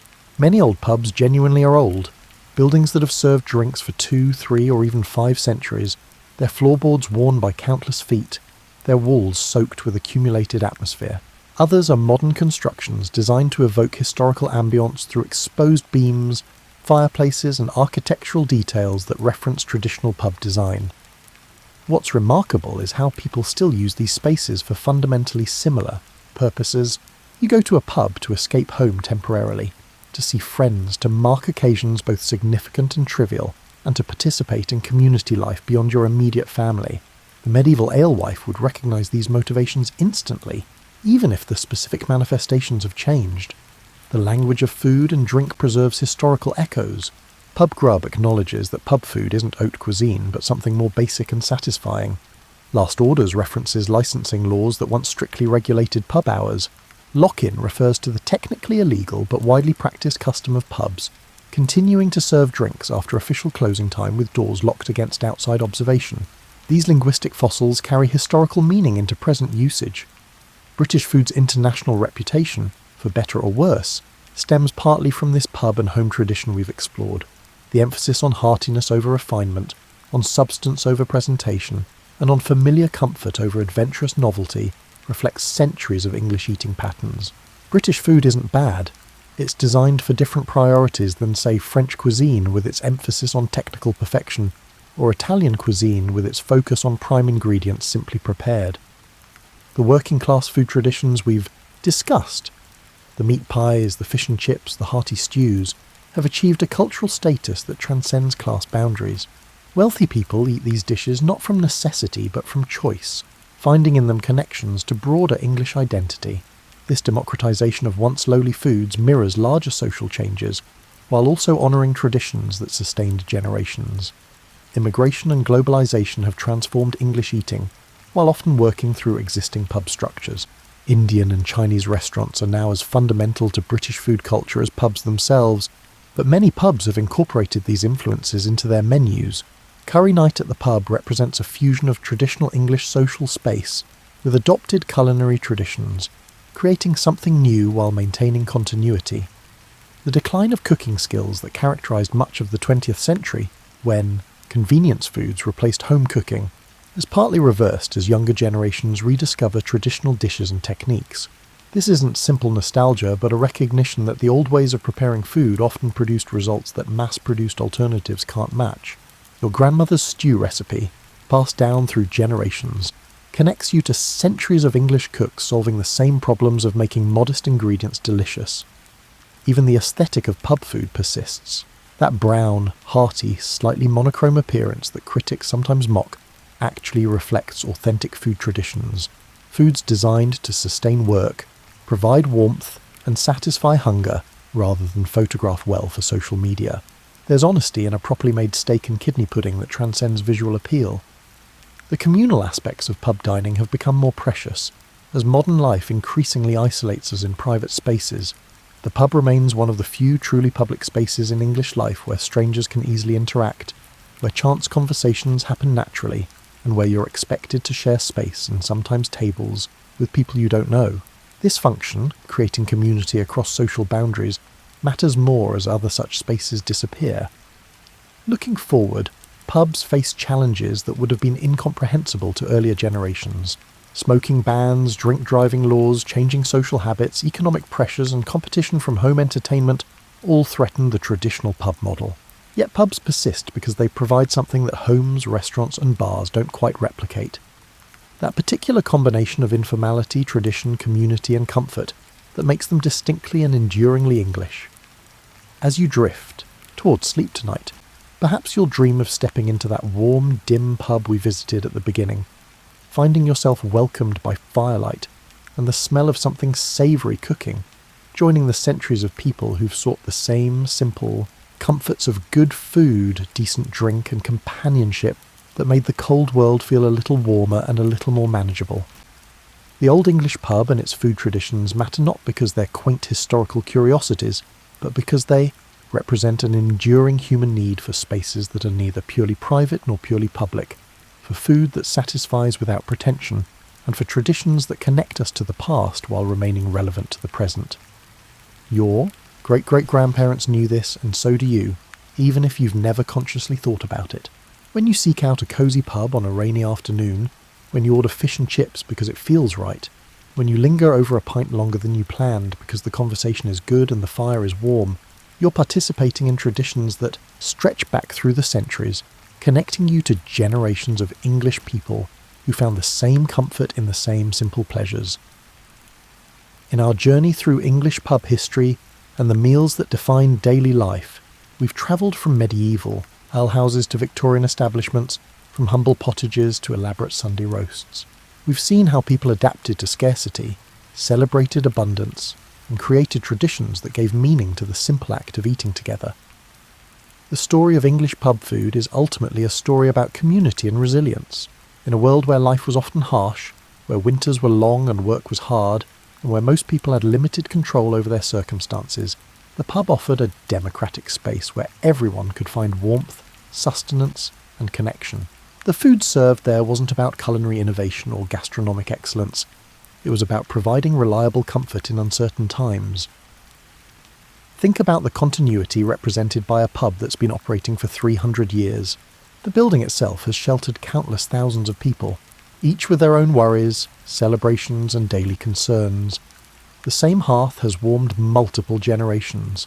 The same basic dishes, refined and adapted but recognisably continuous, have satisfied hunger across centuries. That kind of institutional memory, embedded in physical space and culinary tradition, creates a sense of permanence that our modern world rarely provides.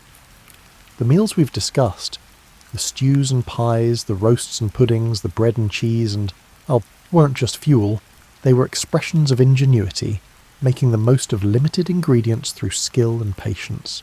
They were demonstrations of care, whether in the alewife brewing a wholesome batch of ale, or the pub cook preparing a proper meat pie.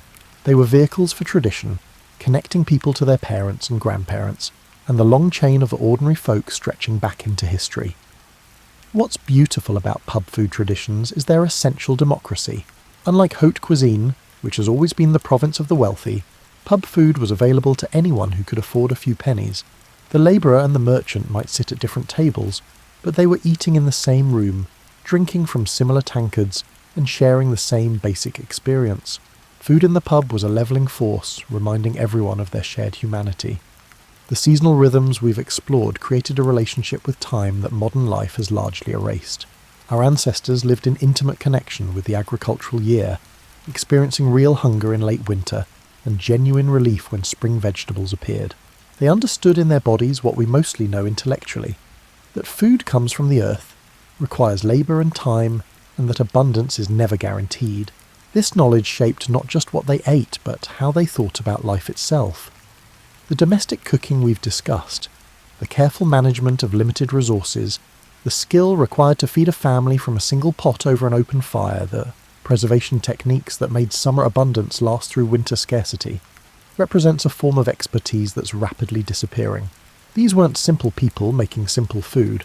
They were highly skilled practitioners managing complex challenges with limited tools. The dismissal of traditional English cooking as boring or unrefined often reflects ignorance about what those cooks were accomplishing under difficult circumstances. The customs and traditions surrounding meals, the graces and toasts, the seasonal dishes and communal feasts, the elaborate etiquettes and simple courtesies created structure and meaning around eating. They transformed mere consumption into something richer. Ritual, celebration, community building and cultural transmission. When you raise a glass in a toast or share a Sunday roast with family, you're not just eating and drinking, you're participating in practices that connect you to centuries of human culture. As you prepare for sleep, consider what a privilege it is to have these stories, to understand even a little of how your ancestors lived and ate. The medieval alewife, the Georgian publican, the Victorian cook, and the countless ordinary people who brewed ale, baked bread, tended fires, and created meals under circumstances we can barely imagine. They weren't so different from us. They wanted warmth, security, good food, companionship, and a sense that their lives mattered. They found these things in many of the same ways we do, by gathering together, sharing meals, maintaining traditions, and creating spaces where community could flourish. The English pub, with its worn floors and scarred tables, its traditional dishes, and timeless atmosphere, represents continuity in a changing world. It's a reminder that some human needs remain constant across centuries. The need to escape home occasionally, to see friends, to mark the passage of time with small ceremonies, and to experience the particular comfort that comes from familiar food in a familiar place surrounded by people who share your understanding of how things should be. Modern threats to pubs, economic pressures, changing habits, generational shifts, matter because they threaten not just businesses but living links to the past. When an old pub closes, it's not just a commercial failure. It's the severing of connections that have been maintained for generations, the silencing of stories that those walls have held, and the ending of traditions that have sustained communities through wars, plagues, and countless personal tragedies and triumphs, but pubs survive, adapting as they always have. The gastropubs, the renovated traditional pubs, and even the modern establishments that reference pub traditions all represent the continuing evolution of an institution that has proven remarkably resilient. As long as people want to gather in public spaces, to share food and drink, and to participate in traditions that connect them to something larger than themselves, the pub in some form will endure. The legacy of Old English eating extends beyond specific dishes or establishments. It's embedded in language, social customs, cultural identity, and collective memory. It shapes how English people think about hospitality, community, and the proper relationship between public and private life. It influences what feels like comfort, what tastes like home, and what seems like an appropriate way to mark occasions both momentous and mundane. Understanding this history enriches your own eating experiences. That pub meal you enjoyed last month connects to centuries of tradition. This Sunday roast you make for family participates in rituals that have defined English weekends for generations. The cup of tea you're perhaps holding right now links you to the transformation of English drinking habits that occurred in the 18th and 19th centuries. Nothing you eat exists in isolation. Every dish, every meal, every food tradition carries history within it. As you sink deeper into your pillow, let your mind drift through the scenes we've visited. The medieval alehouse with its earthen floor and simple ale, the Georgian inn with its roaring fire and savoury pies, the Victorian pub with its etched glass and elaborate dishes, and the countless homes where ordinary people performed daily miracles of transforming modest ingredients into satisfying meals. Imagine the hands that kneaded bread, stirred pottage, poured ale, and tended fires. Imagine the conversations, the laughter, the tears, and the countless moments of human connection that occurred around food and drink. These people are your ancestors, if not by blood, then by culture. Their ingenuity shaped the world you inherited. Their traditions inform practices you follow without thinking. Their struggles and solutions created foodways that still sustain both body and spirit. In understanding their lives, you understand something essential about human resilience, creativity, and the eternal importance of gathering together to share sustenance.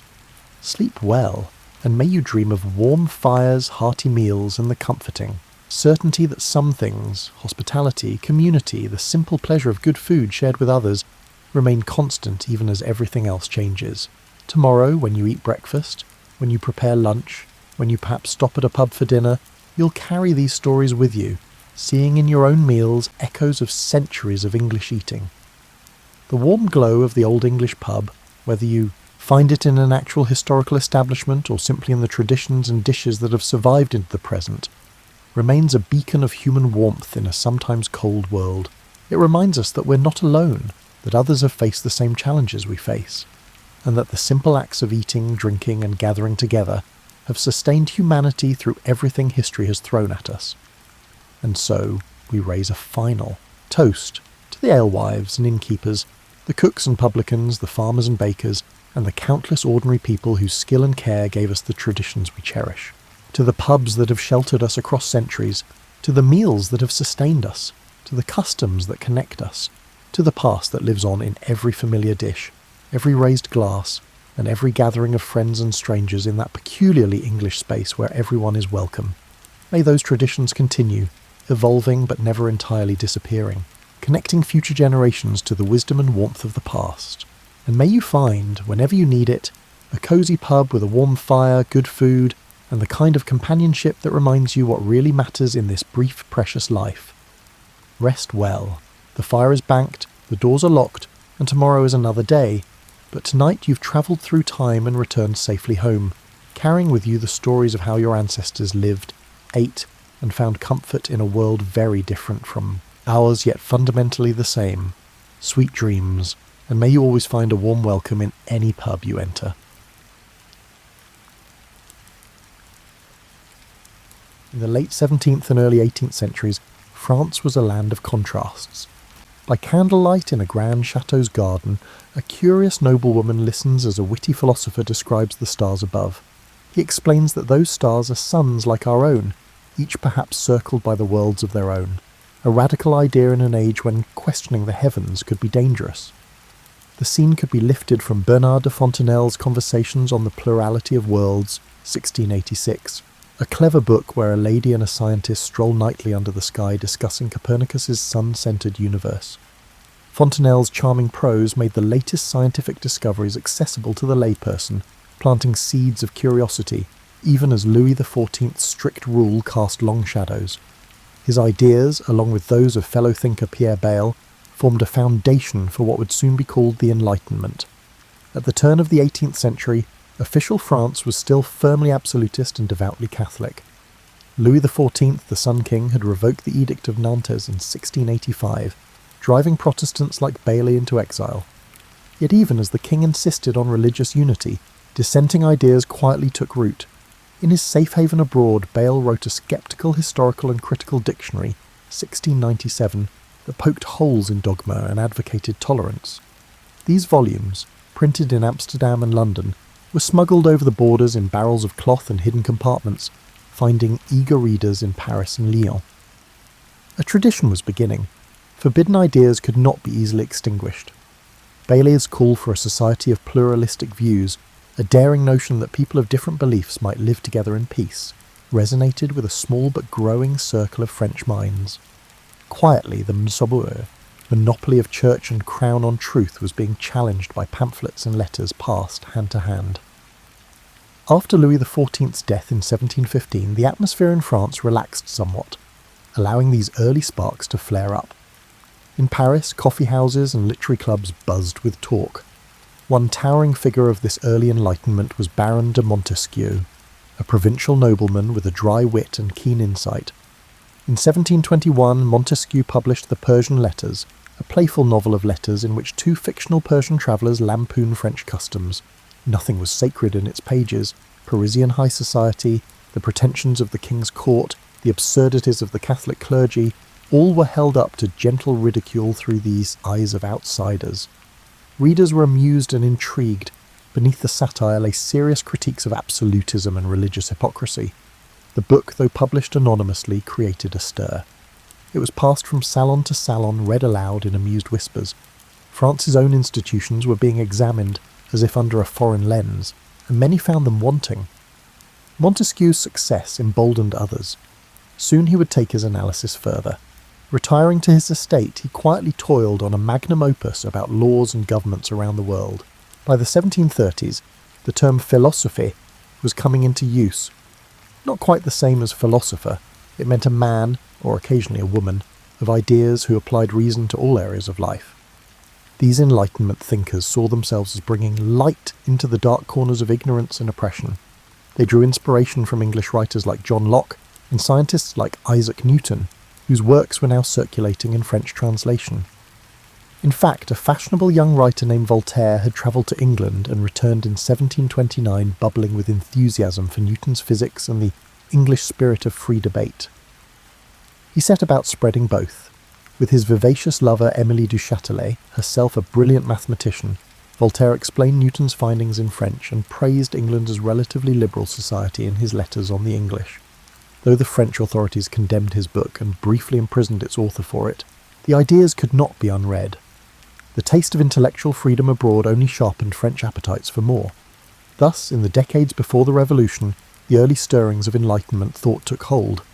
A handful of bold voices, Fontenelle with his popular science, Bayle with his sceptical erudition, Montesquieu with his satire, and Voltaire with his sharp pen, prepared the ground. Their writing circulated in manuscript and in contraband print, fertilizing minds from Paris to the provinces. Over supper tables and university halls, people began asking new questions. Could reason, not tradition, guide human affairs? Must religious uniformity trump individual conscience? Could a king's authority have limits set by natural law?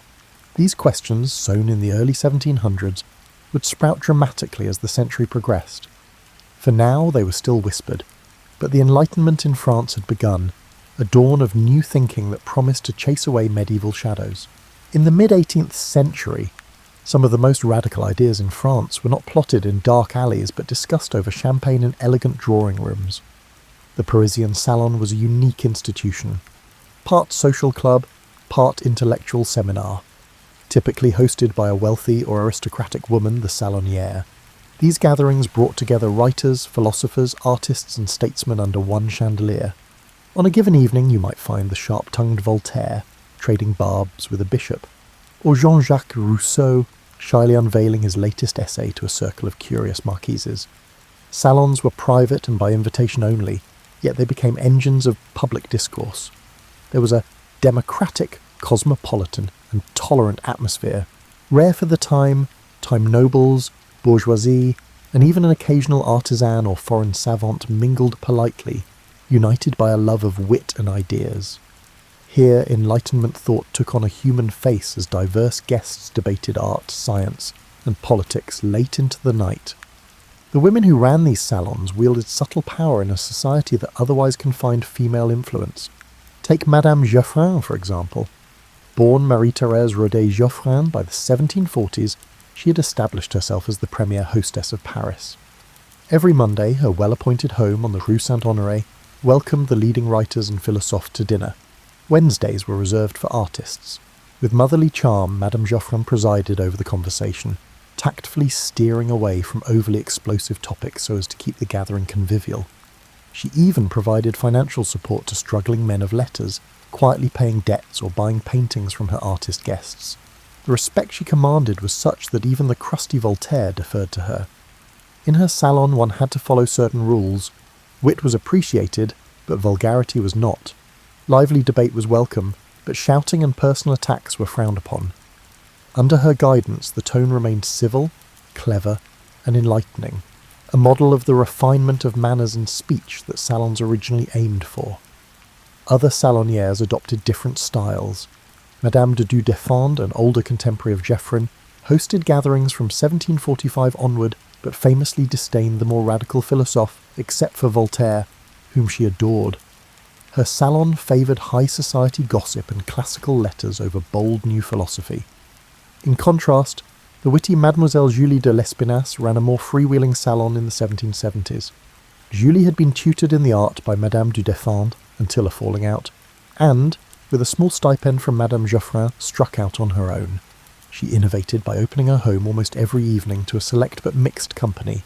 Young intellectuals, older statesmen and foreign visitors. Nibbles and wine were served, nothing lavish, but the talk flowed. One frequent guest, the writer Jean-François Marmontel, marvelled at Julia's ability to inspire frank discussion. He described her as an astonishing compound of reason and wisdom, with the liveliest mind and most ardent soul.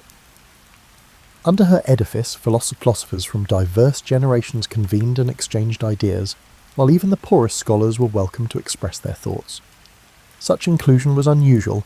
In many salons, one's rank and attire still mattered, but Julia de Lespinasse proved that intellectual passion could trump pedigree. A typical salon evening might unfold like this. As dusk fell, a liveried footman admitted guests to a candle-lit parlour decorated with art. Gentle music played in the next room. Elegant women in silks and men in embroidered coats formed small clusters, exchanging news and bons mots. The hostess circulated, deftly introducing a young poet to a renowned scientist or drawing a shy scholar into a lively debate about the latest play. Conversation was the main event. A good salon guest had something to bring to this conversation, at the very least wit and elegant French. A rising dramatist might recite a scene from his new comedy, met with applause and gentle critique. A visiting American like Benjamin Franklin might regale the company with tales of scientific experiments with lightning. Serious discussions could break out, the merits of Voltaire's newest tract or Rousseau's eccentric theories on education. But if tempers flared or someone droned on too long, the hostess would smoothly change the subject or propose a diversion, perhaps a brief chamber music performance or a round of cards. The result was a peculiar mix of ludic and learned. By evening's end, ideas that might have been seditious in print could be bandied about safely in the salon, cushioned by politeness and mutual respect. The salon thus served as an incubator for Enlightenment ideas. It connected thinkers to patrons. Many an author found a publisher or a financier through salon contacts. It allowed women a rare opportunity to engage in intellectual life, albeit as conveners rather than professors, with notable exceptions like Emily du Châtelet, who, though not a salonière, proved women could match men in science. Salons also helped erode class barriers, if only slightly. Some hostesses prided themselves on gathering a potpourri of talents regardless of noble birth. There were limits, of course. Peasants and labourers did not stroll into these parlours. The salons primarily catered to the elite, who were open to new talent and ideas, not just those inherited from their lineage. In these candlelit rooms, the public sphere had a private cradle. Before newspapers could freely criticise the king or church, and before any elected assembly existed in France, the salons were training grounds for reasoned debate. They fostered what one historian later called the Republic of Letters, a community of minds that transcended social ranks and national borders. Foreigners like the Scottish historian David Hume or the Italian economist Cesare Beccaria were feted at Paris salons when they visited. In turn, French philosophers built networks of correspondence with thinkers abroad. The cosmopolitan chatter in Madame Geoffrin's salon had echoes in London, Geneva or Berlin as ideas spread. By the 1770s and 1780s, even as economic troubles and political conflict loomed in France, one could still find on any given evening a salon in full swing, a microcosm of an ideal Enlightenment society, where conversation flowed freely, differences were bridged by civility, and a new rational France was imagined in talk long before it existed in fact. By the middle of the 18th century, the written word in France was undergoing an explosive proliferation. In bustling Parisian print shops and in secret presses hidden in attics or across the border, printers churned out mountains of paper, books, pamphlets, journals, broadsides. An insatiable reading public had arisen, hungry for everything from scandalous verse to serious treatises on philosophy. The statistics tell part of the story. By the 1780s, literacy had risen markedly. Roughly half of French men and a quarter of women could read, almost double the rates from a century earlier. More people reading meant more demand for reading material. Where the state or the church tried to censor or limit that material, enterprising publishers found ways to supply it regardless. A veritable underground press emerged, and with it a new kind of intellectual warrior, the hack writer and the clandestine bookseller. Together they would spread Enlightenment ideas to every corner of France, even as authorities scrambled to stem the tide. Officially, the French crown maintained strict censorship. All books were supposed to be approved by royal censors and carry the censor's name. Hundreds of titles were outright banned. The Catholic Church, through the Sorbonne faculty and the infamous Index Librorum Prohibitorum, Index of Prohibited Books, also condemned works deemed heretical or immoral. Punishments for illegal printing could be severe: fines, imprisonment, even the gallows for repeat offenders. But by the 1770s, enforcement was increasingly like plugging holes in a sieve.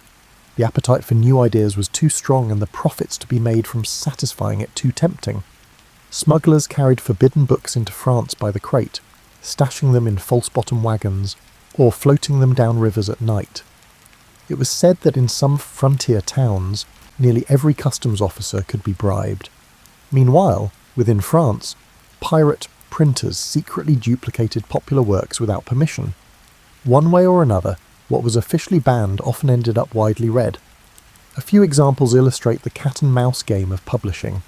In 1759, the monumental project of the Encyclopédie, the great encyclopedia of sciences, arts, and trades edited by Denis Diderot, was banned by King Louis XV after the first 7 volumes, under pressure from church authorities who found its articles too impious.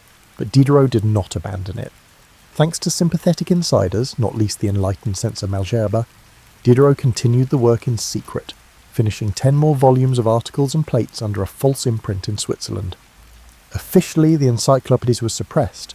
In reality, subscribers received the remaining volumes clandestinely by 1765. As one contemporary quipped, the authorities had winked at the enterprise. They pretended to shut it down to appease the church, but turned a blind eye to its continued existence because it employed hundreds of workers and had powerful supporters. This delicate dance, ban in name, tolerate in practice, typified the later old regime's lax censorship. By 1780, Diderot's encyclopédie stood complete at 35 volumes, an astonishing trove of Enlightenment knowledge made available to the public, despite all edicts to the contrary. In addition to the Encyclopédie, Geneva, Amsterdam, London, and the Rhineland produced illicit literature. Scholars believe that around 600 prohibited books circulated in France before the Revolution. These included philosophical books, scurrilous political pamphlets, and censored novels. According to historian Robert Darnton, several were forbidden bestsellers, books too filthy or seditious for the censors, but eagerly read by everyone who could. Rousseau's Emile on education and the social contract were prohibited in 1762, but pirated volumes spread and made him famous. Obscene leaflets criticising the royal family's morals and crazy stories about the king's ministers were other underground bestsellers. Grub Street writers, hack authors living hand-to-mouth in Paris who wrote whatever sold, specialised in libelles, libellous pamphlets. To get money, such writers might mock the king's mistress one week, compose a natural rights tract the next, and spy for the police the next. Voltaire and Diderot mocked this literary underworld. Voltaire called hack writers things. Ironically, radical ideas sometimes spread through these less recognised venues. The hackers, hungry and alienated from the previous regime, hated authority and fueled the revolution. Print circulation is immense. A recent police inventory of a seized bookstore or the Bastille's confiscated shipment documents shows thousands of illegal books. Popular illegal titles have been republished many times. In the 70s, the Swiss underground publisher Société Typographique de Neuchâtel transported tens of thousands of volumes into France, from Voltaire's philosophical fables to prohibited novels. By 1796, 20 sanctioned and 50 pirated volumes of the forbidden anti-colonial work History of the Two Indies 1770 surfaced.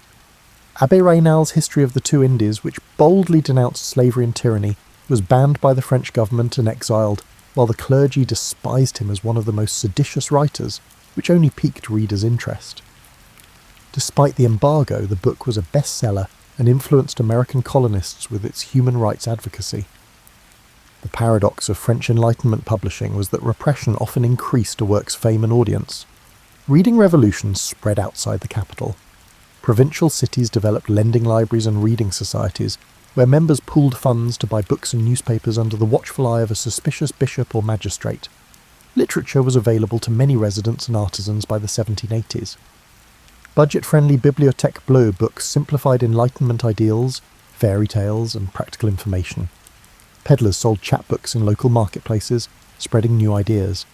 In a tavern, a peasant may hear a hot story about the king's mistress, or a Voltaire joke. Of course, not everyone liked this print deluge. Conservative voices argued that excessive reading, especially forbidden materials, was corrupting ordinary people. One booklet at a time, some worried that authority was losing respect. They were partly right. Before 1789, printed words affected French public opinion. The pamphlet avalanche swayed public opinion after high-profile scandals or trials, like the Diamond Necklace Affair, 1785, involving Queen Marie Antoinette. Enlightenment authors inform and influence public opinion. They thought education and critical thinking could improve society. It worked, but it also fueled high expectations and simmering discontent. A prison kiosk sold a cheap Rousseau leaflet on the eve of the revolution stating, "Man is born free and everywhere he is in chains." A bawdy song mocking the fat archbishop or a broadsheet celebrating America's successful uprising against its ruler were available. Rights, liberty and equality, formerly discussed in salons, have permeated common consciousness. The future was printed on legal and unlawful presses. Despite their efforts, the old order's guardians could not unprint it. The clatter of the printer's type and the rustle of secretly turned pages shook a changing France. In a modest Paris apartment in the 1750s, two brilliant men sit exchanging letters, not amicably, but as rivals locked in intellectual combat. On one side is Voltaire, the most famous wit of the age, now in his 60s, polished, urbane, a skeptic who relishes skewering folly. On the other, Jean-Jacques Rousseau, 2 decades younger, intensely earnest, a loner who distrusts the very society Voltaire so enjoys. They rarely meet in person, but across miles they trade barbs in print. Upon reading Rousseau's latest work, Voltaire cannot resist sending a withering reply. "I have received, sir, your new book against the human species, and I thank you for it," Voltaire writes with biting sarcasm. "No one has ever employed so much intelligence to make us all stupid. Reading your book inspires a strong desire to take action." His words drip with mock praise. Rousseau's idealization of primitive man, Voltaire implies, is absurd. Civilization may be flawed, but it's far better than the savage life Rousseau extols. This famous quip that Rousseau's philosophy is enough to make a man want to become a beast epitomizes the clash between two towering Enlightenment thinkers whose visions of human nature and society were worlds apart. The Enlightenment was not a singular entity, rather, it represented a multitude of diverse perspectives, frequently engaged in intense debate. Voltaire and Rousseau's rivalry is legendary. Voltaire championed reason, science, and a certain cosmopolitan elitism. He believed enlightened monarchs, ideally advised by philosophers like himself, could gradually improve society. Religion, to Voltaire, was useful as a social glue, but needed purging of superstition. Écraser l'infâme, crush the infamous thing, a fanaticism he would famously declare of the Church's abuses. Rousseau, by contrast, distrusted the pretensions of polite society. He thought civilization had corrupted man's originally good nature. In works like Discourse on Inequality, he argued that arts and sciences had led not to progress, but to vanity and oppression. His ideal was a simpler life in harmony with nature and a political community based on genuine equality and the general will of the people, as he later outlined in the social contract. To Voltaire, the idea sounded naive at best, dangerous at worst. Their correspondence started courteously but soured over time. After the devastating Lisbon earthquake of 1755, Voltaire wrote a poem questioning providence. How could a just God slaughter innocents? Rousseau oddly rebuked Voltaire, saying people should not question God's plan, and that if men didn't live packed in cities, the quake would do less harm. Voltaire privately scoffed that Rousseau wanted to send mankind backwards. "One longs, in reading your book, to walk on all fours," he jeered, stung by Rousseau's critique. Rousseau, for his part, grew increasingly convinced that Voltaire and his clique were conspiring against him, mocking him behind his back. By the 70s, their relationship had fractured completely. Rousseau even refused Voltaire's offer of refuge when Rousseau was fleeing arrest. The Voltaire-Rousseau split was not just personal, it symbolised a deeper divergence in Enlightenment thought. Voltaire stood for the party of reason, progress through enlightened authority and sharp criticism of tradition. Rousseau became the voice of the party of feeling, valuing emotion, authenticity, and the wisdom of the common man over the polished salon sophisticate of Gilded. Their quarrel highlighted contradictions. The Enlightenment celebrated reason, yet Rousseau accused reason's apostles of being cold and elitist. It preached equality, yet Voltaire privately disdained the uneducated masses and preferred benevolent despotism to democracy. In their ways, each was prophetic. Voltaire of the liberal, secular values that would shape modern Europe, Rousseau of the romantic, democratic, and even revolutionary currents that would soon erupt. It's fitting that both men died in 1778, a decade before the Revolution, almost as if fate meant to clear the stage for the drama to come. Beyond this famous duo, the Enlightenment was rife with intellectual rivalries and collaborations. Diderot and D'Alembert, co-editors of the Encyclopédie, had their share of squabbles. D'Alembert quit the project in frustration in 1759, leaving Diderot to slog through the remaining volumes largely alone. Diderot also fell out bitterly with Rousseau, who had once been his close friend. Diderot and Baron de Holbach welcomed Rousseau as a kindred spirit in the 1740s, but as Rousseau's ideas diverged and his paranoia grew, he came to believe Diderot had portrayed him negatively in a satirical play. Their friendship collapsed, illustrating how personal slights could fracture even those working for the same broad cause.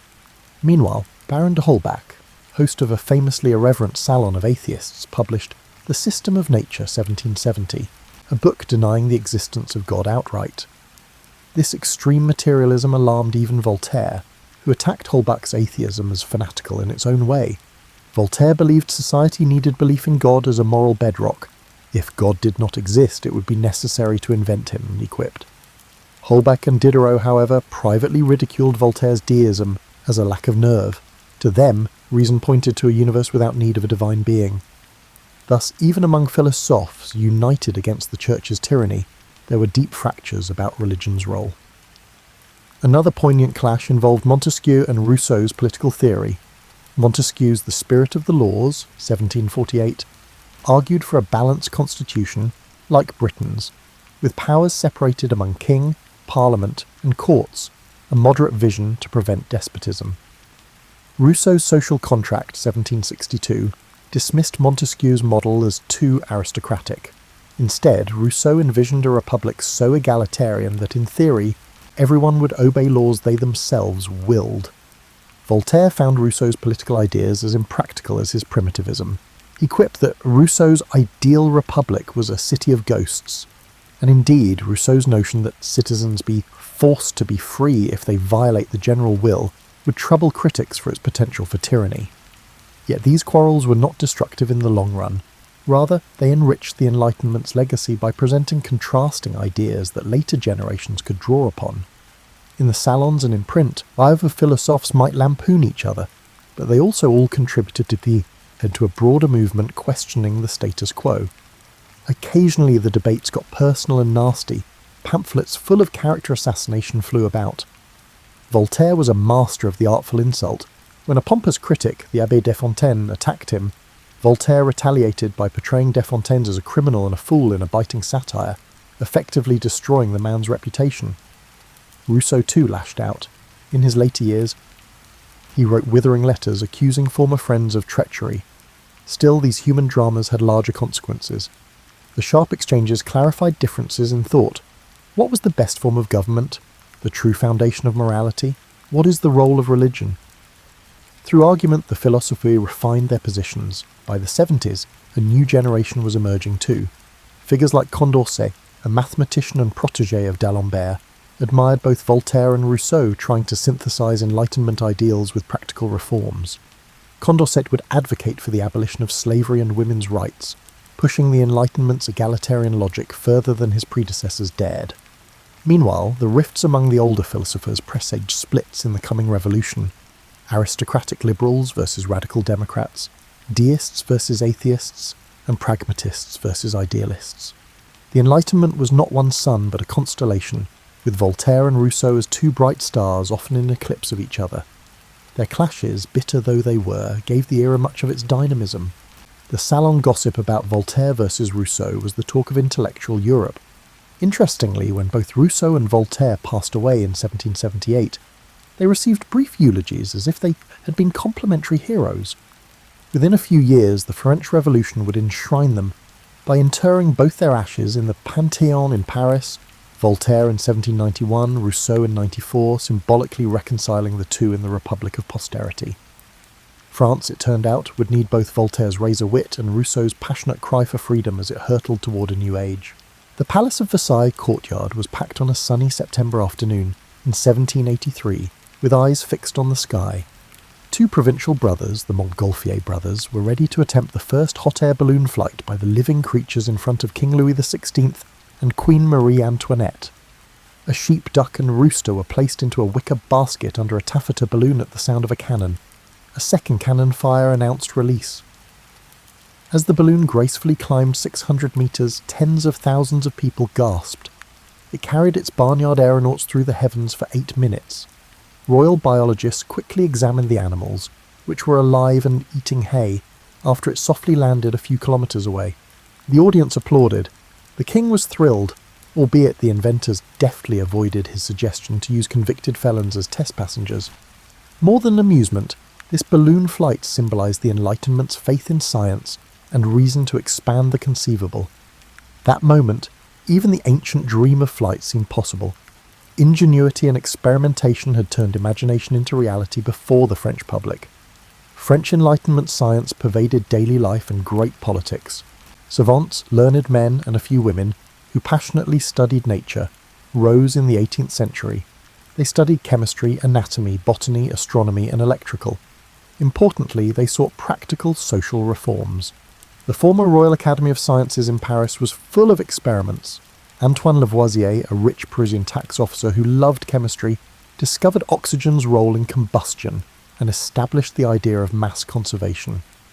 Lavoisier and his wife Marie, who illustrated and took notes, measured gases and metals with astonishing precision in their home laboratory.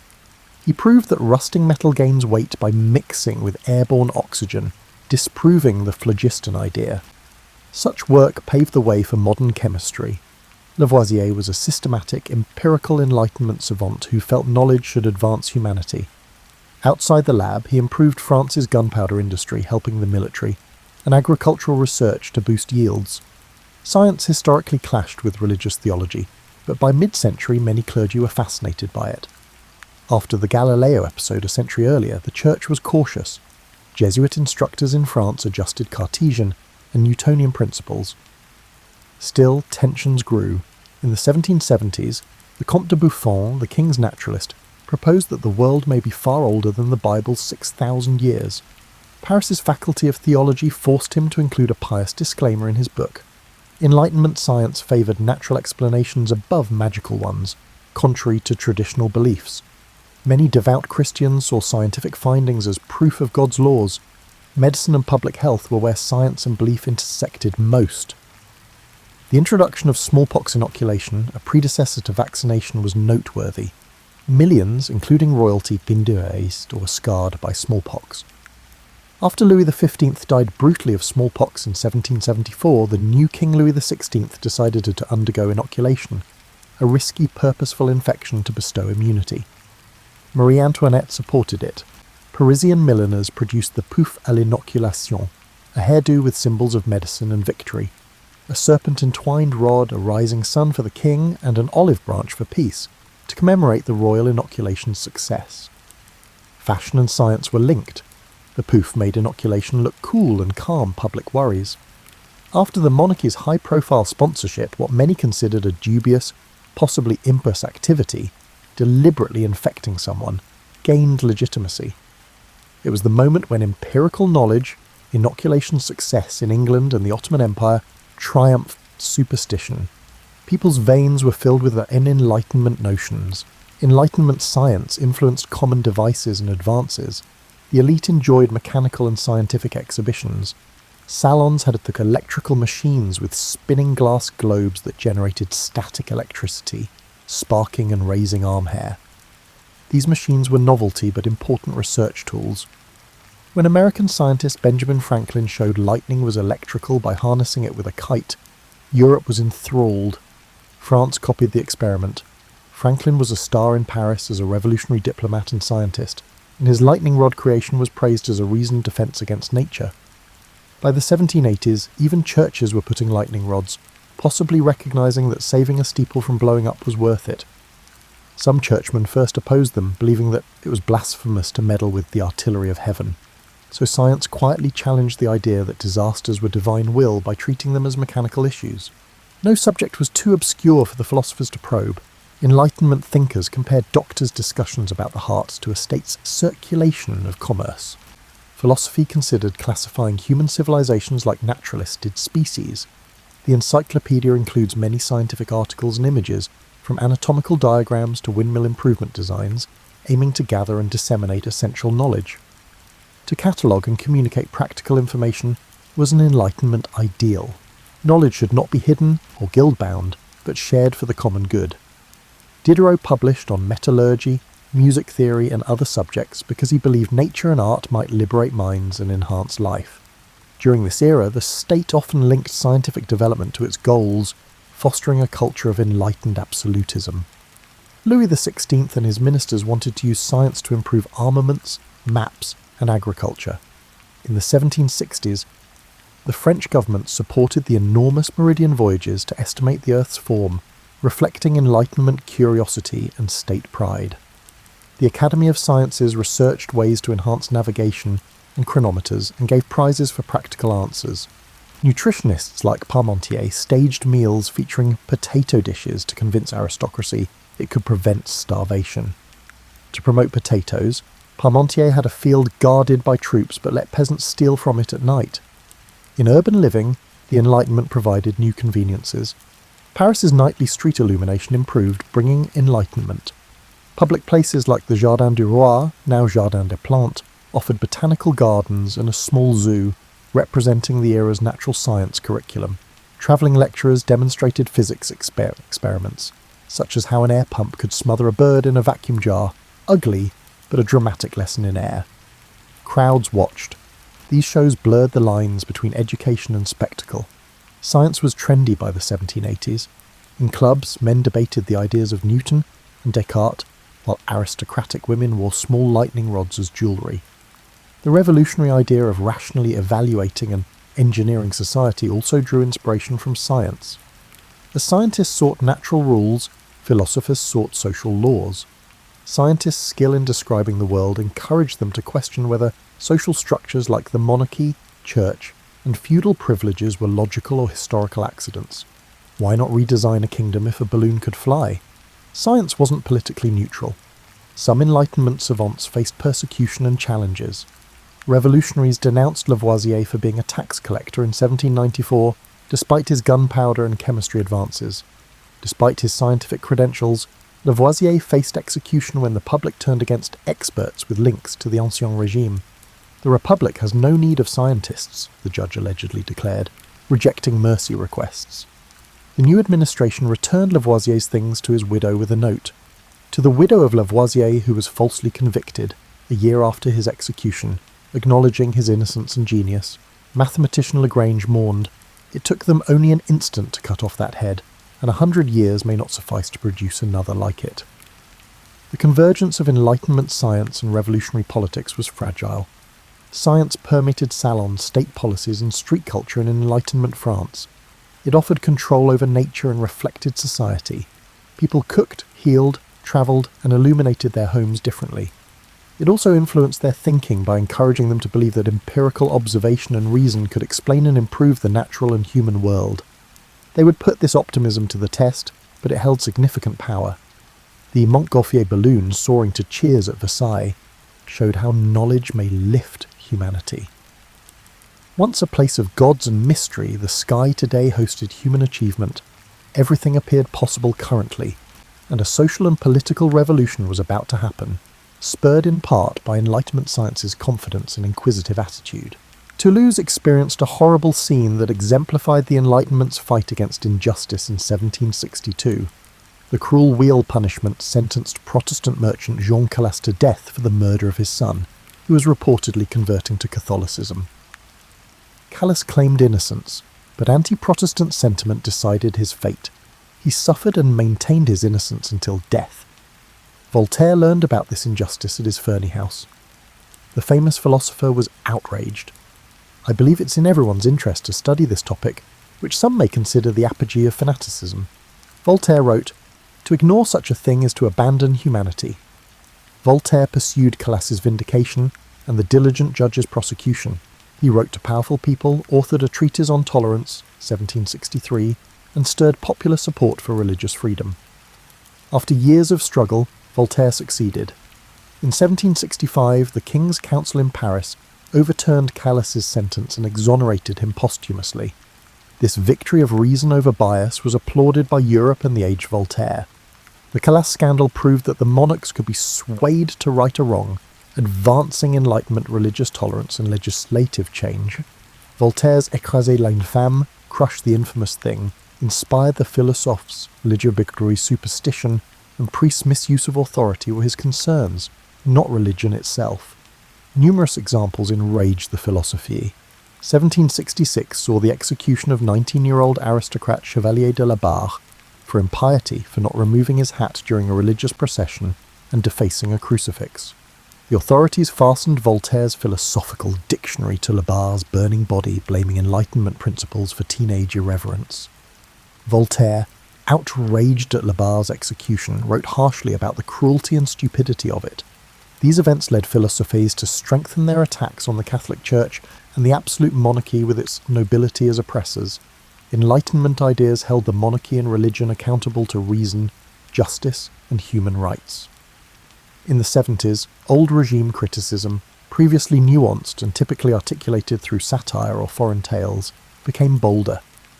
Montesquieu questioned absolute monarchy by praising England's equilibrium. Some went further. Rousseau's Social Contract, 1762, opens with the bold claim, "Man is born free, and everywhere he is in chains," attacking royal and noble privileges. Rousseau believed that sovereignty was with the people, that laws should represent the public will, and that aristocratic titles were illogical. Secret copies of the banned and destroyed book disseminated its ideas quickly. In later works, Diderot focused on colonialism and slavery and suggested that oppressed people should rise up. Raynal and Diderot's popular History of the Two Indies predicts a slave insurrection and the fall of European authority overseas. That conversation exploded. The French crown Spandard censors tried to crush it, but they merely pushed it underground, where it became more appealing. Not all Enlightenment figures were radicals. Many favoured enlightened despotism, which held that a wise and sensible king could reform from power. Voltaire courted Frederick the Great of Prussia and praised Emperor Joseph II of Austria for religious toleration and serfdom reform. Enlightenment influenced French ministers and nobility included Turgot, who tried to deregulate grain trade and abolish forced labour, and the Marquis de Condorcet, who promoted educational and judicial reforms in aristocratic circles. Britannica.com. These men attempted internal system reform. In 1780, mild-mannered Louis XVI prohibited torture and interrogations, inspired by Cesare Beccaria's Enlightenment essay on crimes and punishments.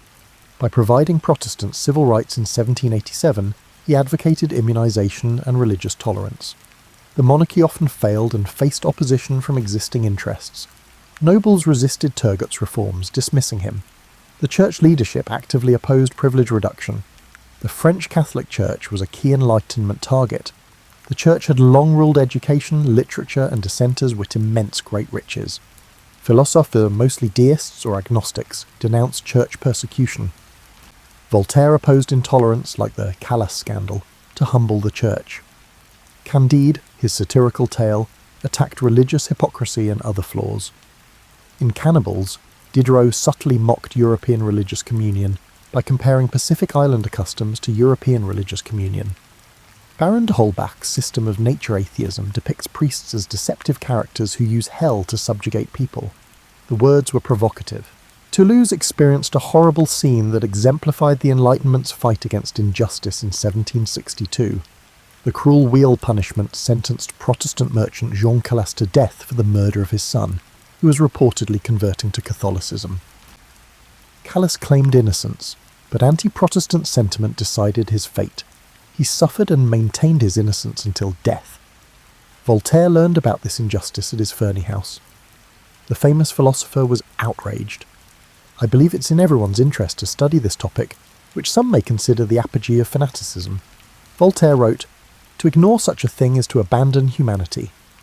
Voltaire pursued Calas's vindication and the diligent judge's prosecution. He wrote to powerful people, authored a treatise on tolerance, 1763, and stirred popular support for religious freedom. After years of struggle, Voltaire succeeded. In 1765, the King's Council in Paris overturned Calas's sentence and exonerated him posthumously. This victory of reason over bias was applauded by Europe and the aged Voltaire. The Calas scandal proved that the monarchs could be swayed to right or wrong, advancing Enlightenment religious tolerance and legislative change. Voltaire's "Écraser l'infâme," crush the infamous thing, inspired the philosophes. Religieux superstition and priests' misuse of authority were his concerns, not religion itself. Numerous examples enraged the philosophie. 1766 saw the execution of 19-year-old aristocrat Chevalier de la Barre for impiety for not removing his hat during a religious procession and defacing a crucifix. The authorities fastened Voltaire's philosophical dictionary to La Barre's burning body, blaming Enlightenment principles for teenage irreverence. Voltaire, outraged at La Barre's execution, wrote harshly about the cruelty and stupidity of it. These events led philosophes to strengthen their attacks on the Catholic Church and the absolute monarchy with its nobility as oppressors. Enlightenment ideas held the monarchy and religion accountable to reason, justice, and human rights.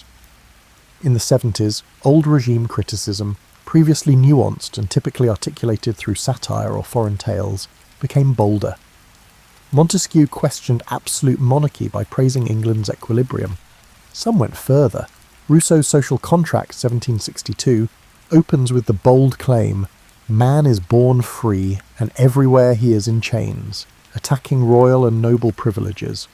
Rousseau believed that sovereignty was with the people, that laws should represent the public will, and that aristocratic titles were illogical. Secret copies of the banned and destroyed book disseminated its ideas quickly. In later works, Diderot focused on colonialism and slavery, and suggested that oppressed people should rise up. Raynal and Diderot's popular History of the Two Indies predicts a slave insurrection and the fall of European authority overseas. That conversation exploded. The French crown spun Dud, censors tried to crush it, but they merely pushed it underground, where it became more appealing. Not all Enlightenment figures were radicals. Many favoured enlightened despotism, which held that a wise and sensible king could reform from power. Voltaire courted Frederick the Great of Prussia and praised Emperor Joseph II of Austria for religious toleration and serfdom reform. Enlightenment influenced French ministers and nobility included Turgot, who tried to deregulate grain trade and abolish forced labour, and the Marquis de Condorcet, who promoted educational and judicial reforms in aristocratic circles. Britannica.com. These men attempted internal system reform. In 1780, mild-mannered Louis XVI prohibited torture and interrogations, inspired by Cesare Beccaria's Enlightenment essay on crimes and punishments. By providing Protestants civil rights in 1787, he advocated immunization and religious tolerance.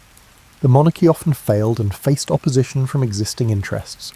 Nobles resisted Turgot's reforms, dismissing him. The church leadership actively opposed privilege reduction. The French Catholic Church was a key Enlightenment target. The Church had long ruled education, literature, and dissenters with immense great riches. Philosophers, mostly deists or agnostics, denounced church persecution. Voltaire opposed intolerance, like the Calas scandal, to humble the Church. Candide, his satirical tale, attacked religious hypocrisy and other flaws. In Cannibals, Diderot subtly mocked European religious communion by comparing Pacific Islander customs to European religious communion. Baron de Holbach's system of nature atheism depicts priests as deceptive characters who use hell to subjugate people. The words were provocative. The mathematician, philosopher, and liberal nobleman, Marquis de Condorcet, died in a dismal Bourg-la-Reine jail cell in August of 1794. He fled from the extremist Jacobin regime that called him a traitor.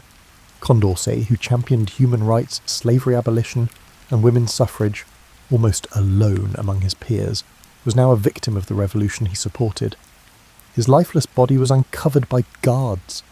He may have died from disease and exhaustion or from poison he hid when the guillotine approached. The terror's gloom killed one of the Enlightenment's brightest lights. His demise typified the tragic irony that befell many Enlightenment luminaries during the revolutionary storm. Their promised progress had turned on them. As previously mentioned, Lavoisier faced execution despite his claims that his scientific efforts benefited the nation. Madame Geoffrin's daughter saw her salon acquaintances scattered, some executed, as genteel reform conversations gave way to mobs. Even after their deaths in 1793, Voltaire and Rousseau were disputed by revolutionaries, with radicals favouring Rousseau's egalitarianism and moderates Voltaire's tolerance. The Enlightenment inspired the revolution, but the revolution tested it. The French Revolution both upheld and undermined Enlightenment values. On one hand, it formalised many philosophers' essential ideas. Based on Montesquieu, Voltaire, Rousseau and Locke, the Declaration of the Rights of Man and Citizen, 1789, advocated freedom of speech and religion, equality before the law, and the right to resist injustice. The philosopher's dream of a meritocratic society was realised on August 1789, when feudal privileges and tithes were abolished in one night. The Constitution of 1791 established a constitutional monarchy with a Montesquieu-like division of powers. The Revolution fulfilled Voltaire's calls for toleration by seizing church property in 1790 and awarding full citizenship to Protestants and Jews in 1791. When Louis XVI was guillotined in 1793, Rousseau's vision of popular sovereignty, the people's will above divine right kingship, was most clearly confirmed. However, the Revolution's violent, illiberal turn troubled many. The Enlightenment sought to replace tyranny with reasoned conversation, not crowd or one-party power. The Committee of Public Safety murdered thousands of enemies of the Revolution during the Reign of Terror, 1793-4, a terrible inversion of Enlightenment ideas. Reason gave way to another frenzy. Under Robespierre, the revolutionaries formed a municipal religion of the Supreme Being and held deistic festivals, a guillotine-enforced version of Rousseau's civil religion. People executed under the guise of reason for being aristocrats or moderate republicans would have horrified Voltaire. The terror exposed an Enlightenment contradiction. The confidence in a single truth, rational or ideological, can lead to tyranny. Philosophers like d'Holbach and Helvetius were as intolerant of religious people as atheists. The Revolution showed how abstract enlightenment may become dogmatism. No one shall spread darkness, on pain of death. Many Enlightenment thinkers did not want democracy. Voltaire favoured an enlightened monarch over an uninformed mob. Some intellectuals said early revolutionary assemblies' disarray showed Voltaire was right about the canaille rabble. Before his 1784 death, Diderot had become pessimistic, arguing that despotism might only cease when the last monarch was strangled with the last priest's entrails, a dismal hyperbole the revolutionaries half-jokingly repeated. Diderot probably wouldn't have celebrated the 1793 mass guillotining. Philosophers had not solved how to justly implement principles. This gap existed between theory and practice. Enlightenment supporters faced social contradictions.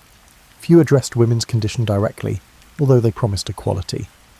Though a proponent of democracy, Rousseau believed women should be educated exclusively to please men and stay at home, contrary to Olympe de Gouges and Condorcet, who authored an essay in 1790 advocating for women's political rights. After writing a Declaration of the Rights of Woman, the revolutionary authority guillotined de Gouges.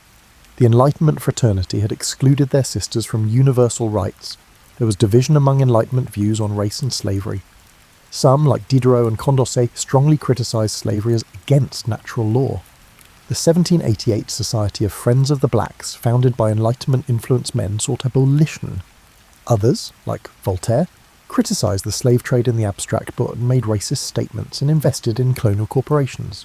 Enlightenment, universal human nature battled with pseudoscientific racism, ironically, a consequence of species classification.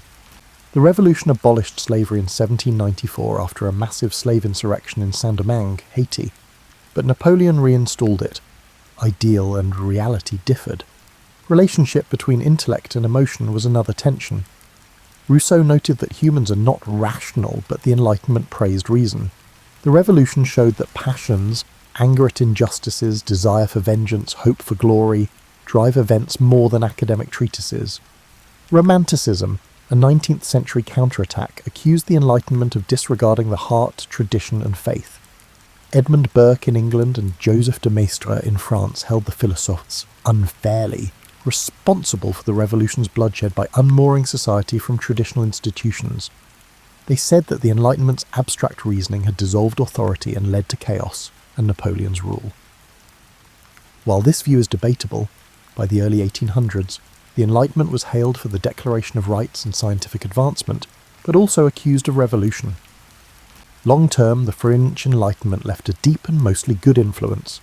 It inspired the French, American, and later independence movements worldwide.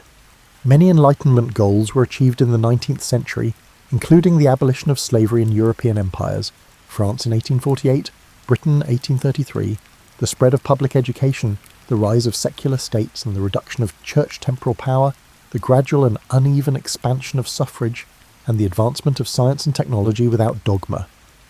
The 1948 UN Universal Declaration of Human Rights is based on Enlightenment ideas.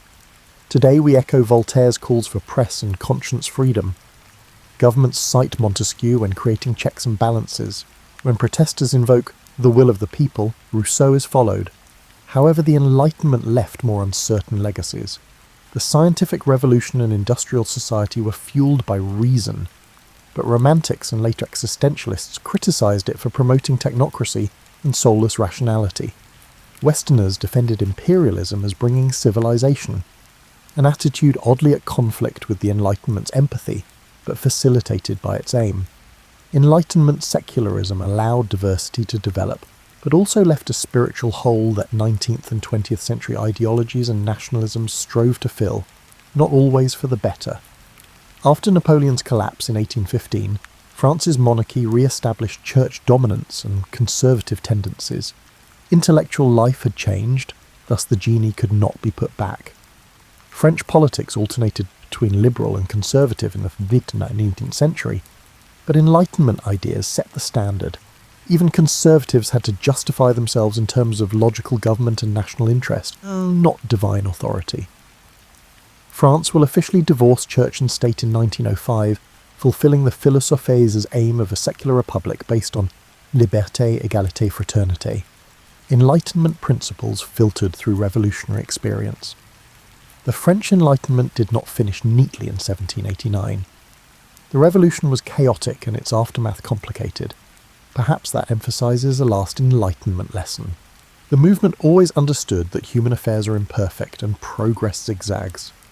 Diderot observed, "Passions are the only orators that always persuade, conceding that reason doesn't control the world."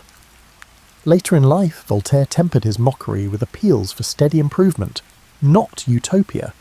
Even radical Rousseau cautioned that abrupt upheaval could lead to harsher despotism. Many Enlightenment thinkers realised that Enlightenment would be a long-term tense project. Thus the Enlightenment's twilight transformed rather than ended. People called themselves ideologues or intellectuals instead of philosophes in the 19th century, but they inherited the Enlightenment's realm. Questioning authority, demanding reasoned answers, and claiming individual dignity became entrenched in Western civilization. When we read Voltaire's witty, courageous writings, Rousseau's profound challenges, Diderot's encyclopedic labours, or Condorcet's prescient humanism, we are reminded of the Enlightenment's very human story: salon gatherings and clandestine pamphlets, friendships and feuds, and people risking prison for a pamphlet or exile for a principle. Ideas could overthrow thrones in that age. Its legacy lives on every time an informed public holds a tyrant accountable. A youngster is taught science without superstition, various individuals sit down to talk and debate rather than fight, and we choose light over darkness. The French Enlightenment was truly a turning point in human history.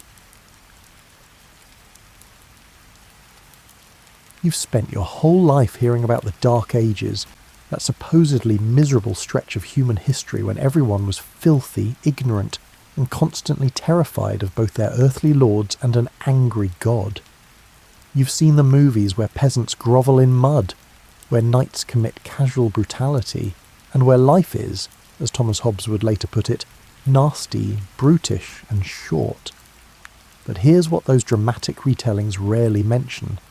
Medieval people weren't stupid, and they certainly weren't interested in making their already challenging lives harder than necessary.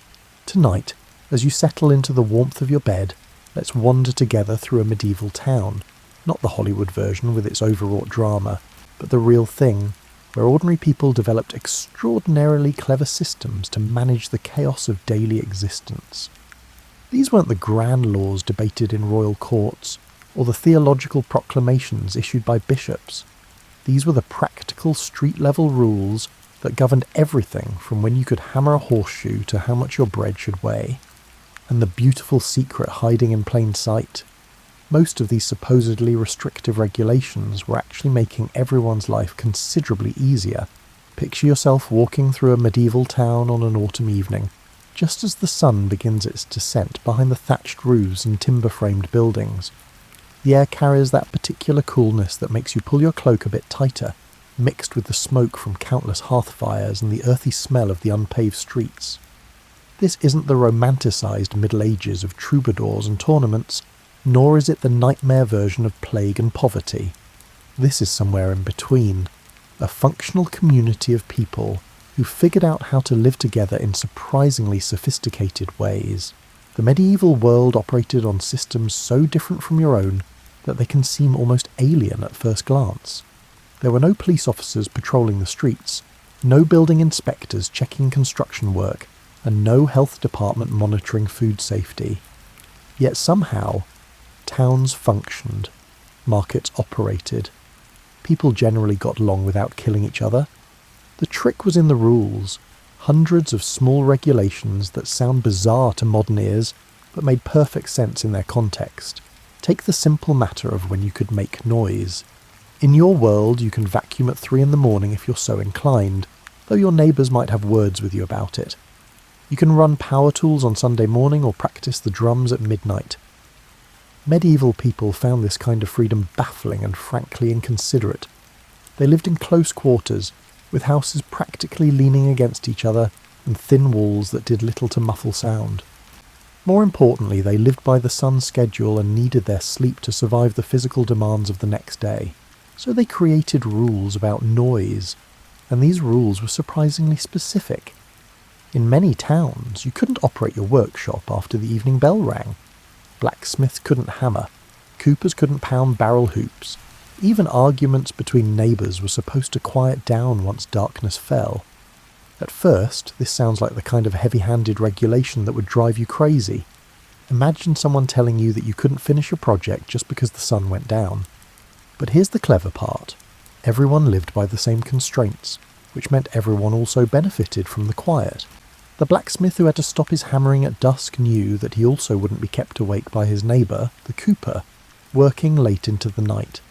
The baker who had to cease grinding grain after dark could sleep soundly without the noise of someone else's industry disturbing him. It was a kind of mutual agreement encoded in law, and it worked because everyone was equally restricted and equally protected. You gave up your freedom to make noise at night, but you gained the guarantee of peace when you needed to sleep. Not a bad trade, really.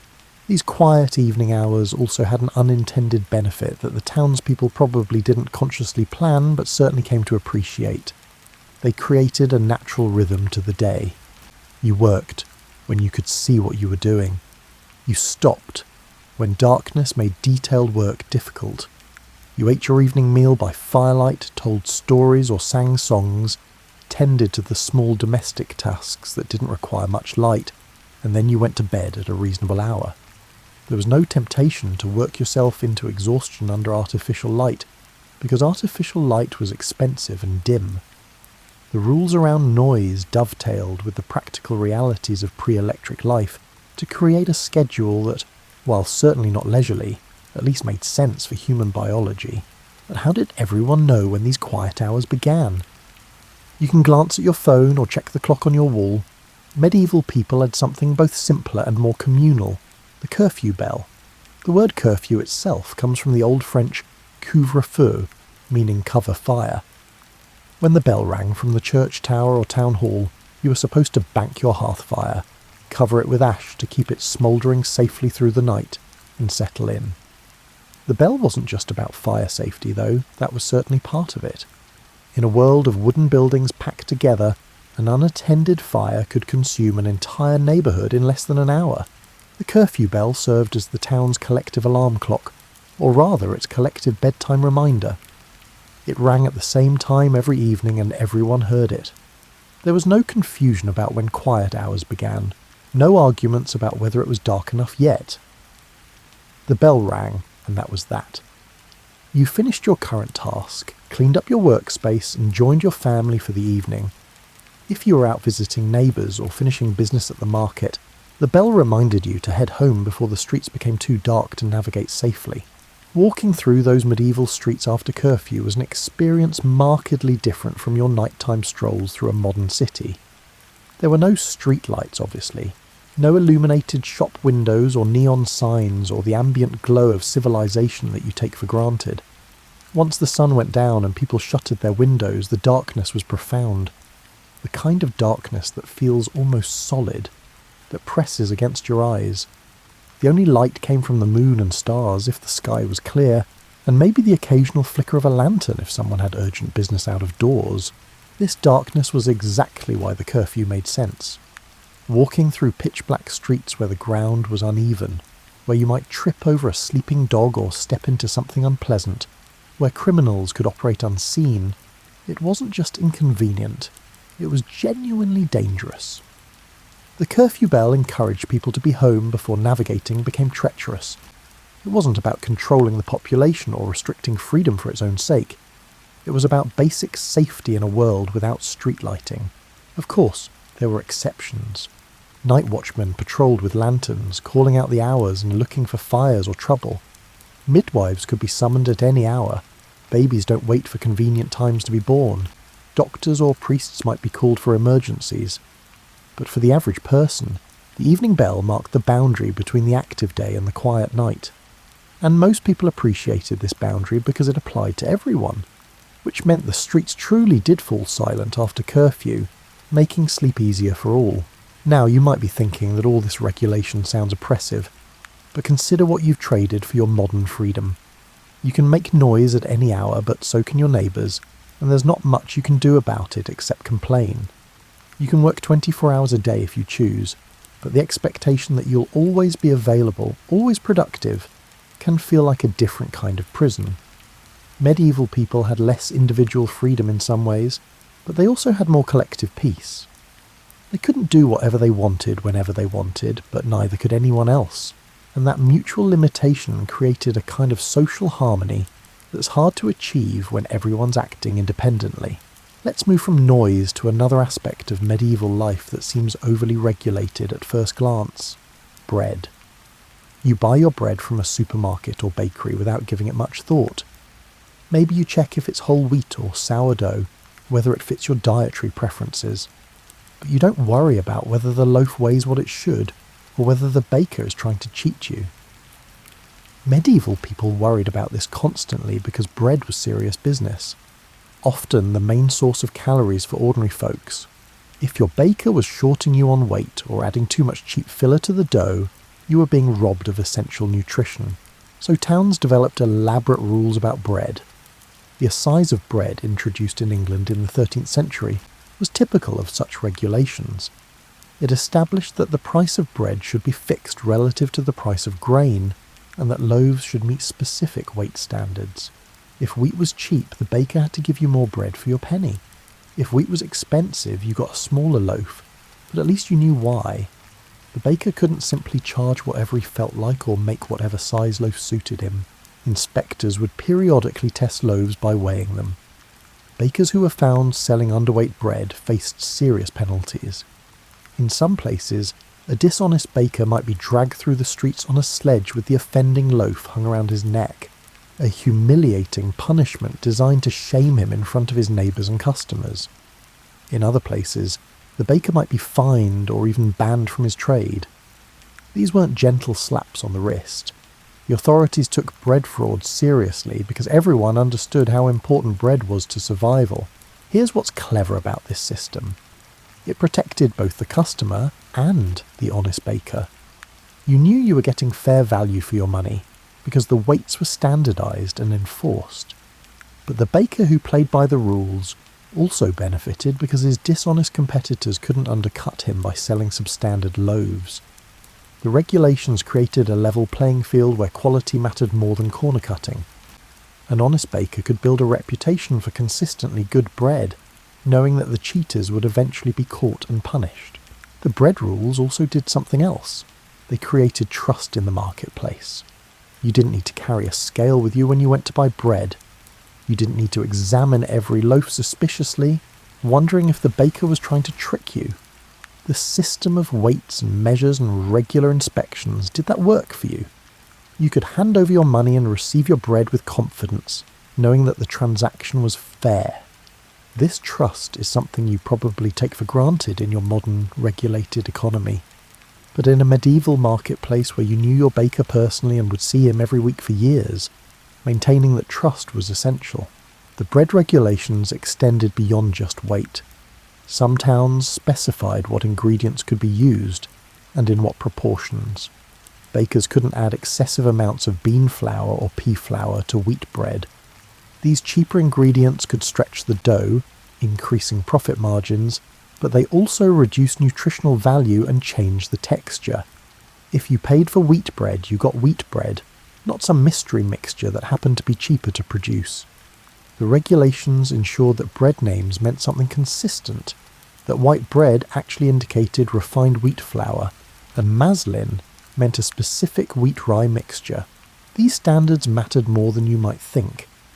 In a world where most people couldn't read, where written contracts were rare for everyday transactions, and where you relied on spoken agreements and community reputation, having standardized products with enforced definitions created a common language for commerce. When you asked for a penny loaf of wheat bread, both you and the baker knew exactly what that meant. The regulation eliminated ambiguity and the potential for disputes. Speaking of the marketplace, let's wander over there now. It's morning, a few hours after sunrise, and the market square is coming alive with activity. Farmers have brought in their produce from the surrounding countryside. Craftspeople have set up stalls displaying their wares. The butcher has hung up his cuts of meat.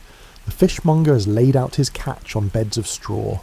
The whole scene buzzes with commerce and conversation, people haggling over prices, examining goods, and catching up on neighbourhood news. But notice something odd. Not everyone can sell their goods at any time. There are rules about when the market opens, and these rules are strictly enforced. In many towns, no one could begin trading until after a bell rang, or until the mayor or market official had formally opened the proceedings. Everyone had to wait, their goods laid out but untouchable, until the signal came. Why this elaborate ceremony? Why not just let people start selling as soon as they arrive? The answer lies in fairness. Farmers from distant villages might need hours to reach town, arriving just as local vendors were already set up and ready. If trading could begin immediately, those local sellers would have already attracted customers and made sales before the rural farmers even arrived. The delayed start gave everyone a chance to get their goods properly displayed and their stalls organised. When the opening bell finally rang, everyone began on equal footing. The farmer who'd walked 5 miles before dawn had the same opportunity to attract customers as the baker, whose shop fronted on the market square. These market rules extended beyond just the opening time. In many places there were regulations about where different types of goods could be sold. All the butchers had to set up in one area, all the cloth merchants in another, and all the vegetable sellers in a third. This sounds restrictive. Why shouldn't a merchant set up wherever he could find space? But the system actually made shopping more efficient.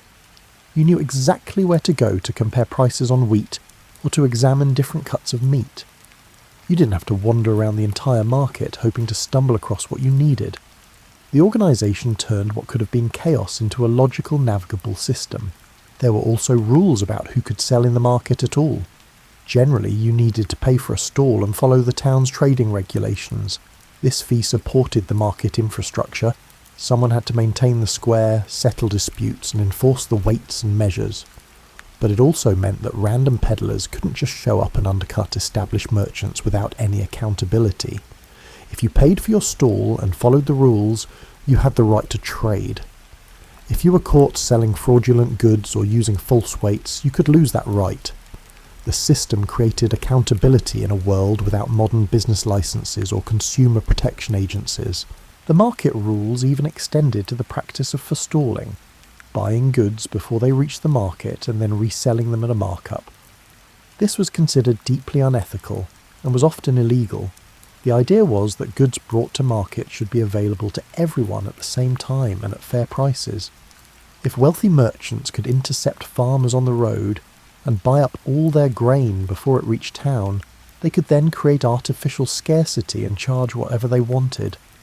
Forestalling laws prevented this manipulation, ensuring that ordinary townspeople could purchase food and other necessities at reasonable prices. Similarly, there were rules against regrating, buying goods in the market and then immediately reselling them at a higher price in the same market. This practice added no value. It just inserted a middleman who profited from information asymmetry or aggressive purchasing. If you bought grain, you were supposed to use it yourself or take it elsewhere to sell. You couldn't simply stand in the same market buying from one stall and selling from another, taking advantage of customers who hadn't yet found the best prices. Again, you can see the underlying wisdom in these regulations. They weren't about controlling every aspect of commerce for its own sake. They were about creating fair conditions where everyone played by the same rules, where the rich couldn't manipulate the system to exploit the poor, and where quality and honest dealing mattered more than clever tricks. The market was regulated, yes, but those regulations made it function better for everyone except the cheaters. The marketplace also had rules about weights and measures that went beyond just bread. Every town maintained official standards, marked measuring rods for cloth, certified weights for grain and meat, and standard containers for liquids. Merchants had to use these standardized tools, and market officials would check them periodically for accuracy. A merchant caught using false weights faced severe penalties, fines, confiscation of goods, and sometimes even banishment from the market. The severity of these punishments reflected how seriously communities took honest dealing. These standardized measures did more than just prevent fraud. They made trade possible between strangers. If you were buying cloth from a merchant you'd never met before, you needed confidence that his yard was the same length as everyone else's yard. If you were purchasing grain, you needed to know that his bushel measure matched the official standard. The regulations created a common foundation that allowed commerce to happen with a basic level of trust, even between people who had no prior relationship. Now let's turn to something that seems even more intrusive by modern standards. Clothing regulations. You wear whatever you want, within the bounds of weather and social context, of course. You might dress up for a wedding or down for yard work, but nobody's going to arrest you for wearing silk when you're only a clerk or putting on colours reserved for nobility. Medieval people faced a labyrinth of sumptuary laws that dictated what fabrics, colours and styles were appropriate for different social classes. A peasant couldn't legally wear silk or velvet. A merchant, no matter how wealthy, couldn't dress like a noble. Even the length of your shoe's pointed toe might be regulated based on your rank. These laws were passed and repassed throughout the Middle Ages, which tells you something important. People constantly ignored them. Merchants who'd grown rich in trade wanted to display their success, and what better way than by wearing the fine fabrics they'd helped import. Craftspeople took pride in their work and wanted to dress well. The authorities kept trying to enforce these distinctions, and people kept finding ways around them. Why did these laws exist at all?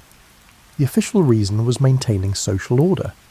If anyone could dress like a noble, how would you know who deserved respect? How would society function if you couldn't tell at a glance who was a knight and who was a carpenter? But there was a more practical economic reason too, controlling luxury consumption. Fine fabrics, rare dyes, and intricate tailoring were expensive. Money spent on fancy clothes was money not spent on land or business investments. Rulers worried that their subjects would bankrupt themselves trying to dress above their station. But here's where these clothing laws had an unintentional benefit. They created thriving industries and clever substitution. If you couldn't wear silk, enterprising weavers developed techniques to make linen look silky. If purple dye was restricted to royalty, other colours became fashionable among the merchant class. If you couldn't have a mine fur trim, you found other ways to decorate your clothes that showed taste and wealth without breaking the law. The restrictions spurred innovation as people sought ways to look prosperous within the legal bounds. The clothing regulations also created a kind of readable social landscape. You could walk through a medieval town and understand much about the people you passed based on their dress. That man in the rough woolen tunic was probably a labourer. That woman in the neat linen dress with modest trim was perhaps a merchant's wife. Those children in matching livery belonged to a noble household. This instant readability served practical purposes. If you needed to find someone with authority, you looked for good clothing. If you were seeking skilled craft work, you might approach someone whose dress suggested success in their trade. The visual hierarchy made the social world more navigable, even if it limited personal expression. Yet even with all these rules, people found ways to express individuality. The cut of a garment, the quality of the stitching, and the choice of accessories, all these could vary within legal bounds. A skilled tailor could make a legally acceptable outfit that still stood out for its elegance. A woman might not be able to wear silk, but she could ensure her linen was impeccably white and beautifully embroidered. The regulations set boundaries, but within those boundaries there was still room for personal style and pride in appearance. The enforcement of clothing laws was inconsistent, which probably saved them from becoming unbearable. In practice, authorities tended to crack down on sumptuary violations when they needed revenue from fines or when they wanted to make an example of someone who'd gotten too uppity. Most of the time, if you dressed slightly above your station but weren't too blatant about it, you could probably get away with it. The laws existed as much as social pressure and aspiration as actual legal constraint. As evening approaches in our medieval town, let's consider one of the more surprising regulations: hospitality laws. In your world, you're free to turn away visitors, lock your door against strangers, and keep your home entirely private if you choose. Medieval people had a more complicated relationship with hospitality, particularly when it came to travellers and those in need. Many communities had rules requiring innkeepers to provide lodging to travellers who could pay, or compelling householders to offer shelter to wayfarers during storms or emergencies. These weren't just nice suggestions, they were legal obligations. If you ran an inn, you couldn't turn away a decent stranger just because you didn't like his looks or wanted to save the room for a possibly better customer. If a traveller was caught in dangerous weather, you might be required to offer basic shelter, even in your private home. This seems intrusive, even alarming by your modern standards. The idea of being legally forced to welcome strangers into your home or business sounds like a violation of basic rights. But consider the world these rules emerged from. Travel was dangerous, roads were poor, often barely more than muddy tracks through forests. Bandits operated with relative impunity between towns. Weather could turn deadly without warning. If you were caught miles from any settlement when night fell or a storm arose, you could die. Not metaphorically, you could actually freeze or be killed. Hospitality laws created a safety net for travellers, and by extension for commerce and communication. A merchant transporting goods needed to know he could find shelter along his route. A messenger carrying important letters needed reliable stopping points. Even a pilgrim travelling to a holy site needed assurance that he wouldn't be left to die in a ditch, because no one felt like helping him. The laws made travel possible by making shelter predictable, but here's the reciprocal element. These same laws protected innkeepers and hosts. If you were required to provide lodging, you were also protected in how you provided it. You didn't have to offer luxury accommodations. Basic shelter, simple food, and a place to sleep were sufficient. You could charge reasonable rates as established by local custom, and if a guest caused trouble, you had legal recourse to remove them and seek compensation for any damage. The regulations cut both ways, protecting both the traveller's need for shelter and the host's right to maintain order in his establishment. The hospitality rules also created a kind of social insurance system. Today, if you fell on hard times while travelling, you might end up sleeping in your car or at a shelter run by charities. Medieval people who couldn't afford an inn might rely on religious houses or invoke hospitality customs to find a night's shelter. It wasn't charity exactly. It was obligation, encoded in law and custom. And because it was an obligation rather than charity, it came without quite the same stigma. You weren't begging for kindness. You were claiming a right that any traveller possessed. There's something profound in this arrangement. It acknowledged that anyone might someday be the stranger in need of help. The wealthy merchant enforcing hospitality laws at his inn might someday find himself stranded far from home, grateful that someone was required to take him in. The peasant offering his barn to a traveller during a storm might someday be that traveller, seeking shelter in someone else's barn. The laws created reciprocal obligations that wove a safety net across the landscape. Religious houses, monasteries, convents and hospitals operated under particularly strict hospitality requirements. They were expected to welcome travellers, feed the hungry, and care for the sick regardless of ability to pay. This wasn't optional charity. It was central to their religious mission. A traveller could arrive at a monastery gate with reasonable confidence that he'd receive at least basic hospitality, a meal, a place to sleep, perhaps medical attention if needed. This network of religious houses created waypoints across the medieval landscape, making long-distance travel feasible even for those of modest means. Now let's venture beyond the town walls into the forests and common lands, spaces that were neither quite wild nor fully tamed, where some of the most practical medieval regulations operated. You might assume forests were free-for-all zones where anyone could hunt, gather wood or pasture animals. The reality was far more controlled, and once again these controls were more practical than you might expect. Forest laws could be severe, particularly in royal forests where the king claimed hunting rights. Killing a deer in the king's forest might cost you your hands or eyes, penalties that sound barbaric to your modern sensibilities. But surrounding those harsh penalties for poaching game were hundreds of smaller regulations about forest use that actually protected common people's rights while preserving the resource. You couldn't cut down trees wherever you wanted, but you did have the right to gather fallen wood and dead branches, a right called deadwood, or windfall. This distinction was important. It meant that common people could collect fuel for heating and cooking without destroying the forest's living trees. The forest remained intact for hunting and timber, while still providing resources for those who needed them. It was a sustainable use policy that protected both the powerful noble's interests and the poor villager's needs. Similarly, you might have rights to pasture your pigs in the forest during certain seasons, a practice called pannage.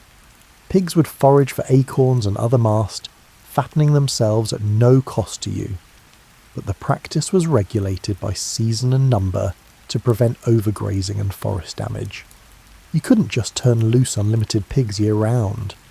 There were rules about how many animals each household could run, when the pannage season opened and closed, and what fees might be owed. These regulations sound restrictive, and they were, but they prevented the tragedy of the commons that occurs when everyone takes as much as they can with no regard for sustainability. If every villager could cut all the wood they wanted, the forest would soon be denuded. If everyone pastured unlimited animals, the undergrowth would be destroyed and young trees couldn't grow.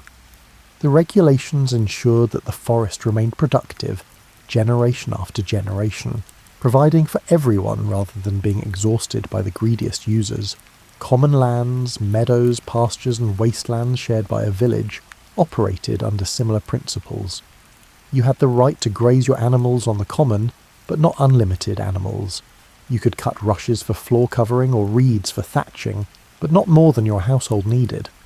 These use rights were carefully defined and jealously guarded because they represented real value to families who owned little land of their own. The common land regulations created a functional sharing economy. Your single cow could graze alongside your neighbour's sheep and someone else's goats, and there was enough grass for all because the total number of animals was controlled. If someone tried to run extra animals or take more than their share of resources, the other commoners would quickly object and enforce the rules. The system worked because everyone benefited from sustainable use, and everyone suffered if someone overused the commons. There's a lesson here about how regulations can protect freedom rather than restrict it.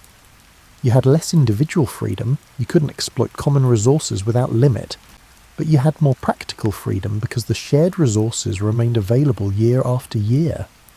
Your children and grandchildren would have access to the same common lands, because the regulations prevented any one generation from exhausting them. Forest and common land regulations also included detailed rules about when certain activities could take place. You might be allowed to graze animals on the common only after the hay harvest was complete, giving everyone a chance to secure winter fodder first. You might be permitted to gather specific types of wood only during certain months, when taking them wouldn't harm the forest's reproductive cycle. These temporal regulations showed sophisticated understanding of ecological processes and resource management. The enforcement of these rules often fell to local officials elected or appointed from within the community. A haywood might oversee common lands, a woodward might manage forest resources, and these officials were typically people who'd lived in the area their whole lives and understood both the resources and the needs of their neighbours. They weren't distant bureaucrats imposing arbitrary rules.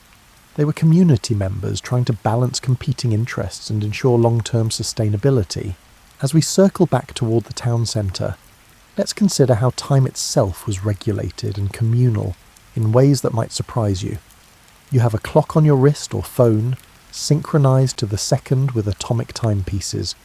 You know exactly what time it is, anywhere in the world, any moment of the day. Medieval people had a much looser relationship with clock time, not because they were imprecise, but because their needs were different. Churches marked the hours with bells, ringing at intervals throughout the day and night for prayers. These canonical hours, matins, lauds, prime, terce, sext, none, vespers and compline, divided the day into segments, but not equal segments. The hours adjusted with the seasons since they were based on daylight. A summer hour was longer than a winter hour. This seems chaotic to you, but it made perfect sense in a world where useful work was limited by available light. The church bells served as the town's timekeeping system, and everyone lived by them. The morning bells told you when to rise and start work. Midday bells reminded you to eat. Evening bells signalled the end of the workday. These shared time signals synchronized the community in ways that individual timekeeping never could. Everyone heard the same bells and organised their day around the same markers. You didn't need to worry about your clock being 5 minutes fast or wonder if you'd misread the time. The bell rang, everyone heard it, and everyone knew what time it was. Collectively, if not precisely. This communal timekeeping also meant that time was less of a burden. You couldn't be late for something if no one knew exactly when it was supposed to start. Meetings happened after the midday bell or before vespers, or when the sun reaches mid-sky. There was inherent flexibility in these arrangements. You showed up within a reasonable period around the appointed time, and that was sufficient. The anxiety of modern punctuality, of being exactly on time or being considered rude, didn't exist in quite the same way. Yet for all this flexibility, medieval people could be remarkably precise when precision mattered. Mechanical clocks began appearing in churches and town halls in the late Middle Ages, and their use was carefully regulated. The town clock needed to be accurate because people made agreements based on it. Markets opened at specific hours. Work shifts at mills or workshops needed coordination. Legal proceedings happened at designated times. So the community invested in maintaining a good clock and ensuring everyone had access to its information. The regulation of time, like so many medieval rules, was about creating common reference points. Just as the weights and measures for bread needed to be standardised, and market hours needed to be known to all, time itself needed to be a shared resource. The bells and clocks weren't just tools for individuals, they were public infrastructure that enabled the whole community to function in synchronised ways when synchronisation mattered. The division of time also reflected and reinforced the rhythm of medieval religious life. The canonical hours weren't just arbitrary divisions, They represented times of prayer that structured the day for monks and nuns, and by extension, for the whole community. When the bells rang for Vespers, even if you weren't particularly devout, you were reminded that the day was winding down and that it was time to think about evening tasks and preparation for night. The religious framework for time gave it meaning beyond mere measurement. Let's take a moment to think about what all these regulations about noise, bread, markets, clothing, hospitality, forests and time add up to. They created a world where individual freedom was constrained, certainly. You couldn't do whatever you wanted whenever you wanted. You had to follow rules about the most mundane aspects of daily life. But in exchange for these constraints, you gained something valuable, a functioning community with shared expectations and mutual obligations. You knew your neighbour couldn't keep you awake with his hammering because the noise rules protected you both. You knew your bread was fairly weighted because the regulations protected honest bakers and customers alike. You knew that if you travelled and met with misfortune, hospitality laws might save your life. You knew the common lands would still be there for your children because usage was controlled and sustainable. You knew what time it was because everyone heard the same bells. These regulations created trust. Trust that others would follow the same rules you followed. Trust that cheaters would be caught and punished. And trust that the systems enabling daily life would continue functioning. This trust was the invisible foundation that allowed medieval communities to work despite all their challenges. Without police forces to enforce every rule, and without surveillance technology to catch every violation, the system depended on community pressure, shared understanding, and the knowledge that today's enforcer might be tomorrow's rule breaker needing the community's protection. There's something almost beautiful in how these practical regulations emerged not from theory but from necessity. Nobody sat down with a comprehensive plan for managing medieval town life. Instead, communities developed solutions to specific problems: how to keep the peace at night, how to prevent bread fraud, how to make markets fair, how to ensure travellers didn't die on the roads, and how to preserve shared resources. Each solution became a custom, and customs hardened into regulations, and regulations accumulated into a comprehensive system that looks, from your perspective, simultaneously strange and remarkably sophisticated. Consider how interconnected these rules were. The curfew bell that marked quiet hours also signalled when to bank your fire, which reduced the risk of conflagrations that would destroy the wooden buildings where people lived and worked. The market regulations that prevented forestalling and regrating helped ensure that bread prices remained affordable, which made the bread weight regulations more meaningful. The hospitality laws that protected travellers enabled the commerce that kept markets supplied with diverse goods. The forest regulations that preserved timber resources ensured that there would be wood for building the homes and shops where people followed the other regulations. Each rule supported and reinforced the others, creating a system greater than the sum of its parts. The medieval approach to regulation also reflected a fundamentally different understanding of community than what you might be accustomed to. In your world, there's often a sharp distinction between public and private life, between what the community can regulate and what's purely personal. Medieval people drew that line differently. They believed that almost nothing was purely personal, because almost everything you did affected your neighbours. Your noisy work disturbed their sleep. Your bread fraud cheated your customers. Your wasteful use of common resources diminished what was available to others. Your choice to wear clothing above your station disrupted social hierarchy. Even your private hearth fire, if left unbanked, could burn down the whole neighbourhood.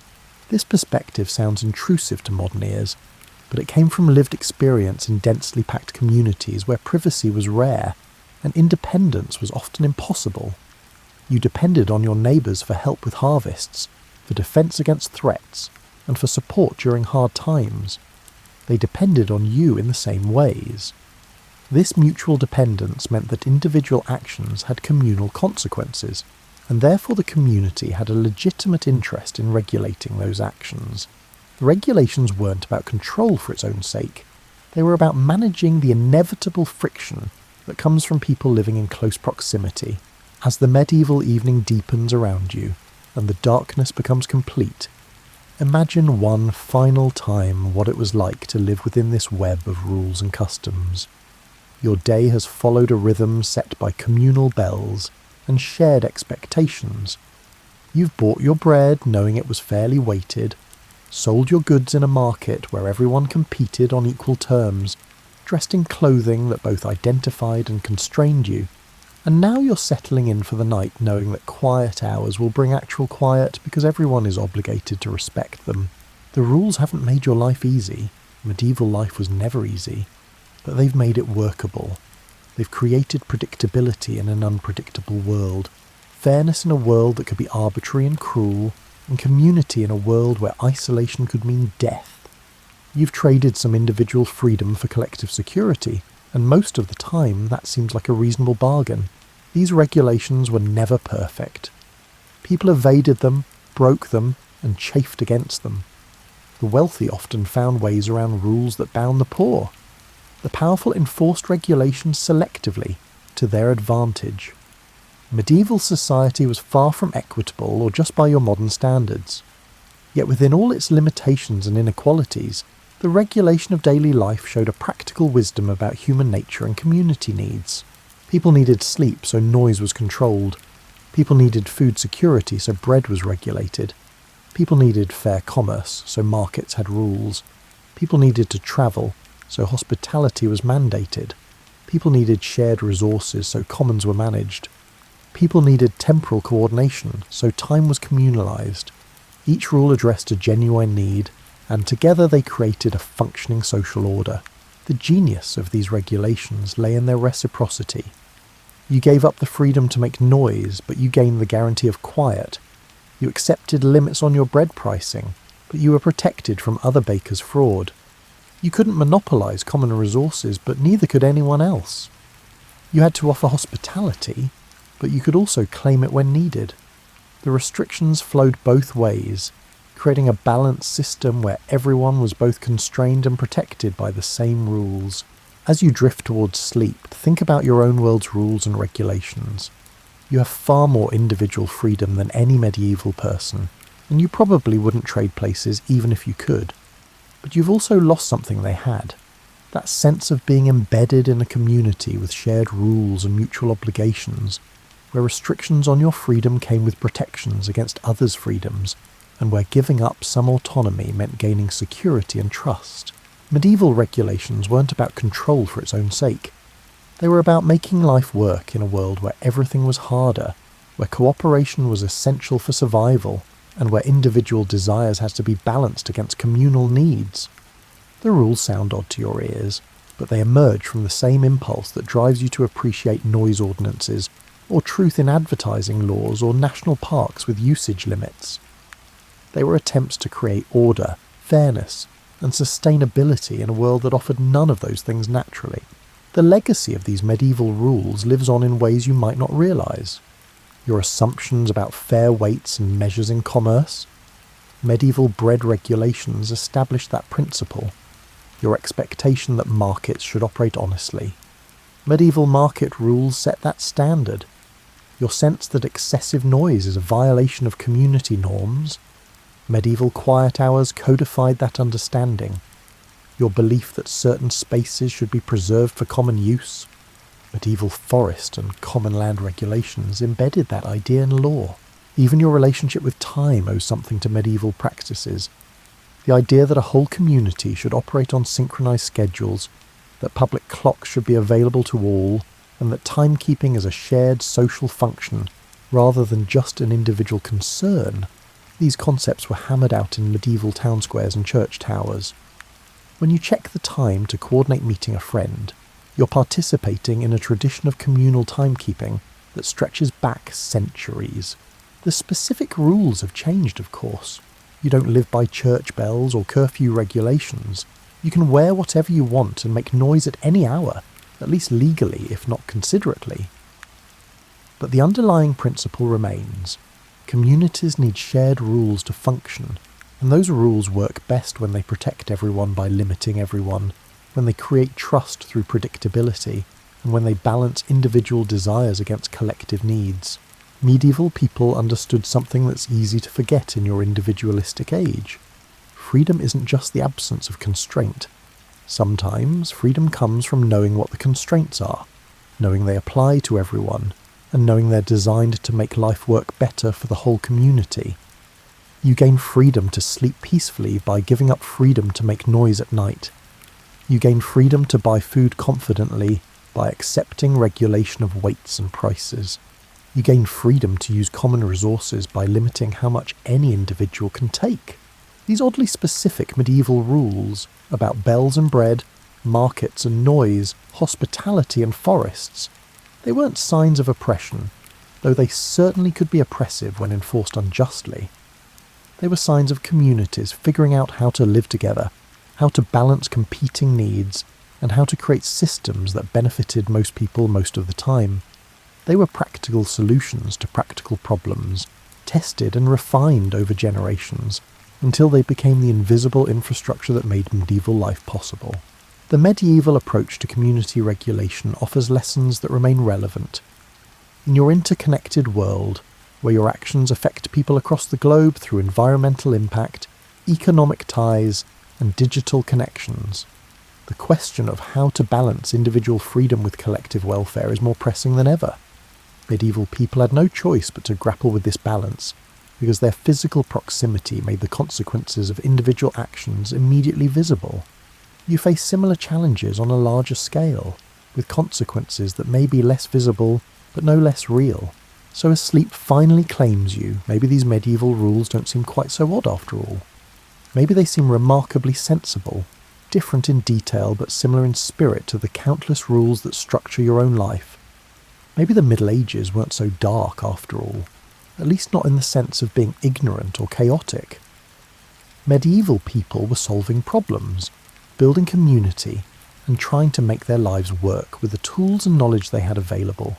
They created systems that acknowledged human nature, the tendency to cheat, to take more than your share, to disturb others for your own convenience, and built structures to channel those impulses toward more productive ends. They understood that left entirely to individual choice, communities would fracture and essential resources would be depleted. So they created rules that limited everyone equally and protected everyone equally, trading individual autonomy for collective security. And on that thought, with the peaceful certainty that comes from understanding how even strange-seeming rules can make sense in context, let yourself sink into sleep, grateful for the continuity of human wisdom across the centuries, grateful for all the invisible regulations that make your own life work, and grateful most of all for the quiet dark that medieval people fought so hard to preserve for everyone's benefit. Sleep well, knowing that people have been solving similar problems for centuries, finding ways to live together despite all the challenges, and creating order from chaos through the simple but profound tool of shared rules and mutual respect.